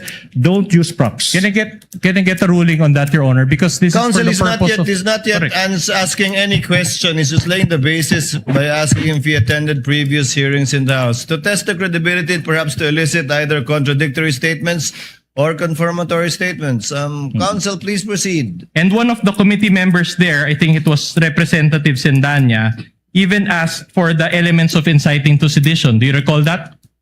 I think so, sir. He also asked for the elements of grave threats, correct? Yeah, if I remember it right, wala akong, hindi ho ako ang tinanong yata. All right. Sir. It was another person, but also from the NBI, correct? I think so, sir. All right. And the NBI explained the elements of these felonies during that hearing, correct? Hindi ho ako ang nag-explain noon. But another person from the NBI did, and you were present, correct? I think so, sir. In fact, Representative Luistro even asked that the salient portions of your affidavit of investigation be flashed on the screen during that hearing, correct? If you can recall.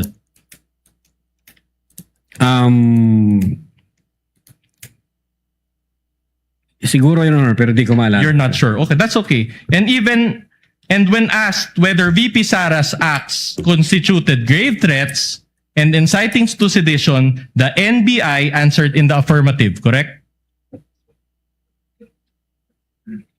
Yeah, I think so, sir. Okay. Now, my next question is very simple. Did the NBI at any point in that hearing clarify with the House Committee on Justice and the Filipino people watching then that its own evaluation is not binding upon the DOJ? Did you clarify? I don't think wala akong tanong na ganon sa amin, sir. So you were not able to clarify that, correct? Wala ako kasing tanong. Okay. Anong ika-clarify ko, Okay. sir? So you were not given an opportunity to clarify that your own evaluation, this is a different question. Wait for the question. That is not binding upon the courts. So was there an opportunity for you to explain that it was not binding upon the courts? Wala akong question doon. All right. sa amin, sir. So in other words, there was no opportunity in that hearing to clarify that your evaluation was mere recommendatory. Ask and answer, Your Honor, please. 4 times over. No, the first Same question point. was binding upon the DOJ. The next question is binding upon the courts. The next question is the nature of the recommendation. Did you clarify at any point in that hearing that your recommendation was merely recommendatory? The question was, did they clarify or not? Answer kindly, Attorney Lotok. Wala pong question sa amin na ganon, sir. So, wala akong kaming na-clarify doon. Very well. Let's do that now. For the benefit of this honorable court and the Filipino people watching, when the NBI evaluated VP Sara's acts to be grave threats or inciting to sedition, is that binding upon the DOJ? Your Honor, ask and answered. This is now Counsel- the third cycle. Already asked and answered several times. I'll move on, Your Honor.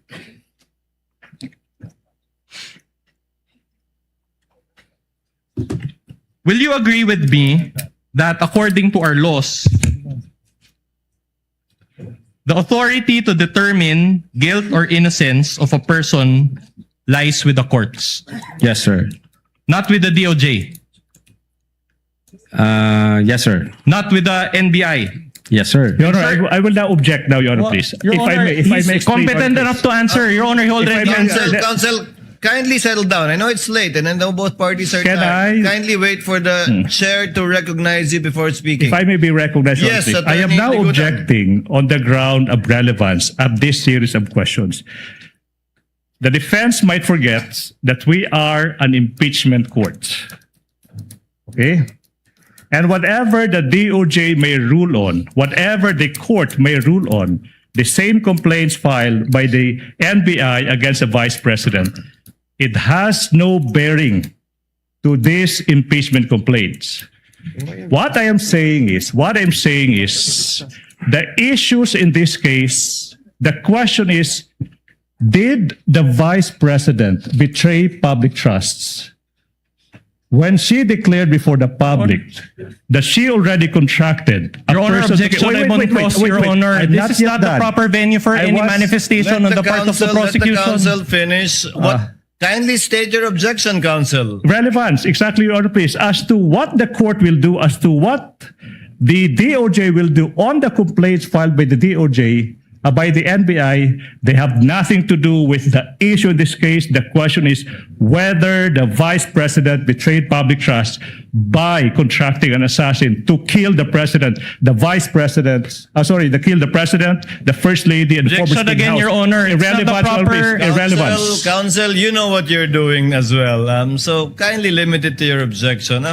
Irrelevant, Your Honor, please. Counsel for the respondent, the court gets it. Okay, you don't have to spend that much time on this matter. The court gets it, and I think the senator judges are well aware of the limitations of the power of the NBI and the DOJ, as well as the power of the court to decide on the innocence or guilt of the parties. You've established that point. Move on.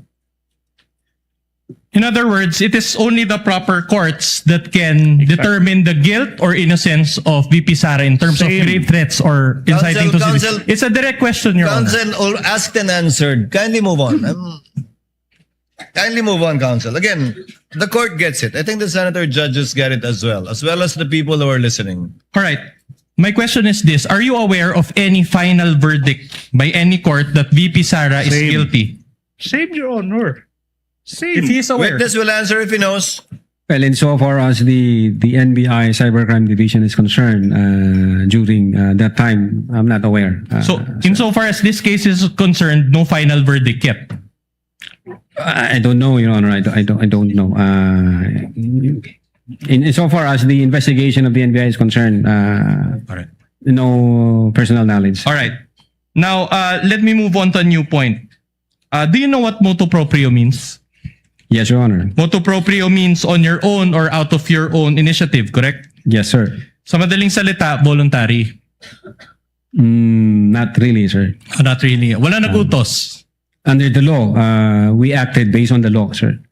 Because it is our primary jurisdiction to undertake investigation should there be a threat against the security or assault against the person of the President, the Vice President, the Senate President, the Speaker of the House and the Chief Justice. Very well. Now my question is this. Insofar as this case is concerned, did the NBI conduct an investigation motu proprio? Yes, Your Honor. The fact, kanino ho, Your Honor, yung sinatanong nyo? Conduct an investigation, kanino po? Insofar as this case is concerned, did you conduct a case motu proprio? Your Honor, the NBI conducted an investigation motu proprio on November 23, 2024. And on that same date, Your Honor, the Department of Justice directed the NBI to conduct an investigation on the matter. So, partly motu proprio, partly directed by the DOJ. Is that what you're saying? No, Your Honor. No, Your Honor. With or without the directive from the DOJ, the NBI has primary jurisdiction on that case, and therefore we can investigate on that particular case. Yeah, but a while ago, during your direct examination, you admitted that the DOJ secretary directed you, correct? During that day, yes sir. After na ma-instruct ako ng direktor na mag-imbestiga, then thereafter the Department of Justice directed the NBI na mag-conduct ng investigation. And did you follow that directive? Well, it's the Department of Justice. Why should not I follow, sir? Aren't you an independent body? Well, Your Honor, under the law, Republic Act 10867, it states there that the Department of Justice can direct the NBI to conduct any investigation when the public interest so requires, sir. Okay, so the NBI is under the DOJ, correct? Definitely, sir. And the DOJ is under the Office of the President, correct? Yes, sir, the executive branch, sir. Meaning the Secretary of the DOJ is under the Office of the President, correct? No question to that, sir. No question. So BBM has control over both the NBI and the DOJ, correct? What do you mean by control, sir? What's your interpretation of control? You seem to be a smart man. The Department of Justice and the Office of the President, insofar as the function of the NBI is concerned, hindi ho sila nakikialam doon.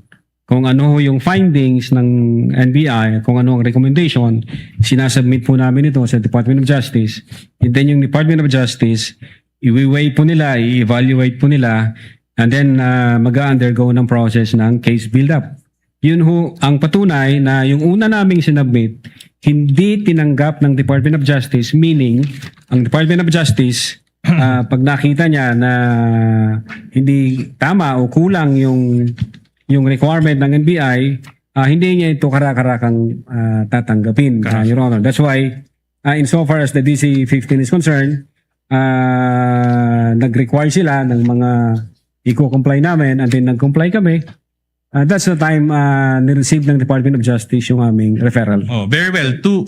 Just to help you answer, I'll ask a more pointed question. At the time the investigation against VP SARA was being conducted, did BBM had control over the NBI or DOJ? At the time the investigation? Yes. Well, being the head of the executive branch, sir, yes, the president is the head of the whole of the executive branch, sir. Very well. Did BBM at any point intervene in this investigation? Of course not, sir. Of course not. So did you just admit to this court that there was no participation on the part of BBM? Again, the purpose of the submission of the affidavit is for preliminary investigation, sir. Can we ask Your Honor the witness to answer? Witness is in the process. The purpose of the referral that we submitted to the Department of Justice is for the purpose of preliminary investigation, which under the new rules of the NPS, pwede ho ang law enforcement agency na mag-submit ng complaint affidavit kahit wala yung affidavit ng complainant for purposes of preliminary investigation. So, the complaint from the President is not an indispensable requirement insofar as the preliminary investigation is concerned by the DOJ, sir.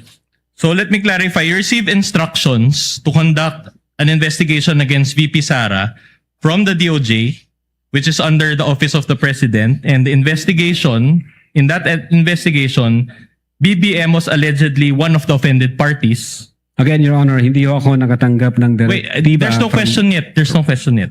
And yet, BBM has control over both the NBA and the DOJ. Your Honor, Is that a fair summation? Your Honor, now, I will not object now. Ask and answer. Same point, Your Honor, please. Many times over. Control of the President over the DOJ, control of the DOJ over the NBI. Ask and answer many times over. Considering the structure involving the NBI, the DOJ, and the Office of the President, don't you think that there was bias against VP Sara? I will allow that. We object, Your Honor. Your Honor. Counsel again, kindly wait for the presiding officer to recognize you. Witness may answer. Our investigation, Your Honor, is evidence-based. Nung pinag-usapan ho namin ito, nung ina-analyze ho namin ito, nung nag-follow kami ng mga phases at analysis, we believe and we agree that among ourselves na buo ang ebidensya, kumpleto ang ebidensya, na comply natin yung requirement ng prima facie case with reasonable certainty of conviction.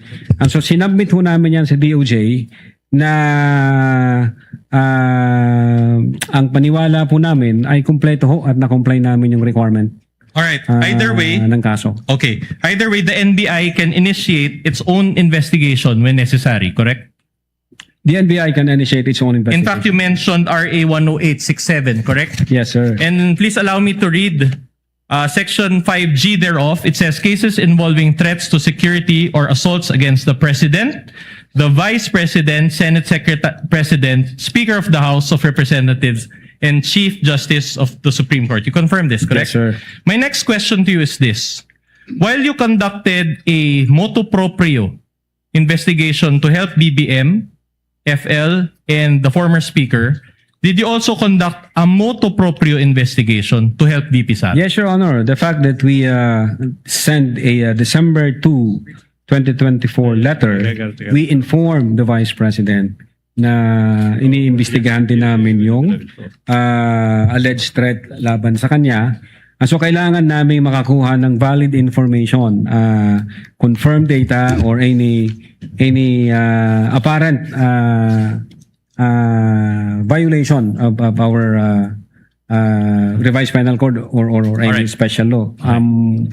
You know yung ang purpose ng letter namin, Your Honor, to inform the Vice President na iniimbestigahan din namin yung alleged threat laban Your sa Honor, kanya. it's a yes or no answer. Can we ask the... Mr. Witness, Attorney Latok, this is the second time you've mentioned your December 2 subpoena. So, the curiosity of the presiding officer has been picked. In your subpoena of December 2, you issued a subpoena to the Vice President for evidence in a certain investigation. No mention was made of either the investigation pertaining to threats against the President or even threats against the Vice President. But it's the second time you've mentioned that the intent of this one is for the threat against the Vice President. What is your basis, sir? When the subpoena does not contain such a specification of the evidence you will obtain from her? Your Honor, yung subpoena, nakafocus po yan doon sa investigation namin on the alleged grave threats at inciting to sedition during that time. Yung investigation naman, insofar as the Vice President threat to her life is concerned, meron nung kaming separate na letter nung December 2. Hindi subpoena, letter. Letter po. Do we have that on file or on record Yes, Your somewhere? Honor. Yes, Your Honor. It was... Is it the pre-marked perfect. Marked during trial one for earlier, Your Honor. by Agent Kalilong? By this witness, Attorney Lotok. That would be P-Roman numeral 4-5, identified by the witness earlier, Your Honor, please. P-4-5? That's 4-5. Oh, mami. Addressed to Attorney Lim? Attorney Lotok? Yes, Your Honor. Your Honor? Your Honor, I have questions relating to that, Your Honor. Can we, Just to clarify from the witness, are you referring, Attorney Latok, to the letter addressed to Attorney Lim, signed by Assistant Director Ricarte? Yes, Your Honor. Assistant Director. This is the one that's referring to the alleged attempt of NBI to investigate the threats against the Vice President. Yes po, Your Honor. Okay. Counsel, you may proceed. all right. In fact, since we're on the topic, let me direct your attention to that NBI letter issued by Glenn Ricarte dated December 2, 2024. Again, for the perusal of the Senator Judges, this is pages 155 to 158 of the AOI's Annex G9. You confirm this? That this was sent out to the Vice President?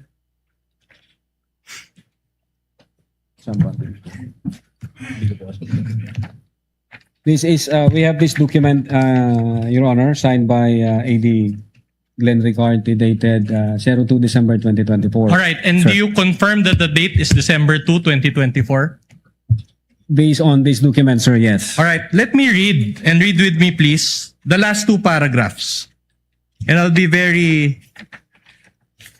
try to be very clear. It says here, we are hoping that we have assisted you properly. Can we flash that, please? Baba pa. Yan, sa baba. Yeah, we are hoping that we have assisted you properly. We would be grateful if the Vice President will visit the NBI and participate on the ongoing investigation.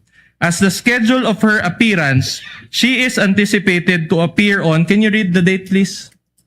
11 November 2024 at 10 a.m. at the Office of the Director, National Bureau of Investigation. So you provided the date, you provided the time and the place where VP Sara is supposed to appear, correct?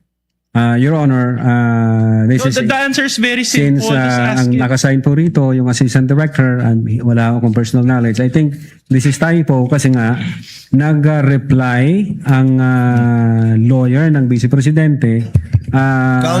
Attorney Lotok, either you have personal knowledge or not, but neither can you say typo. If you don't have personal knowledge, you cannot say typo. Yes, Your Honor. Sorry, Your Honor. So which is it? I believe So you don't have personal I don't knowledge? have personal knowledge, Your Honor. Hindi po ako ang sumulat sa letter na to. Okay. Again, Your Honor, this is an attachment of the affiant's or the witness's own affidavit of investigation. I understand, Your Honor, and he has been very repetitive on this, that there are documents there that he did not sign. But when you attach something to your own affidavit, Your Honor, you're supposed to at least review them. And clearly, he did not review, and he's even the head. He mentioned that he's the supervisor. Objection. Now, my Your next Honor. question is Objection. Laying a value to the testimony of the witness. That's improper. You ask him questions. Don't add value. Kindly Don't add ask value. a question, counsel. You stated a while ago that the reason why you did not pursue VP Sara's investigation in order to help her was because of her non-appearance, correct? We issued 2 subpoenas.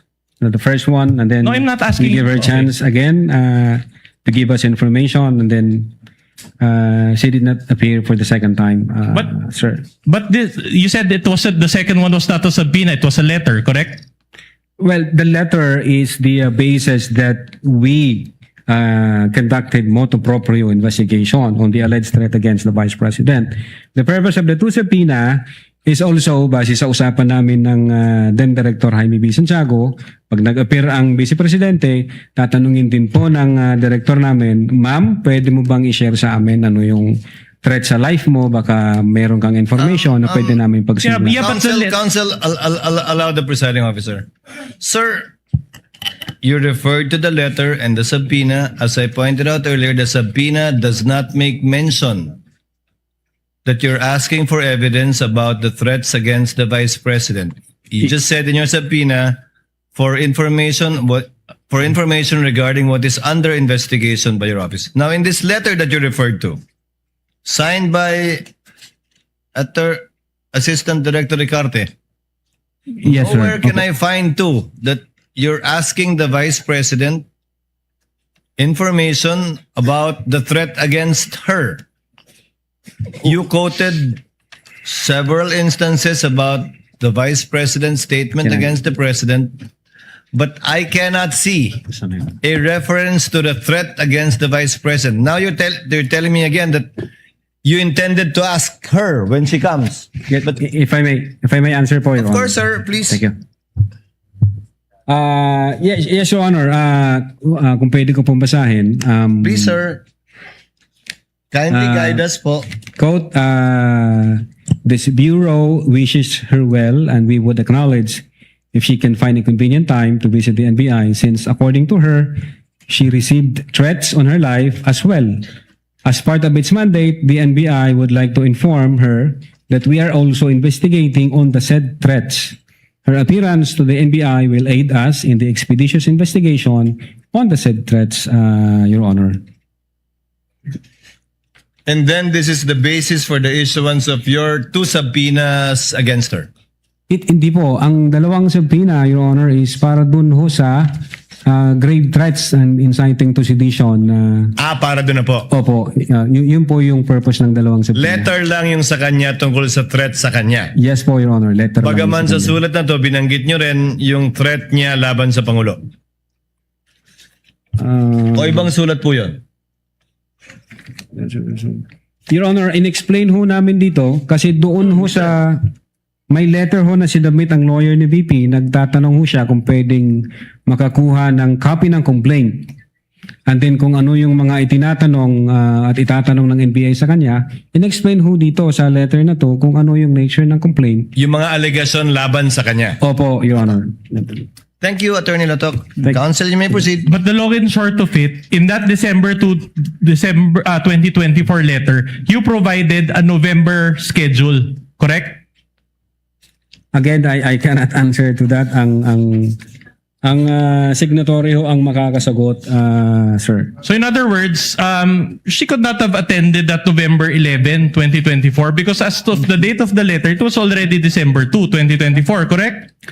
Well, Your Honor, yung second letter na sinubmit ng lawyer niya, ang sabi nila doon, the Vice President is confident that the NBI will conduct an investigation on the alleged threat against her life. Yeah, but despite this error, do you still maintain that the investigation that you conducted was thorough? You used that word a while ago. Investigation on the alleged threat against the Vice Correct. President?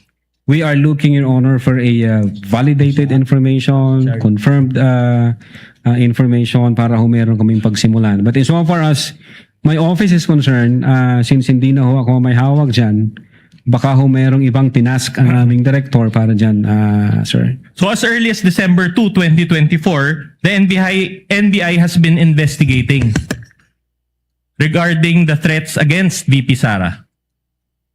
Correct? When we issued the first subpoena and then when we issued the letter dated 02 December 2024, ang intention ho namin noon, i-inform namin siya na nag-iimbestiga din kami, ma'am. Kaya lang, kailangan ho namin ng valid at validated information para ho mapagsimulan namin. Mali lang yung schedule na nabigay doon sa Vice President. Wala akong personal knowledge doon sa scheduling, sir. No, after more than 1.5 years of investigation, has the NBI come up with a recommendation? Ask and answered, Your Honor. Ask and answered. Kanina pa. No. Recommendation on the threats against VP Sara. Withdrawn. This is the investigation pertaining to the threats against the Vice President's life. Okay, thank you, Your Honor. Again, since wala ho kaming validated information, wala ho kaming nakitang confirm doon sa allegation, threats against her life, wala ho kaming mapagsimulan, sir. So no, that's okay. Meron din bang affidavit of investigation para kay VP Sara, gaya ng ginawa ng NBI para kay BBM, FL at former Speaker? Since wala ho pa kaming validated information, wala ho kaming mapagsimulan. So in other words, meron para kay BBM, FL, at there's no question yet, Your Honor. Yes. At former Speaker, pero wala kay VP Sara. Argumentative, Your Honor. Argumentative. That's a factual question, Ask Your and Honor. answered. Ask and answered. Move Okay. on, counsel. If no affidavit of investigation, is there any written report on that investigation? Anong investigation po, Your Honor? Yung against VP Sara. May written report man lang ba? Well, ang makakaalam ho niyan, yung aming intelligence service, sila ho ang may pull up information from different offices. But as far as you know, wala pang written report on this? Well, during that time, so far as the cybercrime investigation is concerned, wala akong nakita na gano'n, sir. Wala pa. Nung time na yon, sir. In other words, since wala pang written report, wala pa ring opportunity si VP Sara to supplement any report that you have prepared. Again, wala akong idea kung mayroon ng written report ang aming intelligence service. Ang alam ko, kung ano lang yung nangyari during nung investigation namin, cybercrime division investigation. All right, I'll move on to a new point. Now, as an investigating body, the NBI is called to be impartial, correct? Yes, sir. Meaning you have to evaluate both sides, not just one side, correct? What do you mean both sides? The offending party side and the offended party side. Yes, sir. All right. In other words, you evaluate the side of the complainant and you also evaluate the side of the respondent, correct? Evaluate the side of the complainant. Yes, sir. So did the NBI do that in its investigation insofar as the case against VP Sara? Precisely, Your Honor, the reason why we issued a letter dated December 2, 2024 All right. is to elicit information from the Vice President herself kung meron po bang validated information Okay. or to ask her kung sakaling nag-appear siya, ma'am, baka meron kang pwedeng pagsimulan namin. But again, kahit representative, wala akong may dumating sa amin na magbibigay sa amin ng informasyon para pagsimulan ng investigasyon. Yeah, but didn't the counsel appear? So she participated through counsel, correct? The counsel, Your Honor, only stated na yung threat is, again, yung 6 months ago na nung conduct ko kami ng open source investigation, wala ho kaming nakitang validated talaga, sir. So wala kami mapagsimulan. Saan kami magsisimula actually? Okay. So, to enlighten this honorable court of what really happened during your investigation, you issued subpoenas, correct? We issued subpoenas, sir, yes. And several people participated, correct? Media personalities. Yes, I will go to that. I'll just answer the question first, yes or no. At least 4 people, correct? We issued subpoena, yes, sir. Reyes of Philippine Daily Inquirer attended with counsel. You confirm this? I think so, sir. Mendoza of Manila Times also attended with counsel. It was reported to I think Magsambol and Reyes. Yun right. yung report sa akin ni Agent Kalilong, sir. How about Rubrico of SMNI? Yeah, yung 6 ho na yan, as far as I know, na issue namin ng subpoena, I think yung iba dyan, hindi ho nag-appear kasi yung isa nasa China, meron siyang parang I'm not asking about those. I'm just asking about the people that participated. Counsel, witness is in the process of answering. Let him finish. Are you done, Attorney Lotok? Yes, Your Honor. All right. And these people were interviewed by NBI agents, correct? By NBI agents, sir. Okay. The NBI agents included Kalilong, correct? Yes, sir. For Magsambol and Reyes, Geran, for Mendoza? Yes, sir. I think. All right. But Asuncion for Rubrico, correct? Yes, Asuncion also. All right. And the Q&A was recorded, correct?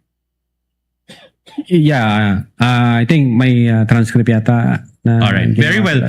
After the interviews, the NBI agents executed affidavits, correct? Yes, sir. Attesting to the interviews conducted. Yes, sir. Let's go through the minutes of the meeting attached to the affidavit of investigation. There were 4 sets of minutes of the meeting, correct? 1 for Reyes, 1 for Mendoza, 1 for Magsambol, and 1 for Rubrico. Do you confirm this? May I check first the document, sir? Your Honor, may we ask, Your Honor, that my co-counsel confronts the witness, not the prosecution's counsel. This is our turn, Your Honor.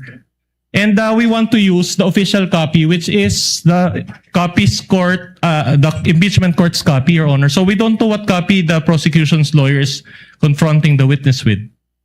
Counsel will please comply.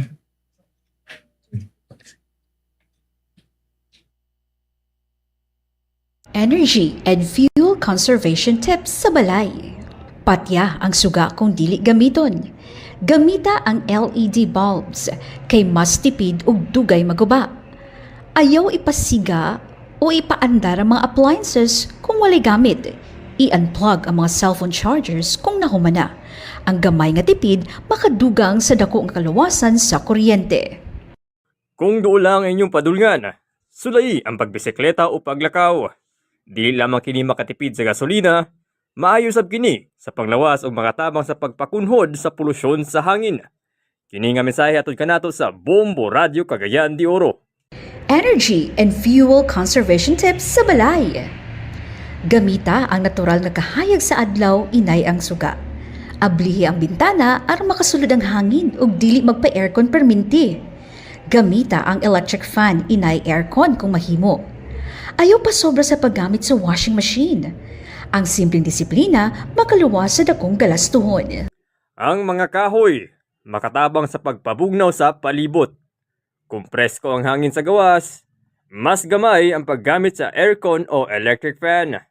Ang pagtanom og kahoy usa ka paagi sa pagpanalipod sa kinaiyahan ug pagtipid sa enerhiya.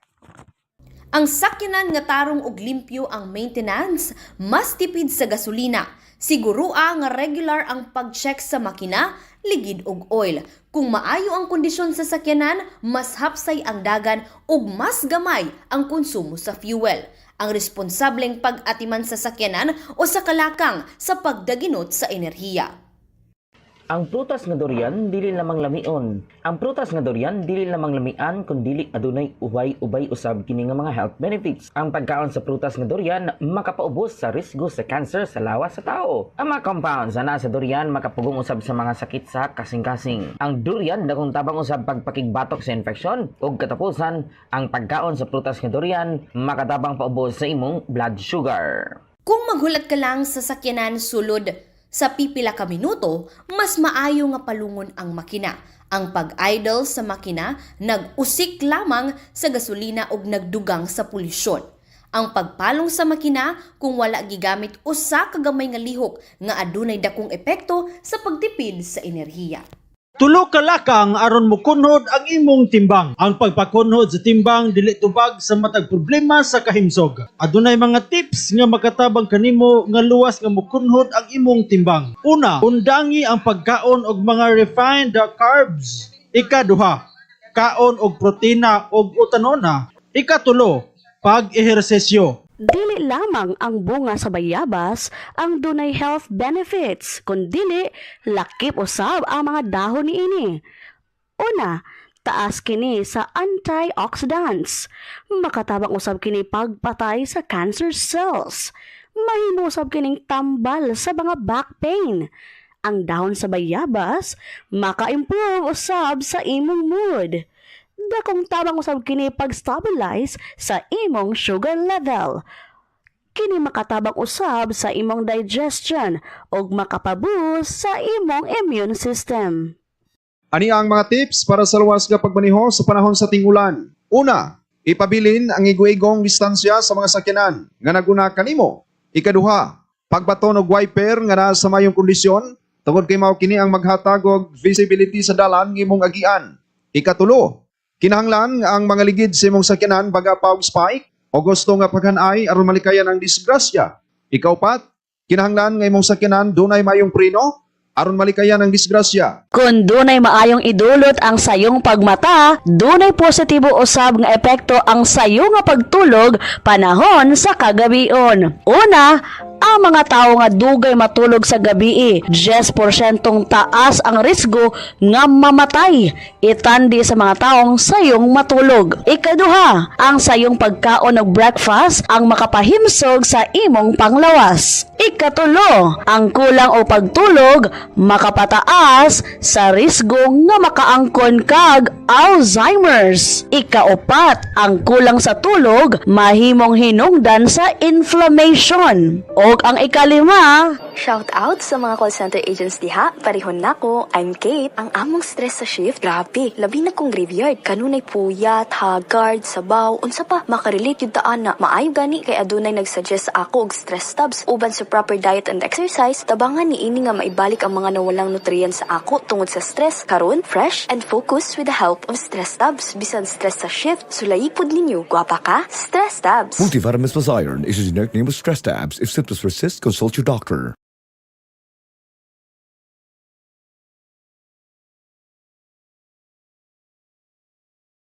Kung padulong sa trabaho o eskwela, huna-hunaa ang pagpa-carpool o pagsakay sa pampublikong transportasyon. Dili lamang kini makadaginot sa gasolina, makatabang usab kini sa pagpakunhod sa trapiko o polusyon sa hangin. Ang usa ka sakyanan nga puno sa pasahero mas epektibo kaysa daghang sakyanan nga usara ang sakay. Magtinabangay ta sa pagdaginot sa enerhiya. Ania ang mga benepisyo sa mga senior citizens base sa Republic Act 9994 o ang Expanded Senior Citizens Act. Ang mga senior citizens ay may 20% ka diskwento o exemption sa mga value-added tax sa goods and services. Susama na lamang sa mga tambal, professional fees, sa mga doktor, ug lain pang mga medical services. May 20% discount usab sa mga pamasahe sa mga pampublikong mga sakyanan. Susama na lamang sa eroplano ug barko, bayad sa mga sinehan na ang funeral ug burial services alang sa namatay nga senior citizen. Energy and fuel conservation tips sa tungaan. Limitaha ang paggamit sa printers o photocopiers. Gamita ang digital copies, inay papel. Ayaw pa sobra sa pagprint kung walay gamit. Ang teknolohiya makatabang sa pagtipid. Ang eskwelahan mahimo pang eco-friendly.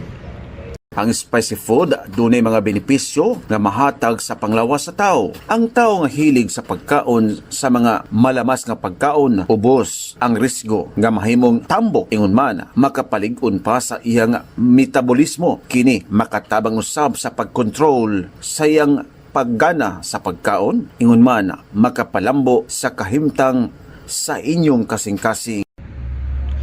Energy and fuel conservation tips sa tungaan. Sa inyong schools, gamita ang solar panels kung aduna o posible. Sa mga tungaan, mahimong modelo kini sa renewable energy. Ibutang ang mga suga nga LED o LED lights sa tanan classrooms. Ang mga estudyante makakaton pa sa energy conservation.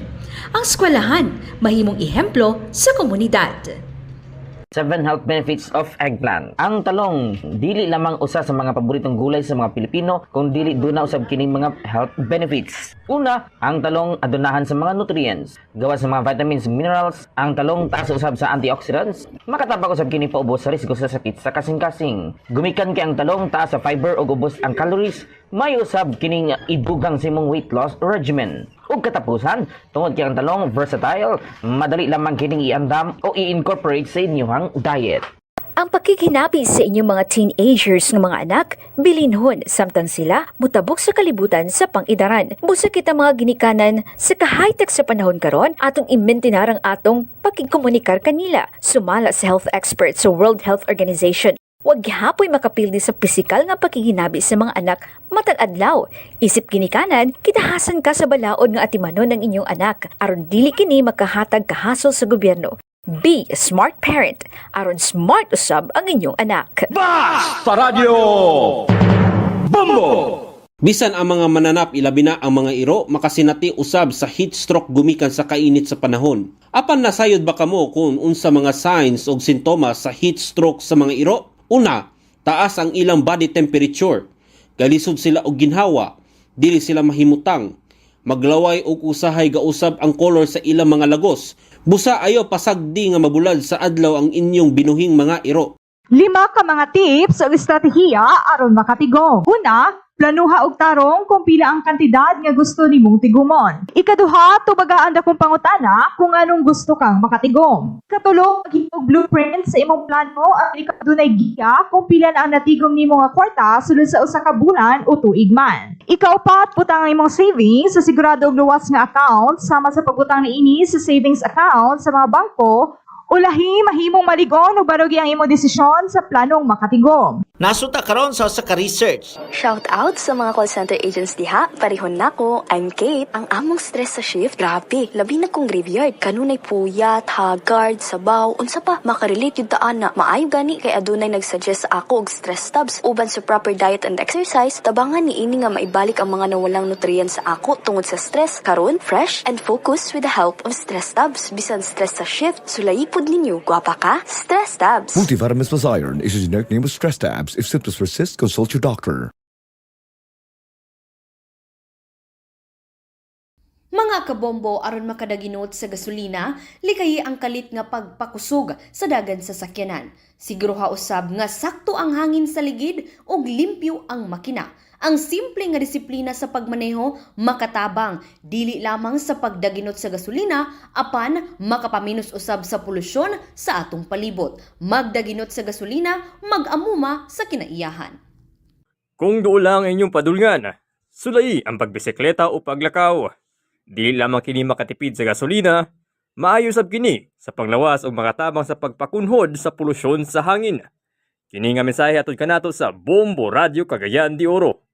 Ang aircon o sa kini sa pinakadako nga konsumo sa kuryente sa balay o opisina. Iset kini sa sakto nga temperatura ug palunga kung dili kinahanglan. Pwede usab gamiton ang electric fan kung dili kaayo init ang panahon. Ang disiplina sa paggamit sa aircon makadugang sa pagdaginot sa enerhiya. Ang pagdaginot sa fuel ug enerhiya dili lamang responsibilidad sa usa ka tawo. Kinahanglan ang kooperasyon sa tibuok komunidad kung ang matag panimalay magtipid sa kuryente o gasolina, dako ang atong matabang sa ekonomiya ug sa pagpanalipod sa kinaiyahan. Maghiusa kita sa maalamong paggamit sa enerhiya.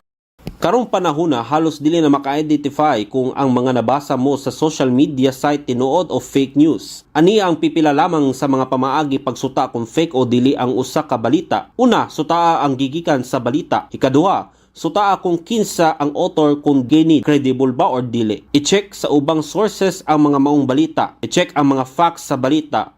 Sutaa ang mga comments niini ug sutaa usab kung kini-joke lamang sa nagpakuyanap. Kung dili kaayo init ang panahon, sulayi paggamit sa natural nga hangin imbis nga aircon. Ablihi ang bintana o gamita ang electric fan. Kini makatabang sa pagtipid sa kuryente ug makapaminos sa gasto sa kuryente matag bulan. Isalina Bridge. Ang Isalina Bridge di lamang pinagkakaraang tulay sa Cagayan De Oro, kundi duna usab kini dakong papel sa kasaysayan sa atong syudad. Ang iyang pangalan gisunod sa pangalan sa kaning gobernador sa Misamis Oriental nga si Governor Pacincio Isalina ug kini ang labing unang tulay nga mitabok sa Cagayan De Oro River. Ang tulay unang gipanday sa tunga-tunga sa tuig 1880 ug 1890 diin ang kawayan may unang gigamit pinaagi sa kamanduan kaniadto ni Major Juan Zanon, usa ka military governor sa Misamis Oriental. Energy and fuel conservation tips sa balay. Patya ang suga kung dili gamiton. Gamita ang LED bulbs kay mas tipid ug dugay maguba. Ayaw ipasiga o ipaandar ang mga appliances kung walay gamit. I-unplug ang mga cellphone chargers kung nahumana. Ang gamay nga tipid makadugang sa dako nga kaluwasan sa kuryente. Ang mga kahoy makatabang sa pagpabugnaw sa palibot.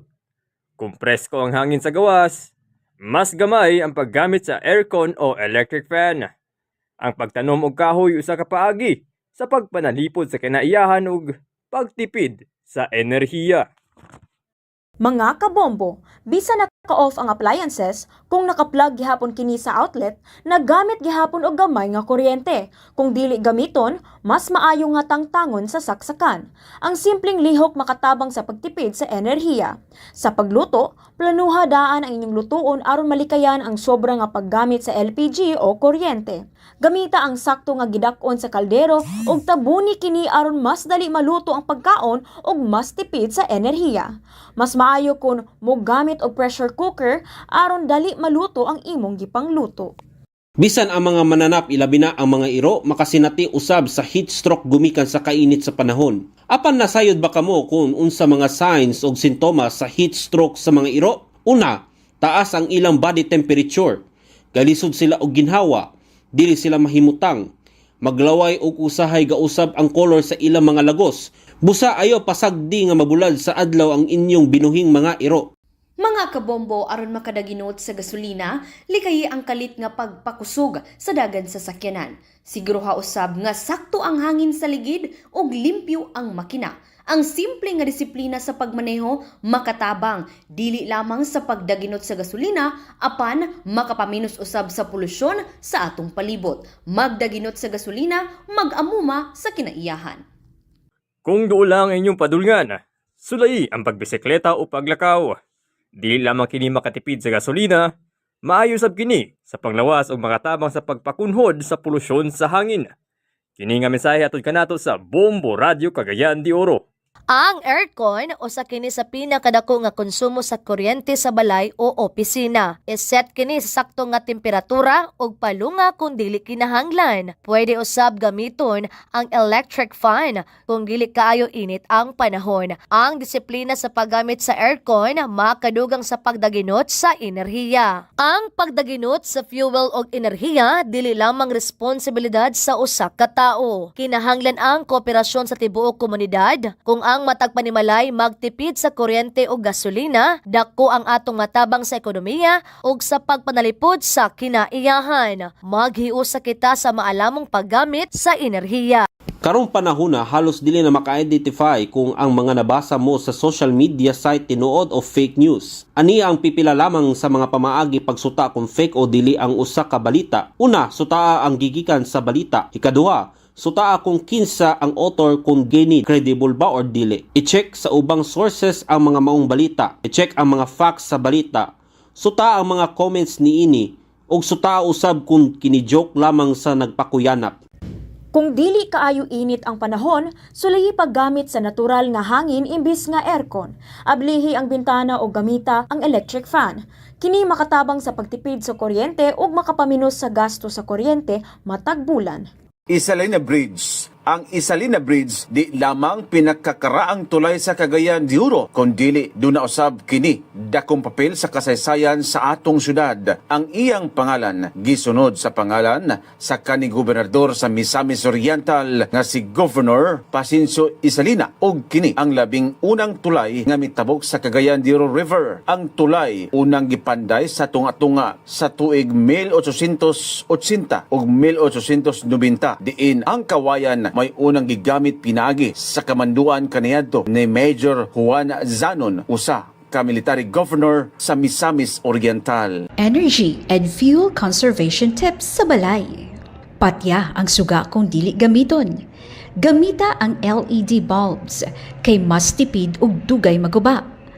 Ayaw ipasiga o ipaandar ang mga appliances kung walay gamit. I-unplug ang mga cellphone chargers kung nahumana.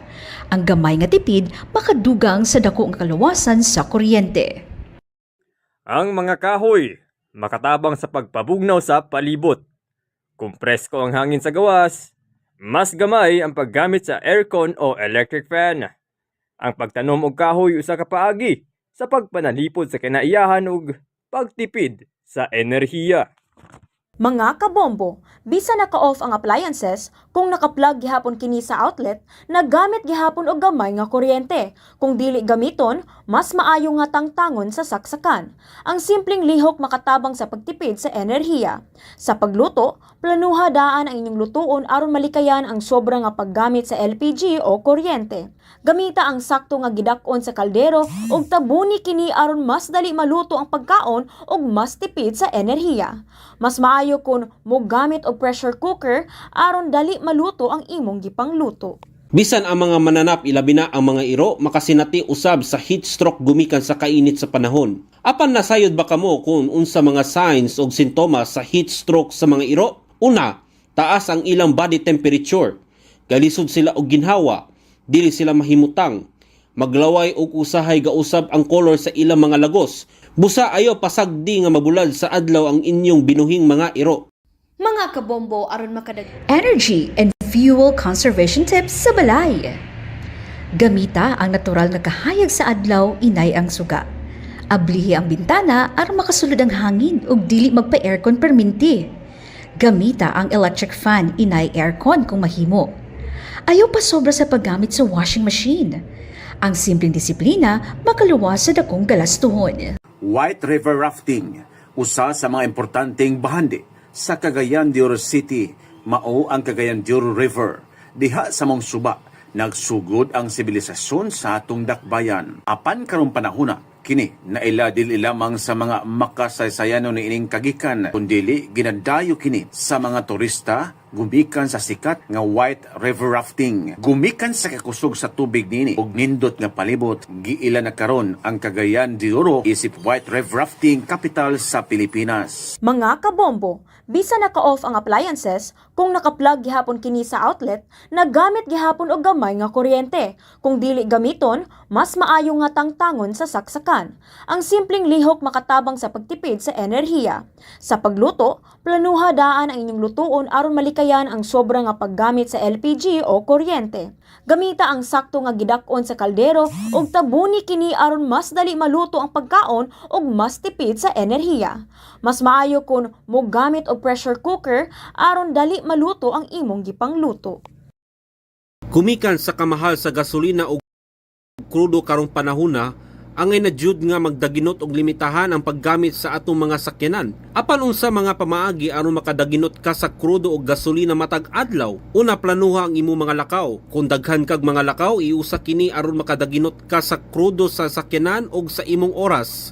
Magmaniho sa normal nga speed limit lamang. Kinahanglan anaa kanunay sa tama ang pressure sa inyong mga ligid og i-maintain og tarong ang makina sa inyong mga sakyanan.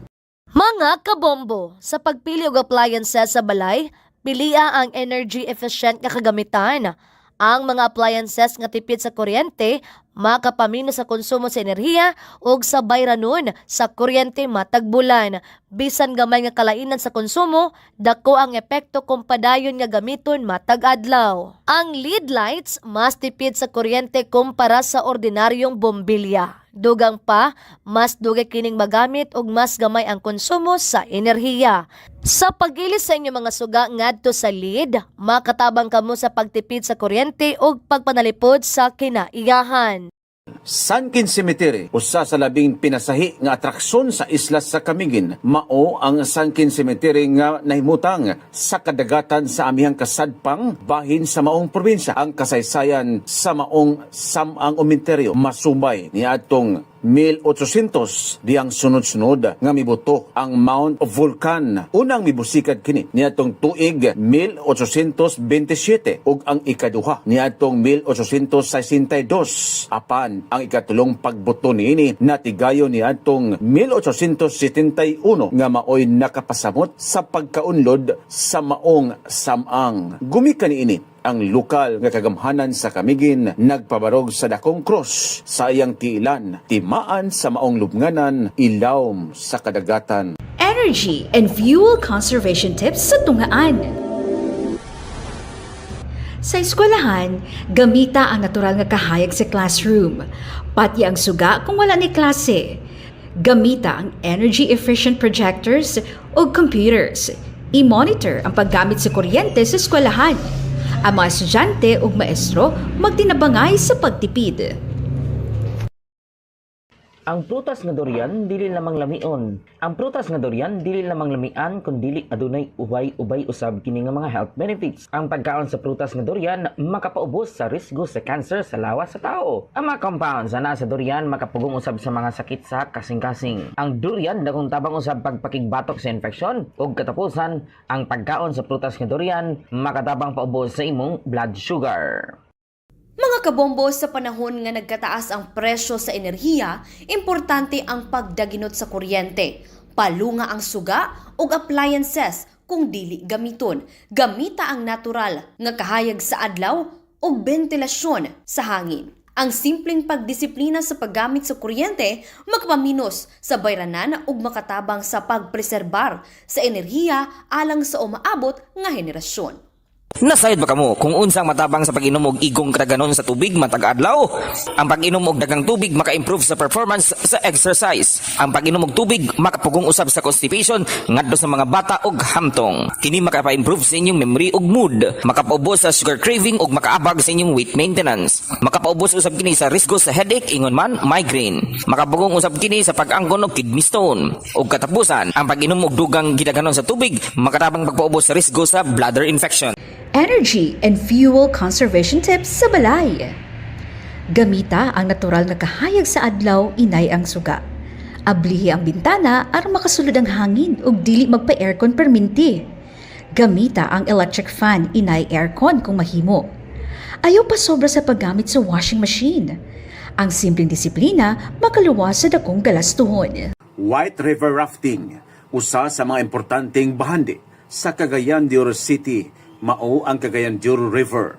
Diha sa mong suba, nagsugod ang sibilisasyon sa atong dakbayan. Apan karong panahona, kini naila dili lamang sa mga makasaysayan ni ining kagikan, kundili ginadayo kini sa mga turista gumikan sa sikat nga White River Rafting. Gumikan sa kakusog sa tubig nini ug nindot nga palibot, giila na karon ang Cagayan De Oro isip White River Rafting capital sa Pilipinas. Mga kabombo, bisa naka-off ang appliances, kung naka-plug gihapon kini sa outlet, nagamit gihapon og gamay nga kuryente. Kung dili gamiton, mas maayo nga tangtangon sa saksakan. Ang simpleng lihok makatabang sa pagtipid sa enerhiya. Sa pagluto, planuha daan ang inyong lutuon aron malikayan ang sobra nga paggamit sa LPG o kuryente. Gamita ang sakto nga gidakon sa kaldero ug tabuni kini aron mas dali maluto ang pagkaon ug mas tipid sa enerhiya. Mas maayo kun mogamit og pressure cooker aron dali maluto ang imong gipangluto. Kumikan sa kamahal sa gasolina ug krudo karong panahona, angay na jud nga magdaginot og limitahan ang paggamit sa atong mga sakyanan. Apan unsa mga pamaagi aron makadaginot ka sa krudo og gasolina matag adlaw? Una, planuha ang imong mga lakaw. Kung daghan kag mga lakaw, iusa kini aron makadaginot ka sa krudo sa sakyanan og sa imong oras. Magmaniho sa normal nga speed limit lamang. Kinahanglan anaa kanunay sa tamang ang pressure sa inyong mga ligid og i-maintain og tarong ang makina sa inyong mga sakyanan. Mga